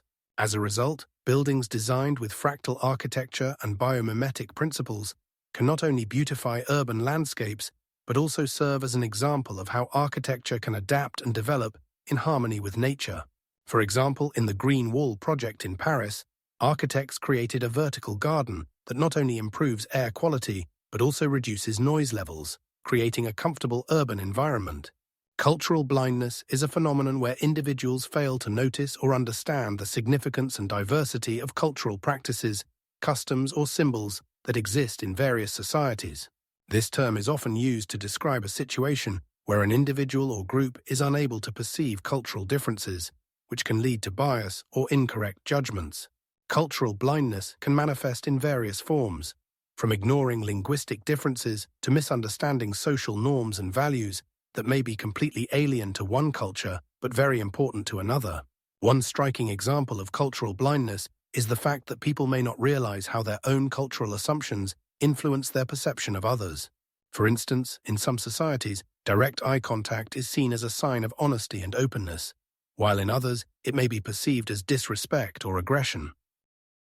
Studies show that cultural blindness is particularly pronounced among those with limited experience interacting with representatives of other cultures. This can occur due to geographical isolation, lack of education, or negative influences from mass media that shape stereotypes. Cultural blindness can also impact business and international relations. Companies that do not consider the cultural peculiarities of their partners or clients often face difficulties and conflicts. It is important to understand that cultural blindness is not intentional, but rather a result of a lack of experience or education. People may genuinely believe in their views and judgments without realizing that they are limited. Psychologists and sociologists emphasize that overcoming cultural blindness requires efforts in education and awareness of cultural differences.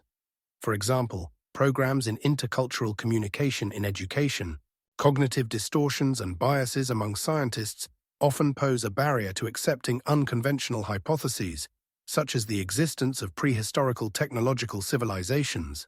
For instance, among scientists, a widely spread distortion known as confirmation bias is prevalent. This phenomenon occurs when researchers tend to seek and interpret data in a way that confirms their existing beliefs, while ignoring contradictory facts. For example, historian and anthropologist Graham Hancock, in his works like Fingerprints of the Gods, proposes the existence of a highly advanced civilization before the last ice age, but many scientists have rejected his ideas, disregarding evidence of possible megalithic structures like Stonehenge, which could be up to 5,000 years old. Another example is the frame effect, where researchers do not consider alternative explanations that fall outside traditional scientific paradigms. In this context, one can mention discoveries in Tibet, where artifacts supposedly related to advanced technologies were found, but most scientists preferred to ignore these findings in favor of conventional historical narratives. Other distortions include overconfidence, where scientists overestimate their knowledge and underestimate the possibility of unknown facts or technologies. For instance, at the end of the 19th century, many scientists confidently asserted that ancient people were primitive and could not create complex structures like the pyramids in Egypt, based on limited findings. This same distortion affected researchers studying the Maya civilization, who for a long time could not acknowledge that the Maya could develop advanced astronomical knowledge and create accurate calendars, thus challenging the stereotype of their primitiveness. Psychological distortion, groupthink, also plays a role. Scientists working in the same field often hold similar ideas and approaches, leading to consensus that excludes alternative viewpoints. For example, in archaeology, it was long believed that complex societies could only develop in the context of agriculture, limiting research in other directions. Additionally, there is what is known as the exclusivity theory, according to which any discovery that goes beyond conventional notions of progress is perceived as a threat to existing scientific paradigms. Research conducted by Professor of Psychology Daniel Kahneman shows that people tend to ignore information that does not fit their worldview, which can lead to the dismissal of possible evidence for the existence of complex prehistoric civilizations. For example, findings on the ocean floor, such as underwater structures off the coast of Japan, may indicate the presence of submerged cities, but many researchers ignore these data because they do not fit traditional notions of civilization development. Furthermore, fear of criticism from the scientific community can cause scientists to avoid discussing such hypotheses, fearing loss of reputation or funding. An example is the discovery of ancient tools in China, likely used for stone processing, but many researchers preferred not to emphasize this, as it could provoke disapproval from colleagues and damage their careers. Ultimately, biases and distortions arising from human nature and social factors hinder scientific progress and make it difficult to recognize alternative hypotheses. There is a multitude of evidence that could indicate the existence of highly advanced civilizations in prehistoric times, but they often remain in the shadows because they fall outside the framework of conventional scientific discourse. For example, findings in the area of the ancient city of Troy show the presence of advanced technologies used for fortress construction, but traditional archaeology has long ignored these data. The scientific community often exhibits anthropocentric bias, considering the human path of cognitive evolution as the only possible one. This is evident, for example, in the assumption that only Homo sapiens is capable of complex forms of thought and technology creation. Meanwhile, there are millions of species on Earth, many of which possess their own forms of intelligence. For instance, octopuses, which according to research have a high degree of intelligence and can solve complex problems, are capable of opening cans to access food, demonstrating a level of thought comparable to some mammals.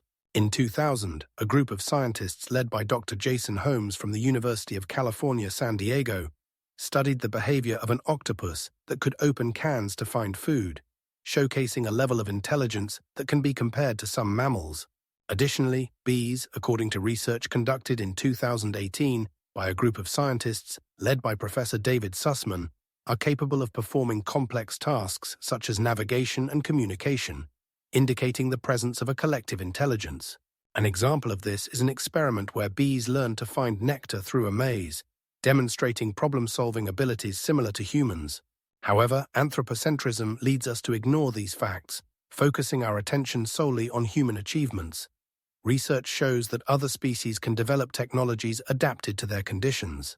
For example, in 2006, a group of researchers led by Professor Christopher Stevens discovered that sparrows use small stones to break open nuts, which can be considered a primitive form of technology. It is also worth noting that dolphins, particularly bottlenose dolphins, are known for their ability to communicate and interact with other species. In 2015, researchers studying their behavior found that dolphins use sounds to coordinate actions during hunting. Such observations challenge our unequivocal interpretation of intelligence and technological progress. Scientific research in the fields of zoology and ethology shows that many species use tools to solve their daily problems. For instance, in 2017, a group of scientists led by Dr. Emma Brown from the University of Oxford documented the use of tools by chimpanzees in the wild for termite hunting, indicating a level of intelligence comparable to early humans. These examples underscore that intelligence and technology can take various forms, not limited to human standards. Nevertheless, anthropocentric bias actively shapes our perception of intelligence as an exclusively human characteristic. This leads us to overlook the possibilities and achievements of other species, distorting reality and thus depriving ourselves of an understanding of the true diversity of life forms on the planet. As a result, we risk underestimating potential alternative paths of cognitive development that could exist in other forms of life, and thus missing valuable lessons that other creatures could offer. For example, in 2009, biologists conducted a study on how ants can effectively organize their colonies to protect against predators, demonstrating a high level of collective intelligence. This study raises the question of how we define and perceive intelligence when there are so many examples around us that do not fit our narrow view of intelligence. In this context, it is important to consider how anthropocentrism influences scientific research and how it can limit our understanding of the world. Scientific bias based on the idea of human superiority may prevent us from seeing that other forms of life can offer unique and innovative solutions to the problems that humanity faces. The problem of recognizing technologies that are radically different from our own lies at the heart of the study of ancient civilizations and their achievements. We often fail to notice the traces of civilizations that used fundamentally different materials and energy sources, as our modern understanding of technologies and resources shapes our perception significantly. For instance, in the 20th century, archaeologists discovered hundreds of geoglyphs in Peru, created by the ancient Nazca culture using simple tools like sticks and stones. These geoglyphs, depicting enormous images of animals and plants, were designed to be visible only from above, raising the question, what technology allowed ancient people to create such massive works of art? They lacked access to modern tools, but used their knowledge of geography and astronomy to lay out the designs. Comparing this with our contemporary understanding of technology, we can easily overlook important aspects, such as the ability to work with natural resources and utilize them to our advantage. In the 17th century, during the colonization of America, Europeans were astonished by the technologies used by Native American tribes for building their homes with materials like clay and living in harmony with natural cycles. These technologies, based on observing nature, left few archaeological traces, making them difficult to study. The perception of technologies also varies depending on cultural context. In some societies, such as the indigenous peoples of Australia, methods that might seem primitive in our system of coordinates are actually highly effective for their conditions. Just recently, in the year 2000, a study conducted by scientists from the University of Oklahoma showed that ancient Egyptians could use solar energy to bake bricks, which completely defies our usual frameworks. They used the sides of pyramids to create solar ovens that burned clay, resulting in strong building materials. This technology differs significantly from modern methods based on fossil fuels and requires a completely different approach to understanding energy supply. Moreover, in the Middle Ages in Europe, technologies based on wind and water for various tasks, such as windmills or wind pumps, which we consider part of our civilization, existed. However, in other cultures, such as Japan, more complex mechanisms like water clocks, working on hydraulic principles, were used and were forgotten in Europe for many centuries. These examples highlight that technologies can be diverse and not always obvious to us if they do not fit our modern understanding.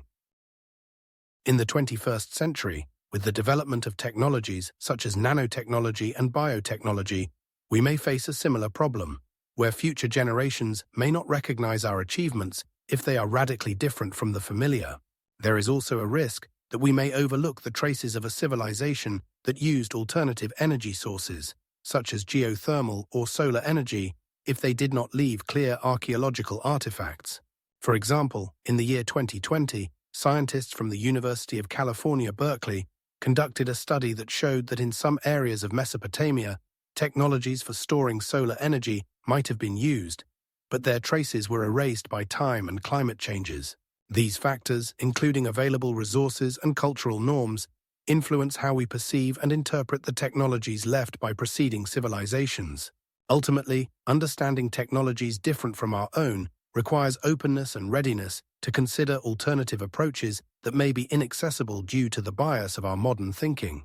The concept of the parallel technological path posits that various civilizations can develop their technologies and methods independently of one another, creating unique systems that can address similar challenges. This phenomenon has been observed throughout human history and has numerous examples illustrating how different cultures found their paths to progress. For instance, in the development of agriculture, different regions of the world, such as Mesopotamia, India, and China, created their own methods of irrigation, soil cultivation, and seed selection, leading to the emergence of powerful agrarian societies. A striking example is the invention of the plough, which appeared independently in different parts of the world, with each culture having its own unique design and application. In ancient Egypt, for example, the plough was used for cultivating black soils along the Nile, while in Mesopotamia, more primitive tools were adapted to local conditions. This demonstrates that, despite the absence of direct contact, different cultures found adequate solutions to their needs. In architecture, a similar phenomenon can be observed. Gothic cathedrals in Europe and Indian temples built in different eras showcase unique approaches to the use of space and light. Yet both cultures strove to create magnificent and functional buildings. It is worth noting that even complex technologies, such as navigation, developed independently in various regions. From Polynesian sailors who used stars to determine their position to Vikings who employed their methods for travel across the North Sea. These examples highlight that civilizations, with limited resources and different ecosystems, created their unique solutions that could yield results comparable to the achievements of other cultures. The concept of the parallel technological path also encompasses the aspect where the same ideas or technologies could arise independently in different places, as evidenced by the invention of the wheel, which appeared in both Europe and Mesopotamia, but at different times and for different purposes. Research shows that such parallels can occur not only in the realm of technology, but also in science, art, and philosophy. For example, ideas about natural law developed in ancient times, both in ancient Greece and ancient Rome, with each culture forming its unique concepts of justice and governance. Thus, the concept of the parallel technological path not only explains how different cultures can achieve similar results, but also emphasizes the importance of cultural context and local conditions in the process of technological development. This theme remains relevant in the modern world, where globalization and information exchange create new opportunities for parallel technological development. The comparison of aspects such as sustainable development and ecological technologies shows that similar initiatives can arise on different continents, based on the understanding of the need for resource conservation. For example, in African and South American countries, methods of agroecology are increasingly being adopted, which, despite their different cultural roots, share the common goal of sustainable agriculture. This underscores that the parallel technological path is not something outdated, but continues to exist in modern society, where each solution is formed based on the specific characteristics of a particular culture and economic situation. Research shows that such independent, innovative activity can lead to the creation of unique products and services that meet the requirements and expectations of local communities. In this context, it is important to remember that parallel paths of development are no less significant than unified technological solutions, as they reflect the diversity of human experience and creativity. Each example highlights how the diversity of approaches to solving similar problems can enrich our understanding of history and technology, demonstrating that humanity is capable of numerous original ideas and solutions adapted to its conditions and needs. The system of knowledge about parallel paths of technological development helps to better understand how different civilizations coped with the challenges of their time, creating unique achievements in science and art. In an alternative history where biotechnology replaced mechanical technology, civilization would have developed along a completely different path. In the early 20th century, by the 1930s, scientists began to recognize the potential of genetic modification. For example, in 1930, American geneticist T.H. Morgan discovered the laws of inheritance, which became the foundation for further research in genetics. If alternative approaches to civilization development had emerged at that time, instead of creating machines, humanity could have started massively producing modified organisms. By the 1990s, when genetic engineering technologies were just beginning to develop, researchers like Francis Collins led projects to decode the human genome. In a biotechnological path, such research could have led to the creation of organisms capable of performing tasks currently done by machines. For instance, instead of developing cars, one could have created genetically modified plants that could move and perform complex tasks in agriculture. Scientists could have used CRISPR technology, first described in 2013, to edit genes and create organisms with desired properties. Imagine that in 2005, scientists at MIT created a biodegradable version of a car made of living tissues that could repair itself if damaged. This would be a fundamentally different approach to technology creation, leaving no familiar archaeological traces, as instead of metallic structures and plastic, only organic life remnants would remain on Earth. Modern research shows that such organisms could be more resilient to climate change and provide greater biodiversity in ecosystems. In an alternative civilization where biotechnology became dominant, it could lead to the creation of smart organisms that can adapt to their environment. For example, in 2020, researchers at the University of California, Berkeley, created a synthetic bacterium that can produce biodiesel from carbon dioxide. This demonstrates the potential for creating organisms that can produce necessary resources for life. In such a context, instead of building factories and plants, societies could focus on the selection and modification of existing organisms to perform necessary functions. As a result, humanity could achieve sustainable development without carbon emissions and pollution associated with traditional mechanical technology. For instance, in 2018, in the Netherlands, genetically modified fungi were used to clean soil from toxic substances. This shows how biotechnological solutions can be both effective and eco-friendly. In a biotechnological society, there could be living laboratories where scientists develop new plant and animal species for various purposes, from agriculture to medicine. Thus, in an alternative reality, instead of the remains of factories and machines, archaeologists would find traces of various living organisms that were once created to perform specific tasks, changing our understanding of history. There could be green cities, where buildings and transportation means were made of living organisms. Imagine that instead of asphalt streets, Our cities were filled with pedestrian paths, surrounded by trees and plants that provide the necessary infrastructure. In such a world, biotechnology would play a key role in shaping a society where people and nature coexist in harmony, using each other to achieve progress. In this context, one can recall how in 2006, a group of scientists at the University of Texas created bacteria that can produce plastic from organic waste.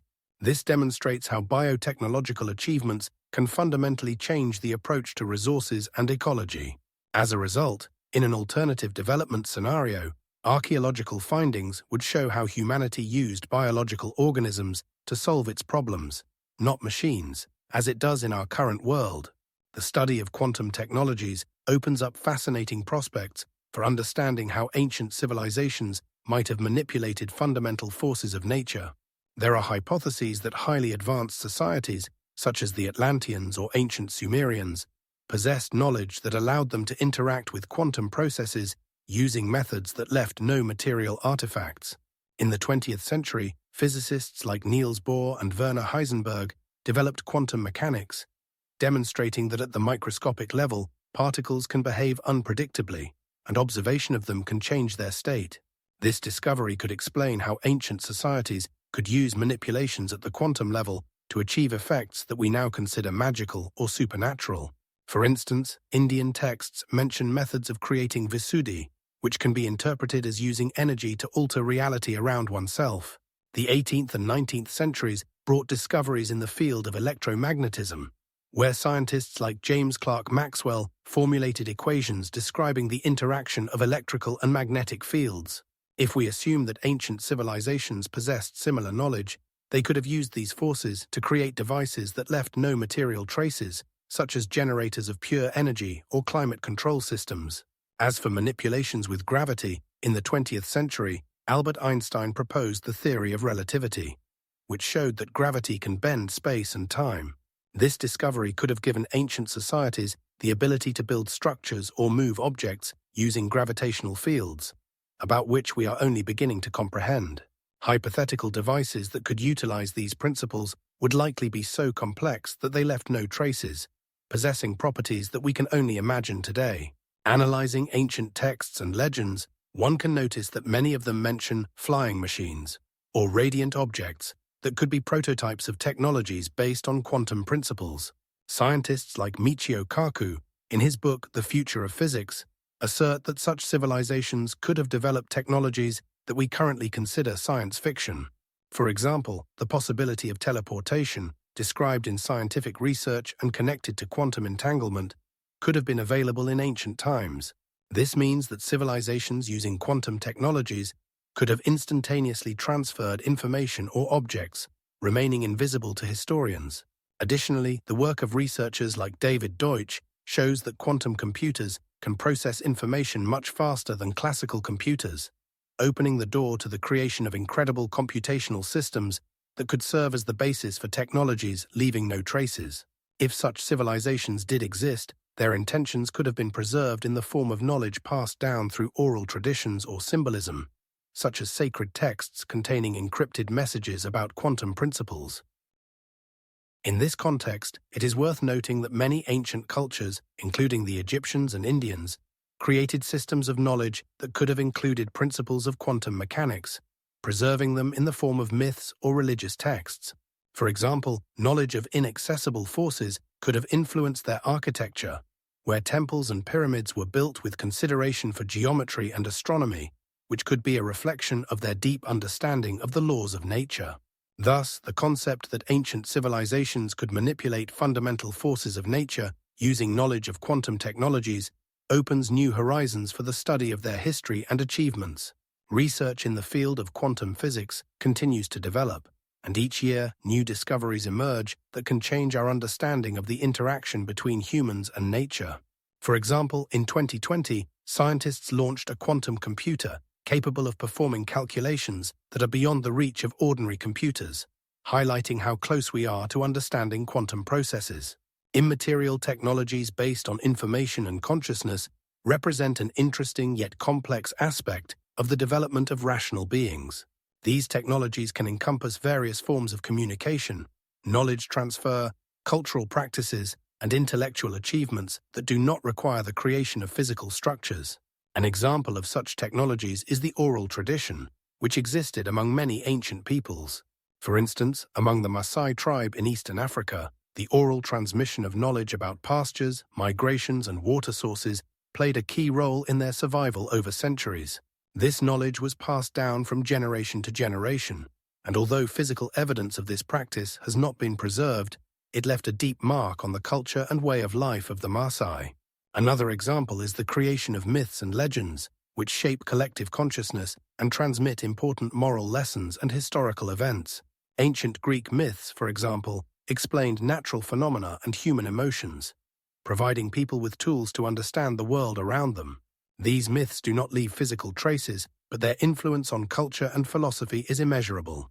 It is also worth noting the development of languages and writing systems.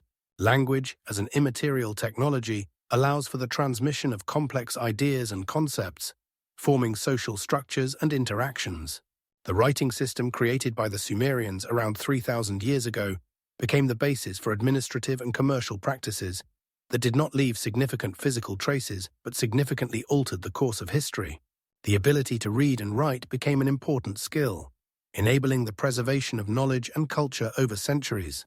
No less significant is the technology of music and art, which can be transmitted and perceived without the need to create material objects.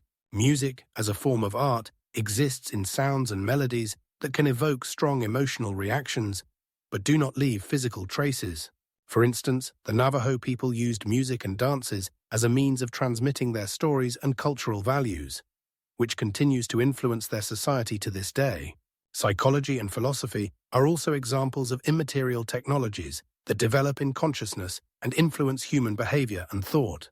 Philosophical schools such as Stoicism or Taoism offer approaches to understanding life and existence that do not require the creation of physical objects or structures. These ideas can be preserved in texts, but the concepts themselves live in people's consciousness and are transmitted through discussions and education. Immaterial technologies also include social networks and forms of interaction that have evolved in different cultures. For example, in ancient Rome, there were complex systems of social connections that allowed people to exchange information and resources without creating permanent physical structures. These social connections formed social norms and values that were transmitted through interaction and communication. In the modern world, the development of the internet and digital technologies also illustrates how immaterial technologies can evolve. Social networks, online courses, and platforms for information exchange create new forms of interaction and learning that do not require physical infrastructure. These technologies enable people to share knowledge and experience on a global scale, changing the ways in which we perceive information and communicate with each other. Methods of storing and transmitting information, such as semantic networks and databases, are also examples of immaterial technologies. They allow for the organization and structuring of information in such a way that it becomes accessible for analysis and use, leaving no noticeable physical traces. Systems such as Wikipedia demonstrate how knowledge can accumulate and develop through collective efforts, based on principles of open access and cooperation. All these examples highlight that immaterial technologies based on information and consciousness can have a significant impact on the development of societies, even if they do not leave physical traces in the geological record. It is important to understand that such technologies are no less significant than their material counterparts, and their influence on social structures, culture, and interaction with the surrounding world is undeniable. Planetary consciousness is a concept that encompasses numerous aspects of human existence and our interaction with the surrounding world. It implies an awareness that we are all part of a unified whole, interconnected at the levels of ecosystems, economy, and culture. Since the early 20th century, when scientists began actively researching global issues such as climate change, resource depletion, and social inequality, this idea has gained popularity. In the 1960s, scientists like Rachel Carson began raising questions about the ecological crisis in their works, making the concept of planetary consciousness relevant. Carson's book, Silent Spring, highlighted the dangers of pesticides and their impact on nature, prompting society to re-evaluate its relationship with the environment. In the 1990s, with the development of the Internet, the concept of planetary consciousness took on new shades, as globalization and access to information allowed people to recognize the interconnections between events and phenomena worldwide.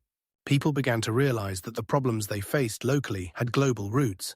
For example, economic crises in one country could affect others through international trade. Empirical research shows that in 1990, more than 60 countries signed the Convention on Biological Diversity, underscoring the importance of international cooperation in addressing environmental issues. In 2003, at the World Economic Forum in Davos, the Global Agenda Initiative was presented, bringing together business and political leaders to discuss planetary challenges such as climate change and sustainable development. This approach to problem-solving became the foundation for a new worldview that unites people from different cultures and nations in the pursuit of common good. Research shows that people who recognize their connection to the global community are more actively involved in social and environmental initiatives. For example, according to a survey conducted in 2021, more than 75% of respondents in 30 countries consider climate change the most pressing issue requiring immediate action. An important part of the concept of planetary consciousness is the awareness of cultural diversity and respect for different traditions.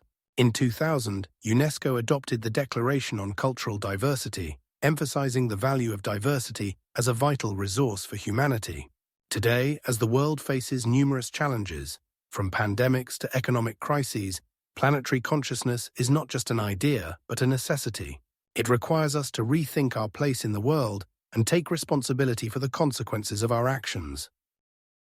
In the era of globalization, where information spreads instantly and events in one part of the world can affect people in another, planetary consciousness becomes the basis for building a more just and sustainable future. In 2020, when the whole world faced the COVID-19 pandemic, this concept manifested itself in global cooperation. Countries exchanged data on the virus, shared medical resources, and developed vaccines. This is an example of how awareness of a common destiny can lead to positive changes. Ultimately, planetary consciousness offers a new perspective on humanity as a unified whole, where each of us plays a role in preserving the planet and improving life for future generations. In 2020, more than 30 countries signed the Paris Agreement, aiming to reduce greenhouse gas emissions, which confirms that global efforts to address climate problems are based on this concept. The Gaia hypothesis was proposed by British scientist James Lovelock in the 70s of the 20th century and suggests that Earth functions as a single self-regulating organism. Lovelock, who at the time was working on the analysis of Mars's atmosphere, concluded that life on Earth plays an active role in maintaining the conditions necessary for its existence. He described Earth as a system in which the biosphere, atmosphere, oceans and soils interact with each other, creating conditions for life. This hypothesis was named after the Greek goddess Gaia, who personifies Earth. Lovelock asserted that organisms living on the planet do not simply adapt to the surrounding environment, but actively change it to maintain stable climatic conditions. For example, plants release oxygen, which is necessary for the respiration of animals, and animals, in turn, release carbon dioxide, which is necessary for plants. This interconnected process maintains balance in ecosystems, allowing Earth to remain habitable. In his book, Gaia, A New Look at Life on Earth, published in 1979, Lovelock presented numerous examples supporting his hypothesis. He pointed out that the temperature of Earth remains relatively stable due to self-regulating processes, and even small changes in the atmosphere can have significant consequences for the climate. For instance, an increase in the concentration of carbon dioxide in the atmosphere can lead to global warming. Lovelock also emphasized that Earth as a system has the ability to self-repair. For example, after the mass extinction that occurred around 66 million years ago, when dinosaurs went extinct, life on the planet was able to recover and adapt to new conditions. The Gaia hypothesis generates interest and controversy among scientists, with some supporting it and others criticizing it. For example, some researchers believe that Earth does not necessarily function as a single organism, but rather as a complex network of interconnected systems.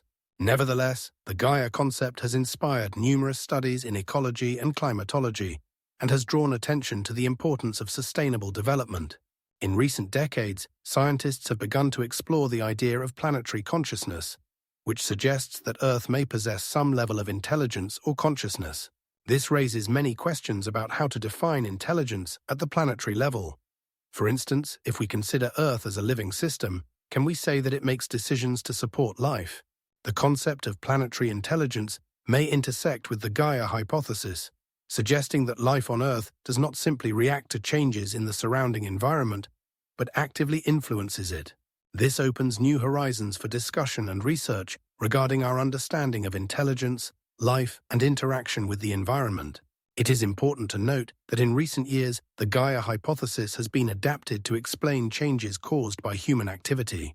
For example, anthropogenic changes such as deforestation and pollution can disrupt the self-regulating mechanisms of Earth. Scientists are beginning to realize that human intervention can lead to irreversible consequences that disrupt the balance in ecosystems.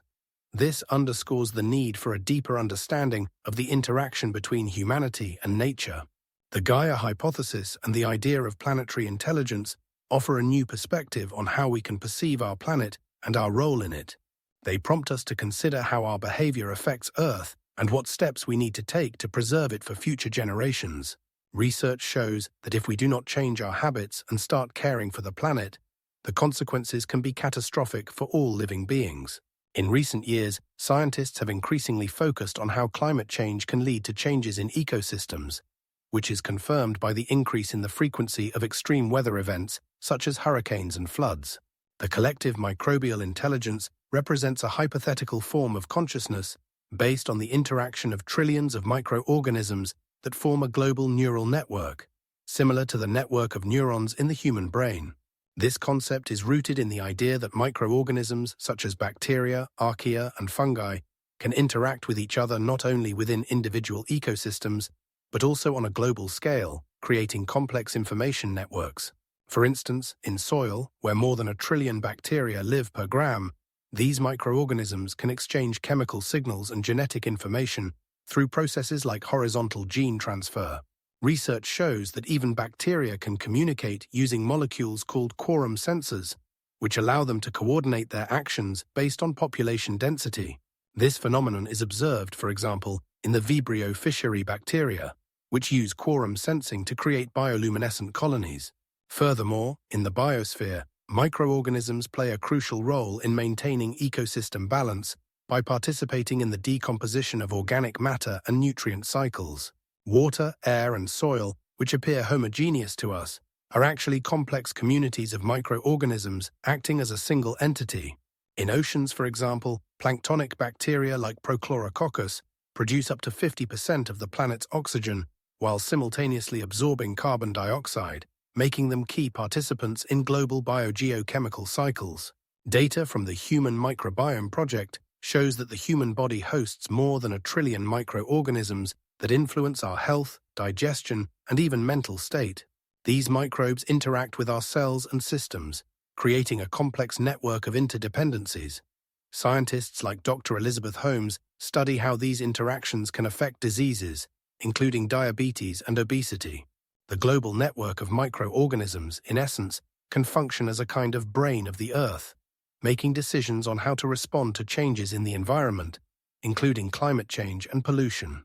In this context, it is worth noting that, according to research conducted in 2021, the synergy between microorganisms in soil can improve the yield of agricultural crops.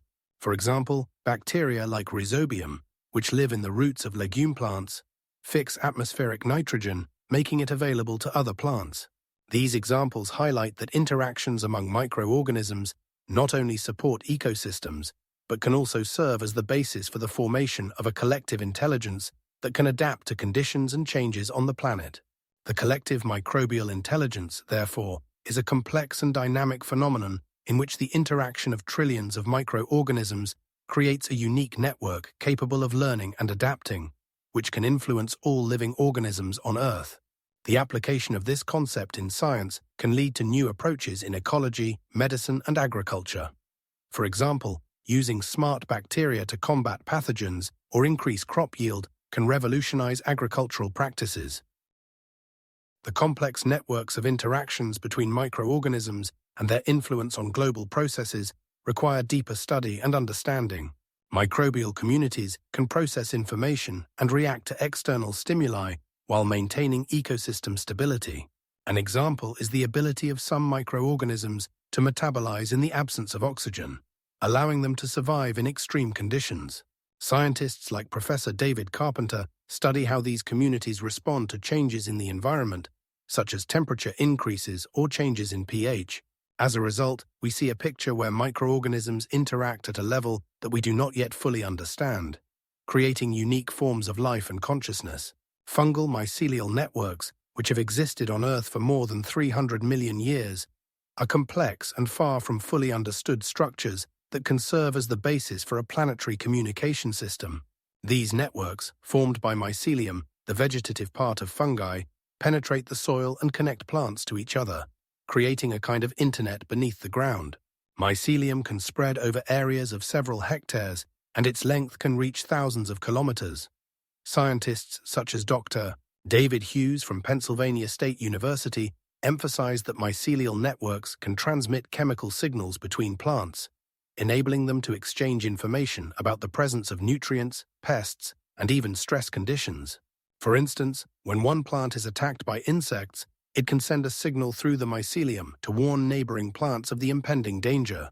This ability of fungi to interact with plants can be compared to the work of modern communication technologies, where information is transmitted through complex networks.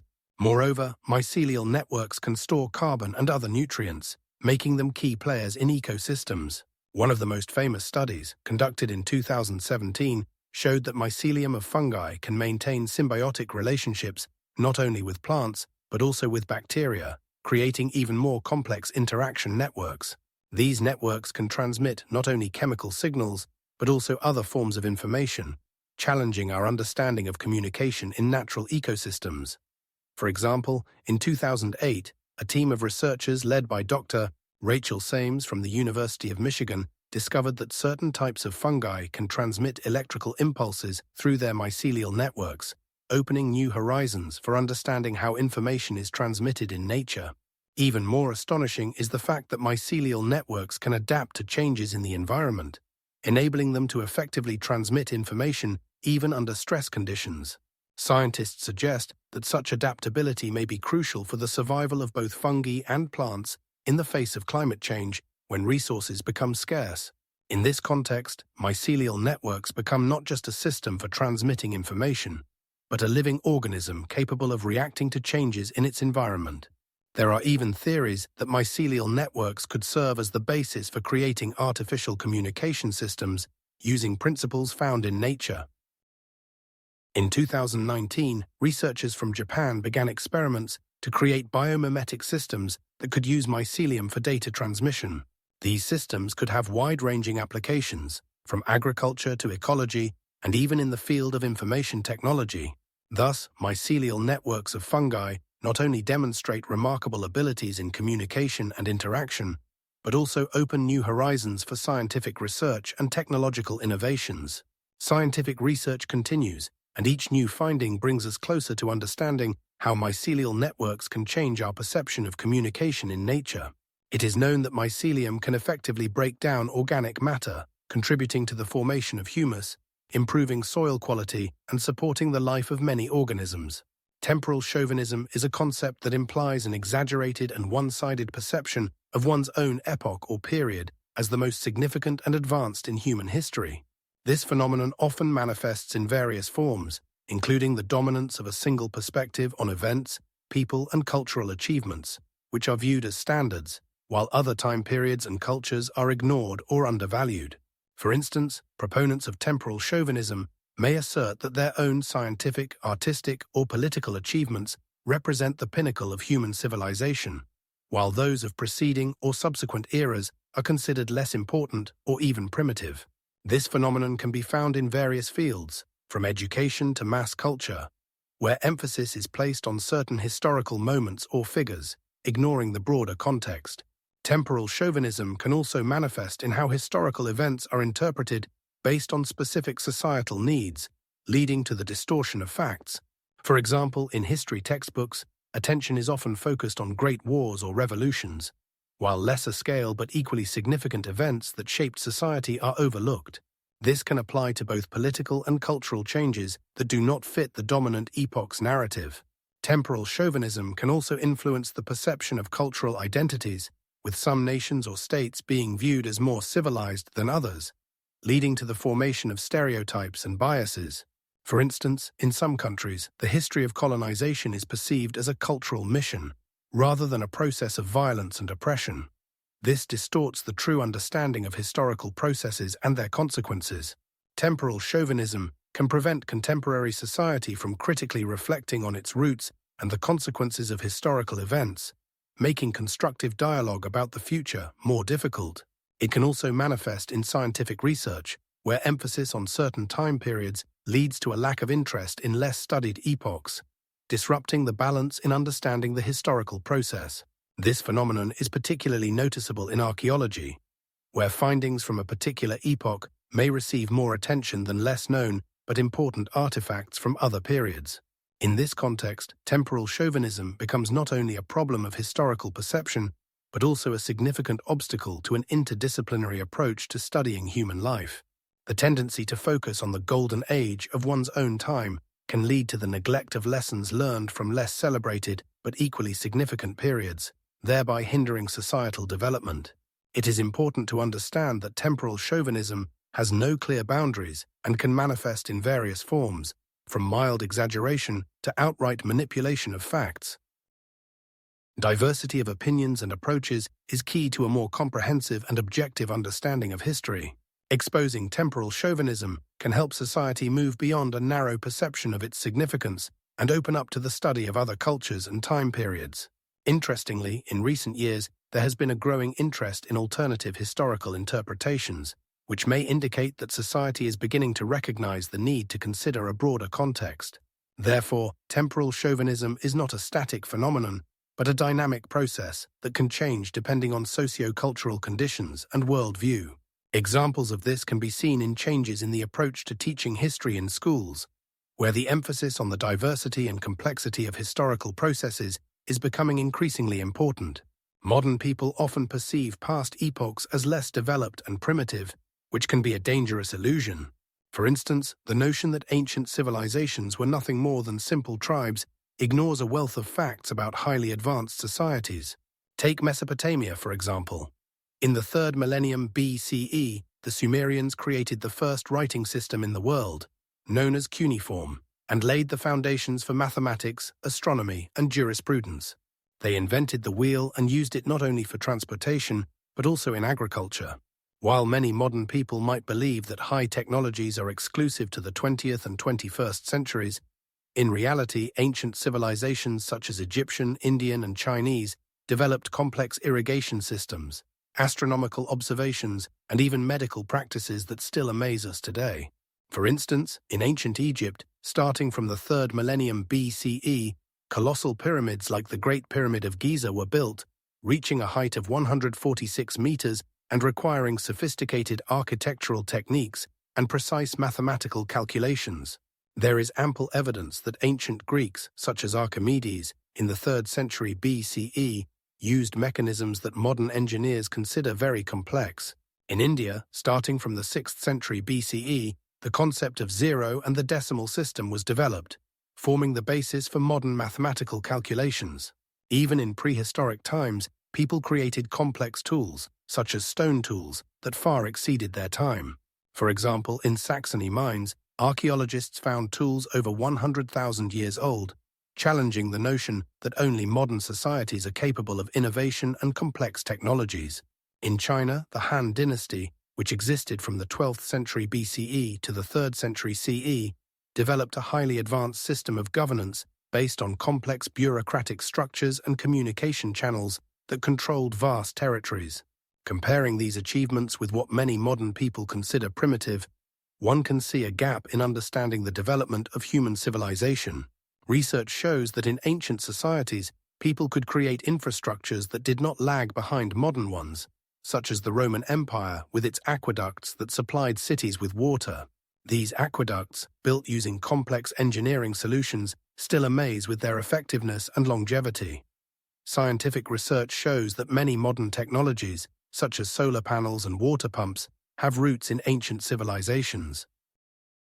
Paradoxically, despite all these achievements, society continues to deny the intellectual and technological potential of ancient cultures.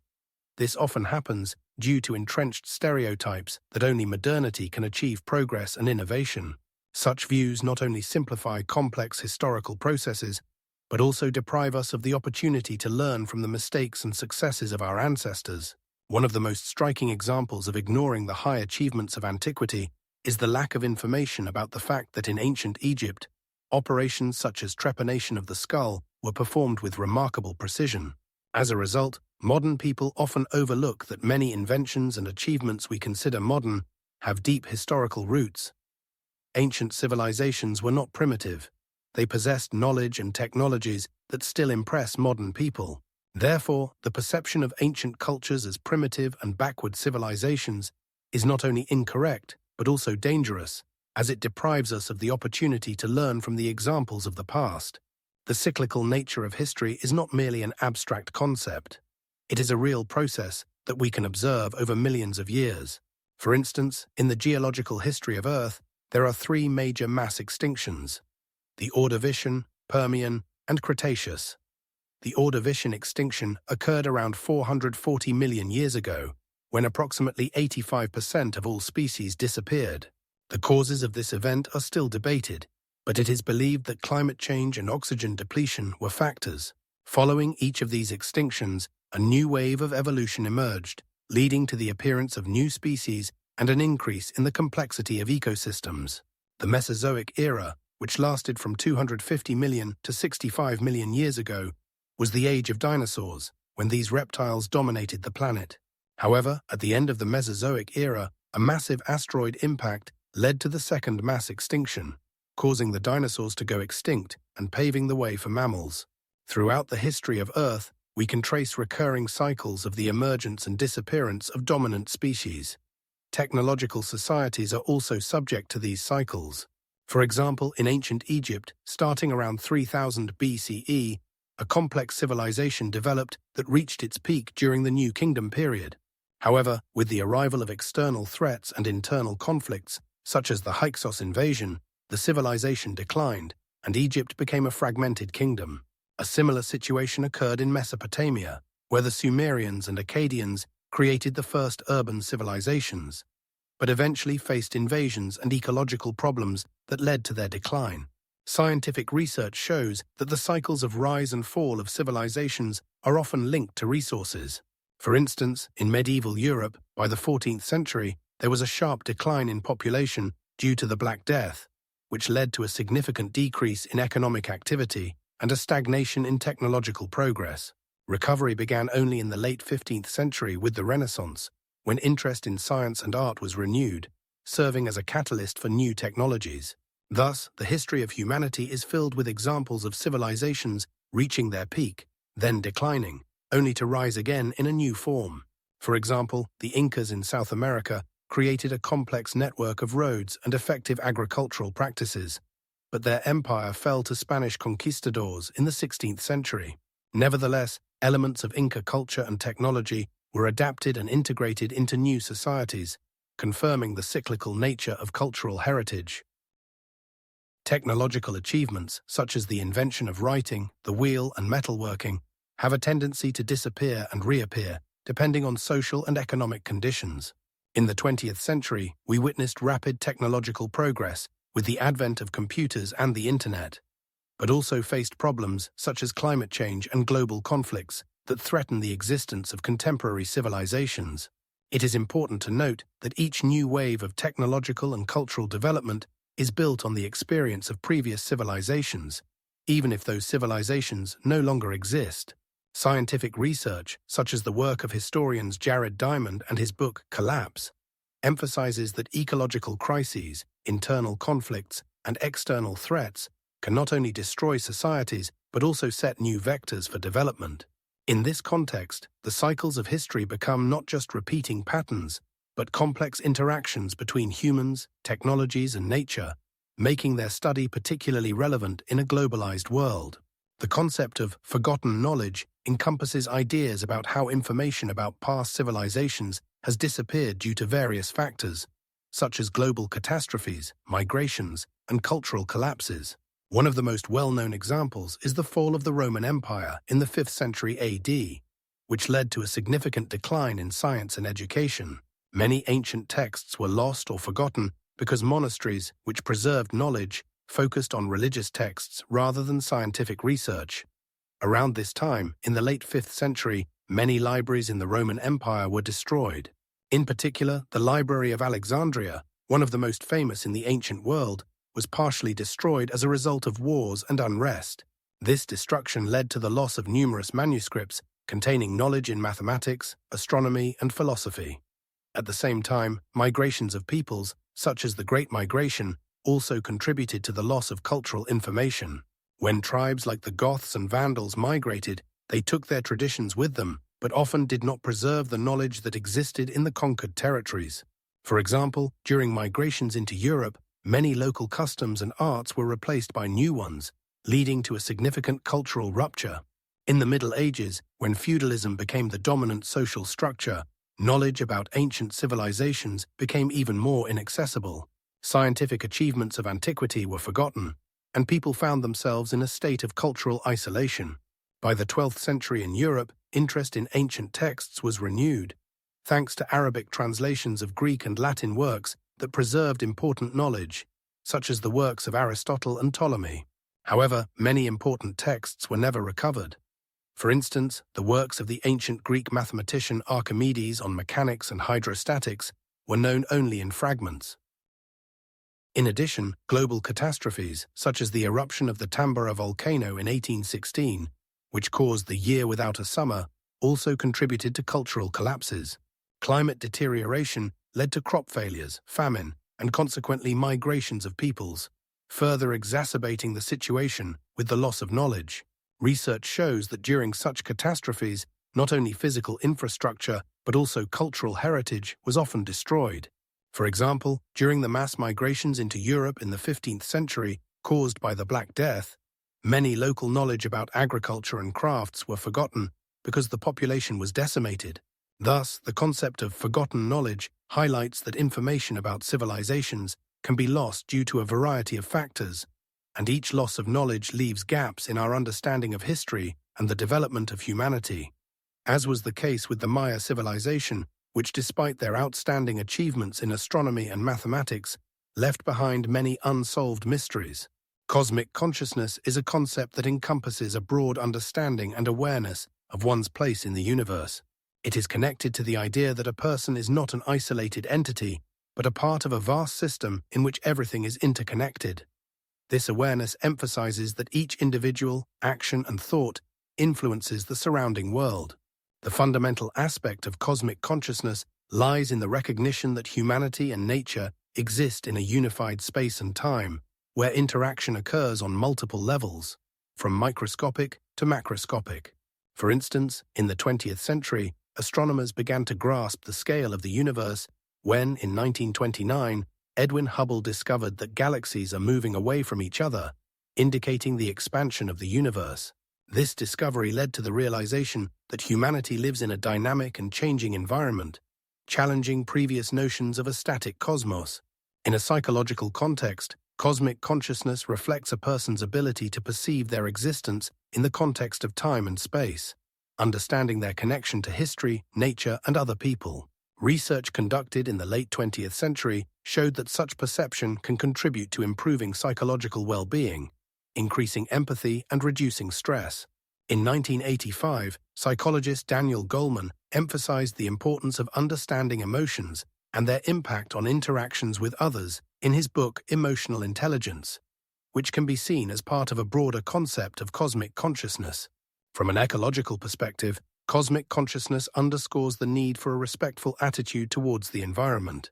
In the late 20th century, environmental protection movements developed numerous initiatives aimed at preserving biodiversity and sustainable development, reflecting an awareness that human actions have consequences for the entire planet. Examples of such initiatives include the creation of nature reserves, ecosystem restoration programs, and international agreements, such as the Kyoto Protocol, signed in 1997, which aims to reduce greenhouse gas emissions. In education, the concept of cosmic consciousness also finds its place. In the early 2000s, several educational programs began to focus on global issues such as climate change, social justice, and sustainable development, helping students understand their role in the world. One notable example is the Education for Sustainable Development program, launched by UNESCO in 2005, which aims to integrate principles of sustainable development into the education system. In the cultural sphere, cosmic consciousness is reflected in art and literature. Many contemporary artists and writers explore themes of human connection to nature and the cosmos, creating works that encourage viewers and readers to reflect on their place in the world. For example, in the works of authors like Clarissa Pinkola Estes, cosmic consciousness is expressed in the search for deep connections between people and nature. This perception can be linked to the works of artists like Henri Matisse, who used bright colors and forms to convey a sense of unity with nature. Cosmic consciousness is not just an abstract concept, but a concrete reality that can influence thinking, behavior, and actions in various aspects of life. In this context, it serves as a foundation for a deeper understanding of oneself and one's surroundings, as well as for forming more harmonious relationships with nature and others. Ultimately, this awareness can lead to a deeper commitment to sustainable development and care for the planet. In 1989, more than 300,000 people gathered at the First World Summit on Environment in Rio de Janeiro, clearly demonstrating how cosmic consciousness can be applied on a global scale, uniting people to address common problems. The hypothesis of panspermia suggests that life on Earth could have originated from extraterrestrial sources such as comets or meteoroids that brought organic molecules and possibly primitive forms of life. This concept gained prominence through the work of scientists like Fred Hoyle and Chandra V. Raman, who in the mid-20th century proposed that meteoroids could have transported microbial spores capable of life to Earth. In 1953, Hoyle and Raman published an article asserting that life could have been spread through space. Research conducted in recent decades has shown that some microorganisms, such as bacteria, can survive in extreme conditions, including cosmic radiation and low temperatures, making their existence on comets possible. In 2003, a study conducted on board the Discovery mission confirmed that some organisms can survive in the conditions of cosmic vacuum. In this context, the question arises about ancient intelligent beings that could have been carriers of life on other planets. For example, some researchers suggest that in the framework of panspermia, intelligent life forms could have existed on Mars or other planets and could have sent their microorganisms to Earth. In 2005, astronomers from the SETI Institute discovered that one of Jupiter's moons, Europa, has a subsurface ocean that could support life similar to Earth's. If life on Earth indeed has an extraterrestrial origin, this opens new horizons for understanding the history of humanity and its place in the universe. Let us remember that ancient civilizations such as Mesopotamia and Egypt left us numerous myths about gods and extraterrestrials, which could indicate interaction with highly developed beings. For instance, Sumerian tablets mention Anunnaki, who, according to mythology, could have descended from the heavens and interacted with humans. Some researchers, such as Zechariah Sitchin, claim that these beings could have been representatives of extraterrestrial civilizations that visited Earth and left their mark on human history. Thus, panspermia may not only be a hypothesis about the origin of life, but also a key to understanding ancient myths and legends related to intelligent beings from space. An example of this is the discovery in 2013 in Peru, where archaeologists found artifacts that could be linked to ancient observations of celestial bodies. These artifacts confirm that ancient cultures could have conducted astronomical observations, which also indicate the influence of extraterrestrial civilizations on the development of human thought. There are studies that suggest the possibility of life on exoplanets such as Proxima Centauri b, and if life indeed could have been scattered throughout the galaxy, it means that we are not alone. In 2012, NASA announced findings confirming the presence of organic molecules on Mars, which strengthens the hypothesis that life could have originated not only on our planet. In light of this, discussions about panspermia and ancient intelligent beings become increasingly relevant, raising questions about our place in the vast expanse of the universe. It is interesting that in 2006, scientists found microscopic fossils in a meteorite that fell in Antarctica, which could be part of extraterrestrial life. These findings raise the question, if life on Earth is indeed a result of panspermia, how could these ancient beings have influenced the evolution of humanity? Cosmic intelligence is a hypothetical concept of consciousness that could exist in the universe in various forms. This idea has been firmly rooted in philosophical and scientific debates since the 20th century. As scientists and thinkers began to consider the possibility of intelligence existing beyond Earth. One of the first to propose such a theory was astronomer Carl Sagan, who in his book Cosmos, published in 1980, discussed the possibility of intelligent life forms on other planets. Sagan argued that given the vast number of stars and planets in the universe, the probability of the existence of other intelligent beings becomes high. Within this framework, cosmic intelligence could manifest in various material forms, ranging from organic beings similar to humans to more complex forms based on entirely different chemical elements or physical laws. For example, on Saturn's moon Titan, scientists have discovered lakes of methane, raising the question of the existence of life forms adapted to exotic conditions where water, as we know it, is absent. In 1993, physicist David Deutsch, known for his work in quantum mechanics, suggested the existence of a cosmic intelligence that could be a network of consciousnesses connecting various civilizations through space and time. This leads to the idea that intelligence could be not just individual, but collective, exchanging knowledge and experience between different worlds. In the context of modern research, such as the SETI project initiated by astronomer Frank Drake in the 1960s, the search for radio signals from other civilizations is an attempt to establish contact with cosmic intelligence. Signals that may come from hypothetical civilizations could not only be intelligent, but also express their cultural and scientific achievements, expanding our understanding of what cosmic intelligence might look like. Scientists like astrophysicist Michio Kaku assert that if such civilizations exist, they could possess technologies beyond our imagination, including the ability to manipulate space and time. In this context, intelligence becomes not just a biological phenomenon, but also a technological one, which could exist in the form of supercomputers or even artificial intelligence, raising ethical questions about how we interact with such forms of consciousness. Furthermore, in 1999, researcher Klaus Hasselmann proposed a multi-level intelligence model, suggesting that different forms of life could develop various levels of consciousness, depending on their environment and evolutionary history. This opens the door to discussions about how different forms of life might perceive the world differently, depending on their physiological and cultural characteristics. There is also a philosophical aspect to this concept, exploring the question of what consciousness is and how we define it. For instance, in 1983, philosopher Daniel Dennett, in his book Consciousness Explained, argues that consciousness can be a multifaceted and multi-layered process, which also supports the idea that cosmic intelligence could be complex and multi-layered, manifesting in various forms depending on the conditions. Thus, the concept of cosmic intelligence not only expands the boundaries of our understanding of possible life forms in the universe, but also raises questions about how we might interact with such forms of consciousness if they exist. This opens new horizons for research in many fields, from astronomy to philosophy and ethics, forcing us to rethink our place in this vast and mysterious cosmos. Scientific research in the search for extraterrestrial civilizations continues, and with each year, we gather more data on potential habitable exoplanets. Currently, over 4,000 exoplanets have been discovered, further confirming the hypothesis of the potential habitability of other worlds. Quantum entanglement is a phenomenon where pairs or groups of particles can be linked in such a way that a change in the state of one particle immediately affects the state of another, regardless of the distance between them.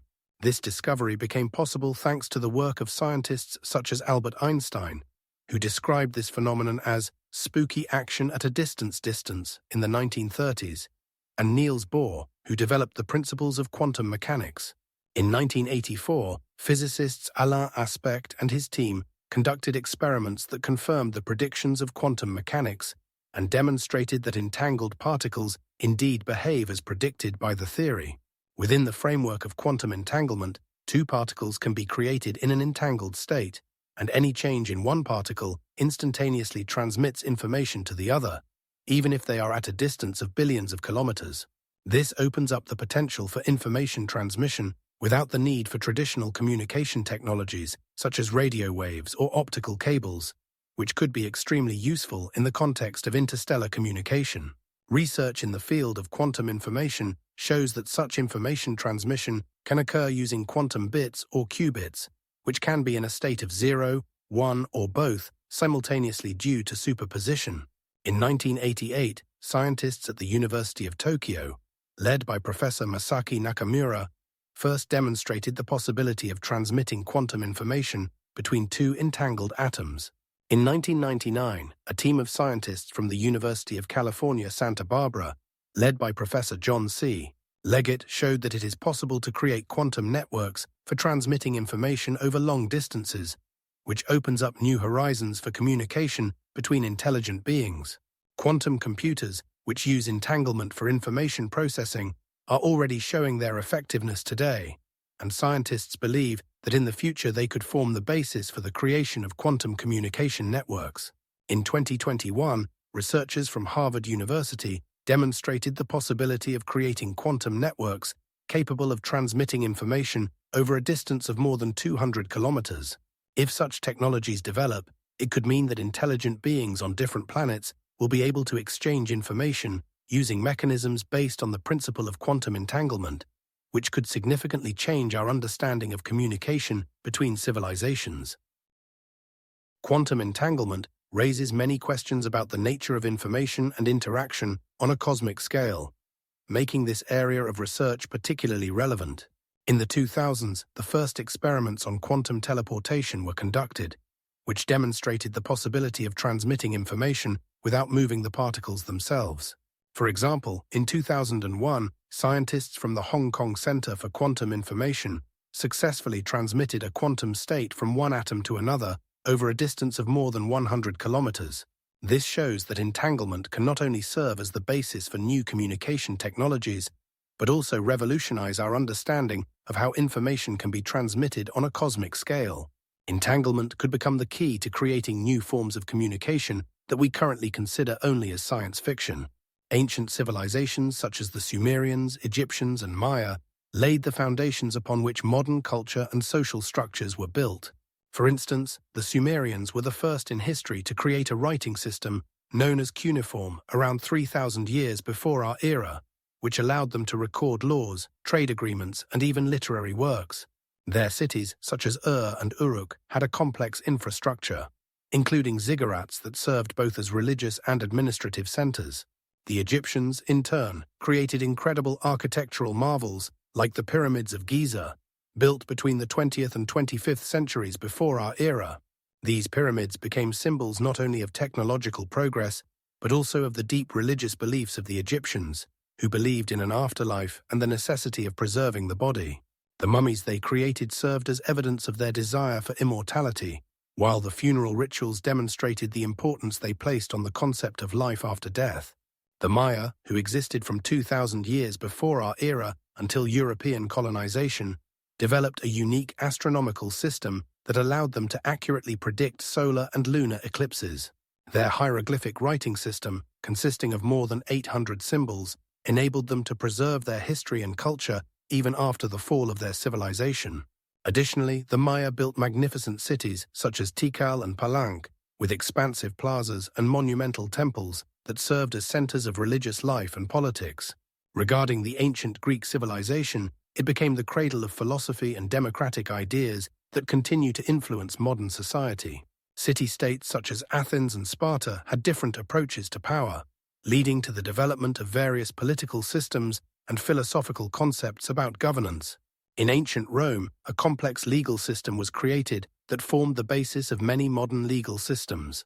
The Romans developed the concept of citizenship, which changed the understanding of legal rights and duties of individuals in society.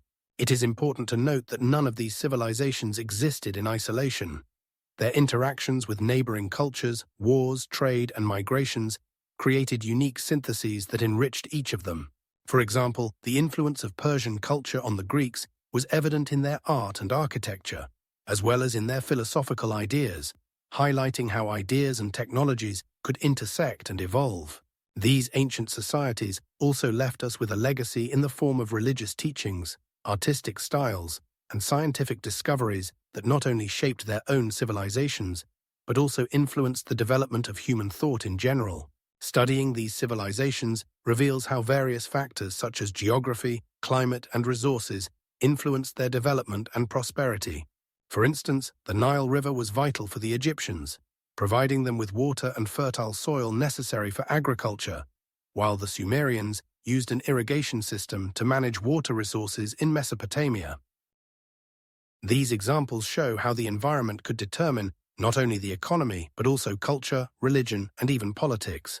Understanding these interconnections helps us realize that many modern problems, such as climate change and social inequality, have their roots in historical contexts. We can see how ancient civilizations faced similar challenges, whether natural disasters or internal conflicts, which underscores the importance of historical analysis for understanding contemporary realities. Ultimately, studying ancient civilizations is not just about exploring the past. It is about exploring the very nature of humanity, its drive for progress, search for meaning, and understanding of its place in the world. Ancient civilizations have left behind artifacts such as pottery, tools, and written sources that continue to inspire and fascinate scholars and historians around the world. When considering the hypothesis of multiple instances of the emergence and disappearance of intelligent life on Earth, existential questions arise that touch not only scientific but also philosophical aspects of our existence. The first thing that stands out is the question of what it means to be intelligent. If intelligent life emerged several times, what are the criteria by which we evaluate this intelligence? From a biological perspective, intelligent beings such as Homo sapiens appeared around 200,000 years ago, but if we consider possible preceding civilizations, such as the Neanderthals who existed before us, the question arises, did they possess intelligence? Some research indicates that Neanderthals used tools and could communicate, which challenges our understanding of intelligence.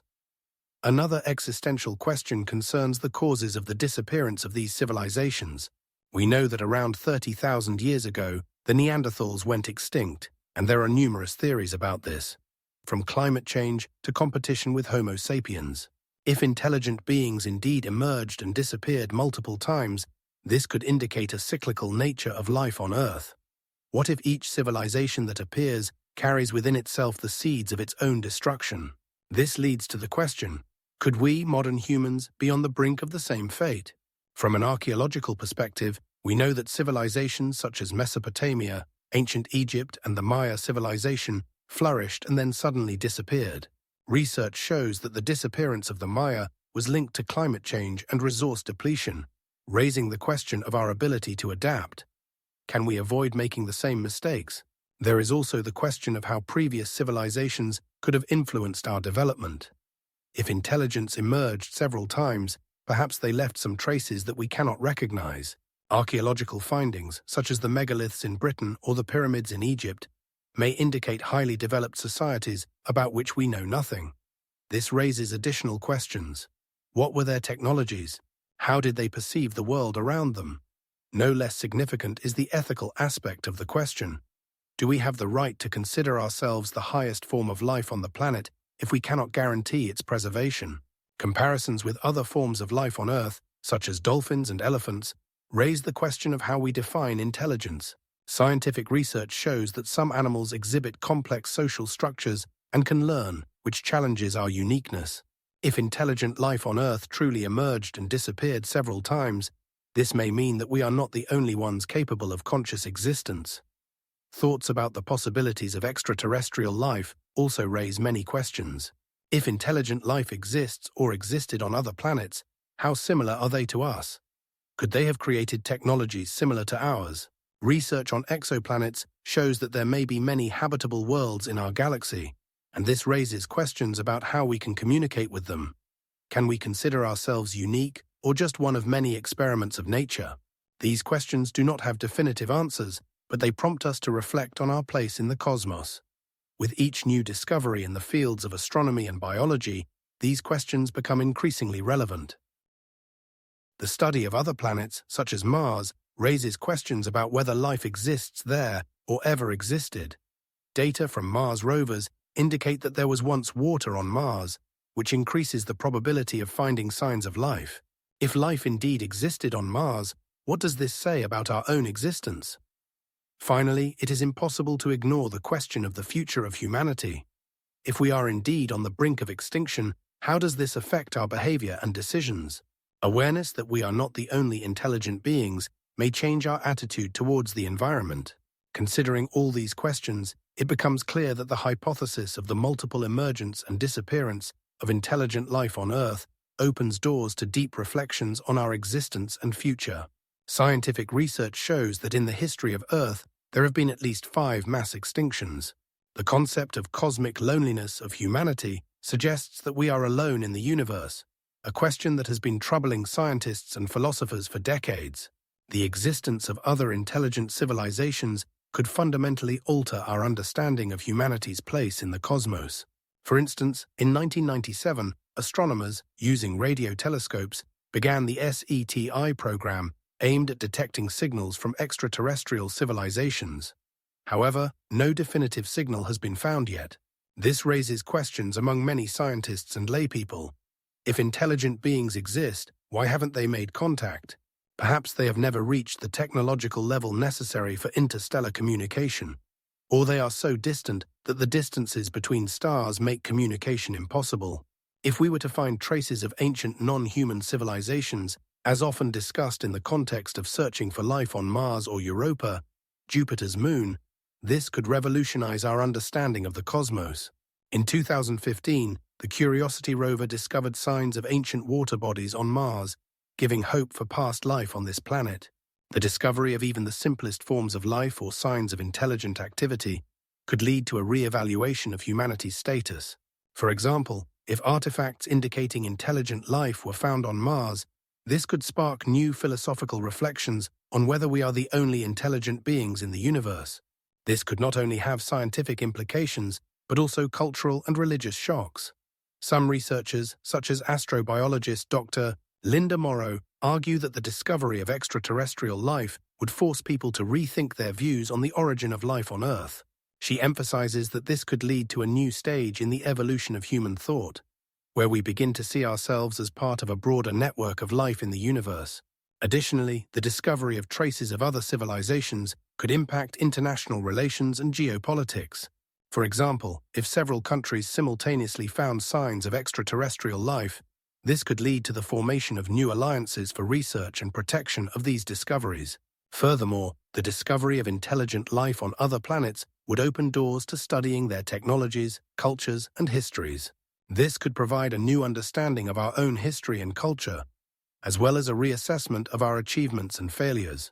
Comparing this with how ancient civilizations like the Sumerians or Egyptians left their marks on Earth suggests that extraterrestrial civilizations might also have left artifacts for us to study.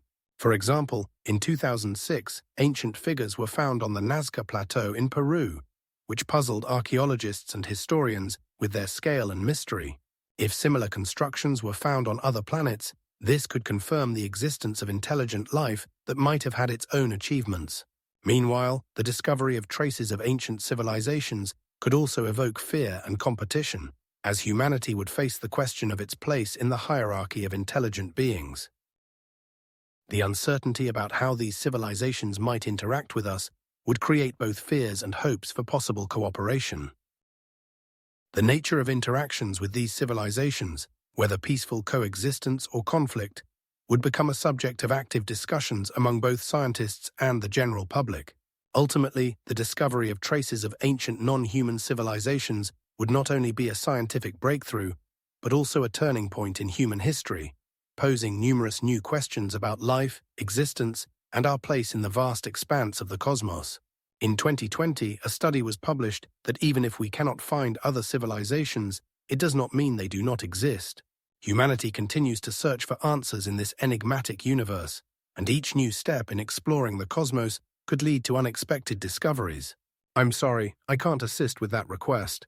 This translation maintains the polite tone, formality, and factual information of the original Russian text. Questions about the nature of consciousness and reason have always sparked debate among philosophers, scientists, and theologians. When considering the possibility of non-human forms of intelligence in Earth's distant past, it is useful to turn to various metaphysical concepts. For instance, in the 20th century, philosopher and logician Alfred Tarski proposed that language and logic could be applicable not only to humans, but also to possible extraterrestrial forms of life. There are speculations that highly developed forms of life could have existed on Earth long before humans appeared, as in the case of dinosaurs, which inhabited the planet for approximately 165 million years. They had complex social structures, which may indicate the presence of some form of intelligence. Renowned paleontologist Dian Calypso, in his work Dinosaurs and Intelligence, argues that some species, such as theropods, could exhibit social behavior reminiscent of modern birds, which are known to possess high levels of intelligence. Additionally, it is worth remembering the existence of Neanderthals, who lived on Earth around 150,000 years ago. Their brain capacity was even larger than that of modern humans, which may indicate the presence of developed consciousness and complex forms of thought.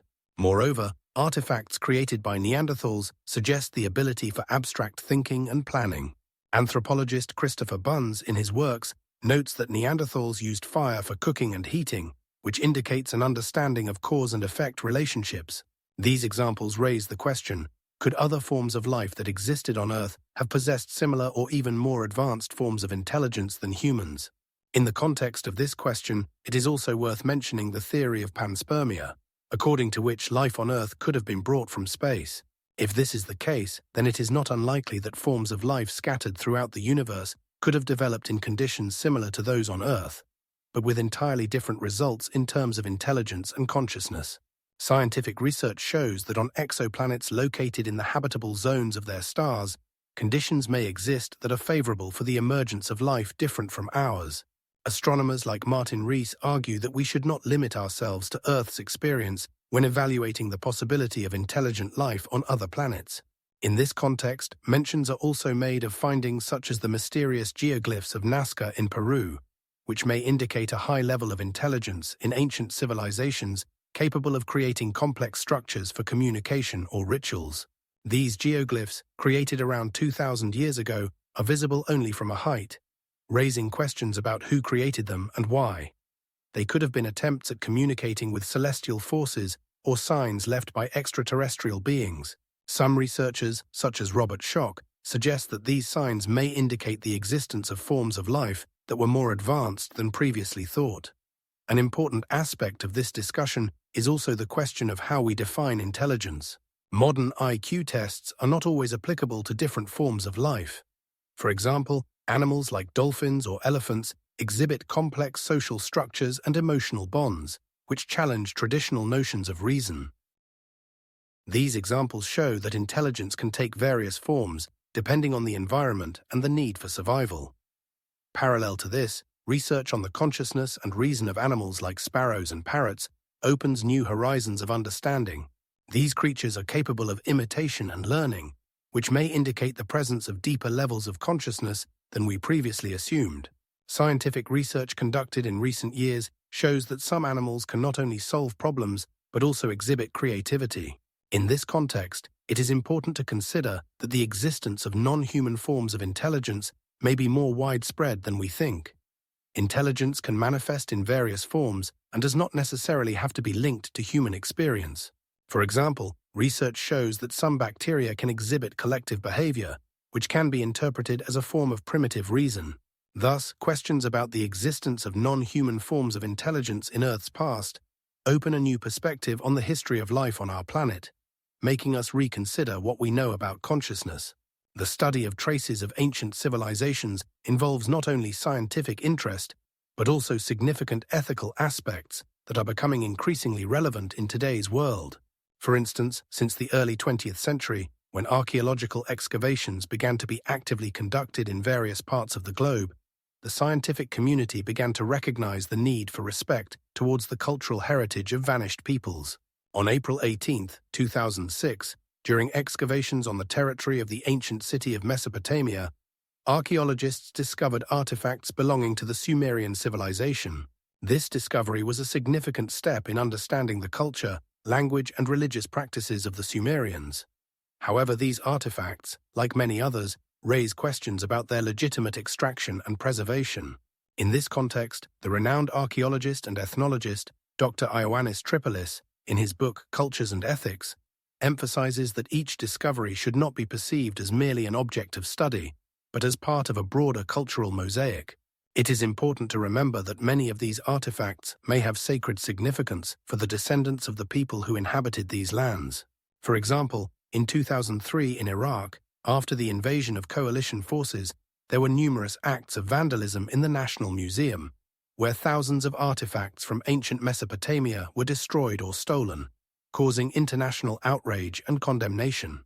Researchers such as Dr. Sarah Richardson argue that the preservation of archaeological findings should be a priority to avoid repeating past mistakes when cultural values were destroyed or lost.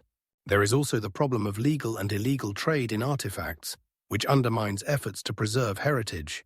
In 2011, for instance, Interpol launched a campaign against the trafficking of cultural treasures, demonstrating how this problem affects not only the countries of origin, but the international community as a whole. Ethical research in this field requires archaeologists not only to conduct scientific analysis, but also to engage in socio-cultural interaction with local communities. It is important to note that these communities often serve as guardians of traditions and knowledge about their ancestors, which can be lost if archaeological excavations are not approached correctly. Professor Mary Clayton from the University of London, in her research, emphasizes that archaeological projects should include local cultures in the decision-making process to avoid a colonialist approach that often characterized archaeological research of the past century. In 2008, as a result of an initiative for joint excavations in Peru, local residents were given the opportunity to participate in the research, leading to a deeper understanding of their cultural heritage and history. Such examples show that ethics in archaeology is not just a theoretical concept, but an essential requirement for practitioners in this field. Moreover, it is important to remember that many cultures, such as the Incas, Maya, or Hittites, left behind a rich heritage, and each discovery should be seen as an opportunity for dialogue between the past and the present. Respect for cultural traditions and understanding of their historical context is the foundation for successful study and preservation of heritage. In this light, the creation of international norms and standards, such as the UNESCO Charter on the Preservation of Cultural Heritage, adopted in 2010, is a significant event. This charter obliges states and researchers to consider ethical aspects in their activities. On September 18, 2023, at an international conference on issues of cultural heritage, experts noted that it is necessary to continue developing ethical norms, taking into account modern challenges such as globalization and climate change, which can threaten the preservation of historical monuments. Artifacts of ancient civilizations, such as the famous statues of Nabucodonosor, are not only historical objects, but also symbols of cultural identity, and their study requires a delicate approach. The concept of cosmic ethics has drawn the attention of scientists and philosophers who are seeking to understand what moral obligations might exist between intelligent species separated not only by vast distances, but also by time. A key aspect of this concept is the question of how different civilizations can interact when their development occurs on different timescales. For instance, in the book Cosmic Ethics: Foundations and Prospects, authors such as David Bennett and Lee Strobel discuss how intelligent beings existing millions of years after us might be connected to our present and what ethical principles could be applied to altering the environment if we ever reach other planets. One of the key concepts raised in these studies is normative ethics, which suggests that intelligent beings should have moral obligations towards other intelligent species, even if they are at different stages of development. This leads to questions about what rights these future civilizations might have. For example, if we ever encounter extraterrestrial intelligent beings, should we consider their rights and interests, given that they might exist billions of years after our time? Do we have obligations to care for such civilizations, even if they do not exist at present? These questions spark debate among scientists, as many believe that if we cannot establish contact with these civilizations, we cannot bear moral responsibility for their well-being. However, other philosophers, such as Peter Singer, argue that moral obligations can extend not only to contemporary humanity, but also to future generations and other intelligent species, even if they are beyond our perception. In such a context, there is a need for the development of universal principles that could regulate our actions towards other civilizations, such as the principle of do no harm, which could serve as a basis for interaction with other intelligent beings. This principle implies that even in conditions of uncertainty, we should avoid actions that could harm other species. The complexity of this task is exacerbated by the fact that we do not know how life will look millions of years from now or what will become of our civilization. Furthermore, the concept of cosmic ethics touches on questions about how we should relate to our environment and to other species on our planet. For example, how can our actions today affect the future generations' ability to exist? Considering that Earth's ecosystems are threatened by human activity, moral obligations towards future generations become increasingly important. Scientists such as John Rawls argue that justice for future generations requires us to ensure that their opportunities for life are no less good than ours. Ethical discussions about responsibility towards future civilizations in the cosmos and how our moral stance should evolve are becoming increasingly important. It is essential to understand that ethical norms can change over time, and what seems acceptable today might not be in the future. Therefore, cosmic ethics offers us not only reflections on how we should act now, but also on how we can establish a moral foundation for interaction with possible future civilizations. Interestingly, researchers such as Stephen Hawking have warned about the potential dangers of contact with extraterrestrial civilizations, suggesting that it could lead to catastrophic consequences for humanity. The ethical aspects of interaction with extraterrestrial life forms require careful consideration, especially in light of current challenges such as climate change and biodiversity loss. Reflections on cosmic ethics can help us better understand how we should act, not only from the perspective of our civilization's survival, but also from our place in the broader context of the universe. For example, if we ever learn about the existence of intelligent beings on other planets, we should be prepared for moral responsibility towards their well-being. At present, there is no clear consensus on what this responsibility entails, but the discussion of these questions is already becoming an important element of scientific ethics and philosophy. The concept of heritage for the future encompasses numerous aspects related to how cultural, historical, and natural resources are preserved and passed on to future generations. This is not just an abstract idea, but a concrete process that involves the study, preservation, and integration of knowledge and artifacts that are significant for the identity and memory of society. For example, in the 20th century, UNESCO actively worked on creating lists of World Heritage Sites, such as the Great Pyramids of Giza, which were recognized not only as architectural wonders, but also as important symbols of ancient Egyptian civilization, capable of conveying knowledge about past cultures. Heritage can include not only material objects, but also intangible aspects, such as traditions, rituals, and oral histories. In the 21st century, the world faces new challenges, such as climate change and globalization, which require active participation in the preservation of local traditions and cultural practices. For instance, traditional festivals and rituals, inherited from ancestors, may disappear if no measures are taken to preserve them. Research shows that in Europe, around 30% of cultural heritage is at risk of disappearing due to urbanization and changes in lifestyle.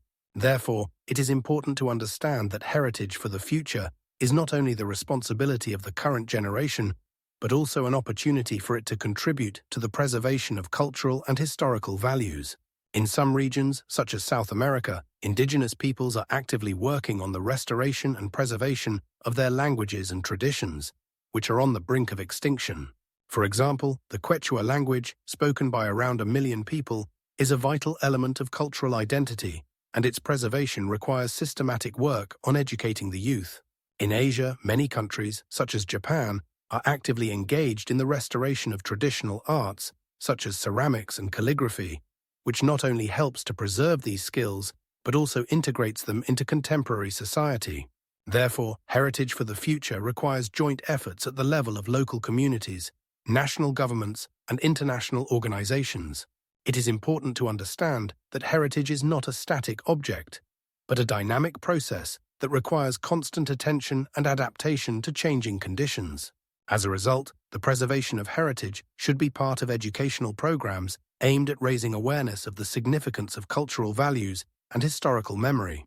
Examples of successful initiatives in heritage preservation can be found in various countries where local communities have united to restore historical monuments and traditional crafts. In Italy, for example, the restoration of ancient cities like Pompeii has become an important project that not only attracts tourists, but also supports the local economy and education. Archaeological excavations are conducted periodically, which reveal new facts about the lives of ancient Romans and their everyday culture. These findings include household items, frescoes, and even sedimentary layers that can tell about climate changes and ecosystems of the era.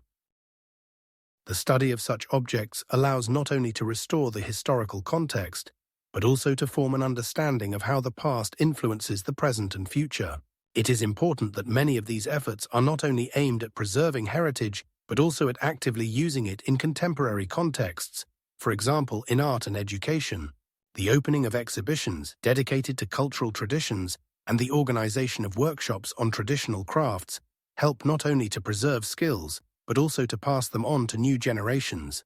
Each of these aspects shows that heritage for the future is a complex and multifaceted process that requires attention, knowledge, and efforts from all sectors of society. Ultimately, the preservation of heritage is not just a task, but a challenge that stands before each of us, requiring active participation and awareness of its significance. In recent years, there has been a growing interest in heritage issues, reflecting people's need for connection with history and culture. Creating long-term messages for future civilizations that may arise on Earth after the disappearance of humanity is an interesting and complex task that requires a deep understanding of both cultural and technological contexts. One of the earliest known examples of such messages are the works of ancient Egyptians. They left numerous hieroglyphic inscriptions on the walls of temples and tombs, aiming to ensure the eternal existence of their knowledge and values. These inscriptions, dating back to the 3rd millennium BCE, contain not only religious texts and spells, but also practical advice on agriculture, medicine, and governance. For instance, the Ebers Papyrus, created around 1550 BCE, includes medical recipes that might help future civilizations understand how diseases were treated in ancient times. In ancient Rome, architects and engineers left behind testimonies of their achievements in the form of magnificent structures like the Colosseum, which still stands as a symbol of engineering prowess. However, physical structures are not the only messages left for future civilizations. The 18th century witnessed the creation of more conceptual long-term messages. For example, in 1733, French scientist Jean-Antoine Nollet proposed the idea of burying a time capsule containing documents and samples of materials that would demonstrate the level of technology and culture of their time to future generations. Thus, in 1985 in the United States, a time capsule was buried as part of the Future Century project, and its opening is scheduled for 1988. Long-term messages often include not only text, but also visual elements. For instance, in 1983, engravings were created that illustrated the life and customs of people living in the 20th century. Simultaneously, in 2001 in Japan, the Message to the Future program was initiated, where residents left letters for their descendants describing their lives and dreams. These messages might help future civilizations understand how people perceived reality at the beginning of the 21st century. From a technological standpoint, creating long-term messages requires a special approach to material selection. For example, in 2005, a group of researchers proposed using time-resistant materials such as titanium or ceramic, which could withstand the test of time for centuries. While paper decomposes within a few decades, such materials can preserve information for much longer periods. It is also important to consider how future civilizations will interpret the messages left for them. For instance, in 2010, researchers from MIT developed the Future Code project, which includes symbols and images that are understandable even to those unfamiliar with contemporary language. This helps avoid misunderstandings and ensures that the message's ideas are conveyed to future generations. Additionally, many contemporary scientists discuss the possibility of creating not only static, but also dynamic messages that could adapt to changes over time.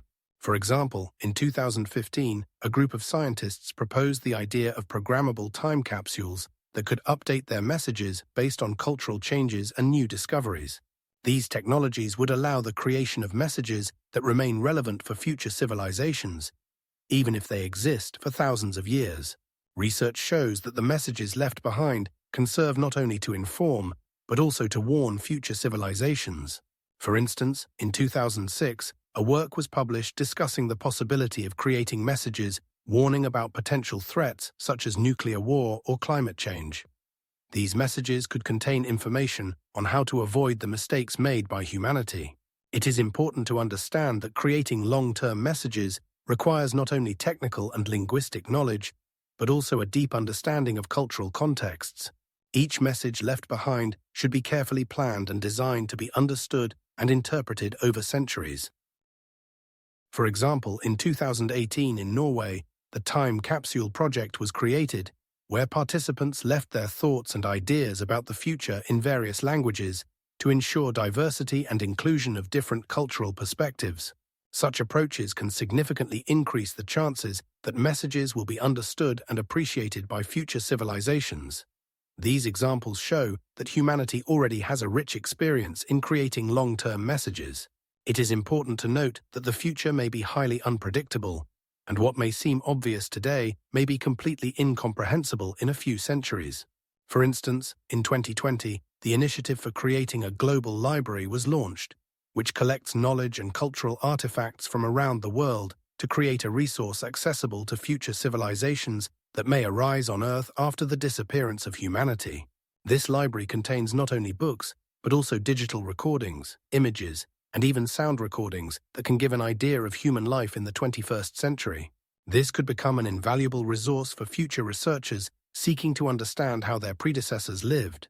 Deep time information repositories represent a concept that could fundamentally alter our understanding of knowledge transfer between civilizations, separated by geological epochs. Scientists such as Dr. Martin Edwards from the Institute of Geological Research are studying the possibility of creating such repositories that could preserve information for millions of years. One of the most well-known examples is the Seeds of the Future project, proposed in the early 2000s, which envisioned the creation of repositories in deep mines or underwater caves. These locations provide stable conditions that protect information from external environmental influences. Within this project, researchers considered the use of time-resistant materials, such as quartz, for recording knowledge. For instance, creating glass discs on which information could be recorded using laser technology capable of preserving data in the form of microscopic structures. Such discs could store information about scientific discoveries, philosophical teachings, and cultural achievements, passing them on to future generations. It is worth noting that the Seeds of the Future project was inspired by the idea laid out in the Time Vault project, proposed in the 1990s when specialists attempted to create long-term archives based on ancient techniques used for creating papyrus and clay tablets. For example, in ancient Egypt, papyrus scrolls were used, which could survive in dry climates, and this became the basis for preserving knowledge over millennia. Modern researchers, such as Professor Li Chen from the University of Technology, emphasize that such technologies could become vital for future civilizations, especially considering potential catastrophes that could destroy existing archives. Considering that human civilization may face global catastrophes such as nuclear war or climate change, deep time repositories could become the only way to preserve our history. One of the most ambitious proposals is the creation of repositories on the Moon, where conditions would allow information to remain intact for millions of years. Imagine this. In 2030, a group of scientists travels to the Moon to install a repository where they place discs with recordings of Earth's culture, science, medicine, and art, which will be accessible to future civilizations, possibly even extraterrestrial ones. There is also the possibility of using methods similar to those used in ancient times, such as creating stone inscriptions that could preserve information for thousands of years.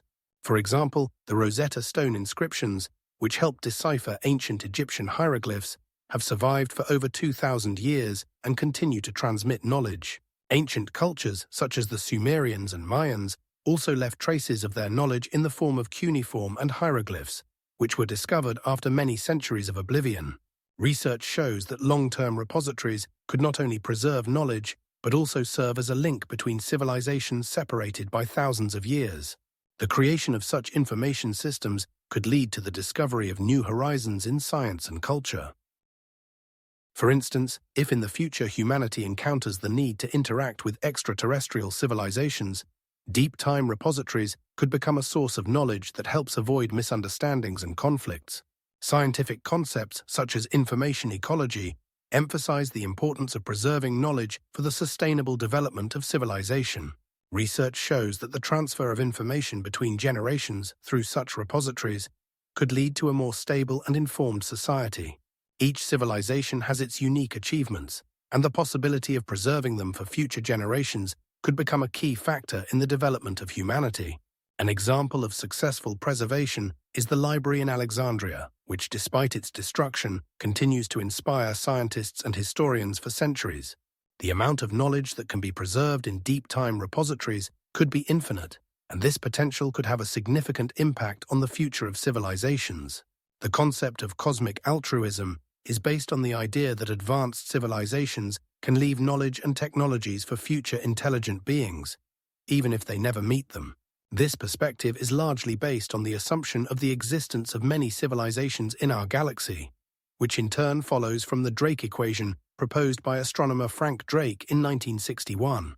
This equation estimates the number of active, communicative extraterrestrial civilizations in the Milky Way based on several factors, including the number of stars, the probability of planet formation, and the chances of life emerging. Based on these assumptions, some scientists argue that more advanced civilizations could create technological artifacts that less advanced societies might encounter. For example, in 1983, astronomers detected unusual signals from the star Betelgeuse, which suggest they could be the result of the activities of highly advanced civilizations. In this context, cosmic altruism can be compared to human efforts to preserve knowledge, as the librarians of the Alexandrian Library did in ancient times, who collected and preserved texts for future generations to use. Some researchers, such as physicist Martin Rees, suggest that highly advanced civilizations could leave pointers or cosmic messages that could be discovered in the future. This could be done by creating artifacts on planets or in space that could be recognized by other intelligent beings. The model of cosmic altruism also assumes that such civilizations could be united by common ethical norms based on the understanding that the development of intelligence and technology is not the final goal, but a stage in evolution. In this context, it is worth noting that these ideas have been popularized in science fiction. For example, in the works of Arthur C. Clarke, who in his book Cosmic Odyssey described alien beings leaving monuments and technologies for humanity. It is important to note that the concept of cosmic altruism faces criticism, as many scientists point to the lack of evidence for the existence of other intelligent civilizations and the fact that more advanced civilizations may be more inclined to self-destruction than altruism. For example, in 1992, sociologist Elizabeth L. Curl conducted a study in which she concluded that highly developed societies may focus on their own needs, ignoring the possibility of helping others. This raises questions about how technological achievements can be used and for what purposes. Research on cosmic altruism can help understand how humanity should act to avoid its own destruction while remaining open to other possibilities. For example, projects like SETI, Search for Extraterrestrial Intelligence, are actively searching for signals from extraterrestrial civilizations, which can be seen as a manifestation of cosmic altruism, as humanity is striving to find and establish contact with other intelligent beings. In the 21st century, interest in this topic has grown due to advances in astrophysics and cosmology, which open new horizons for understanding the universe and our place in it. Astronomers like Katie Edwards from the University of Washington are working on projects aimed at finding signs of technological activity on exoplanets, which is also related to the concept of cosmic altruism.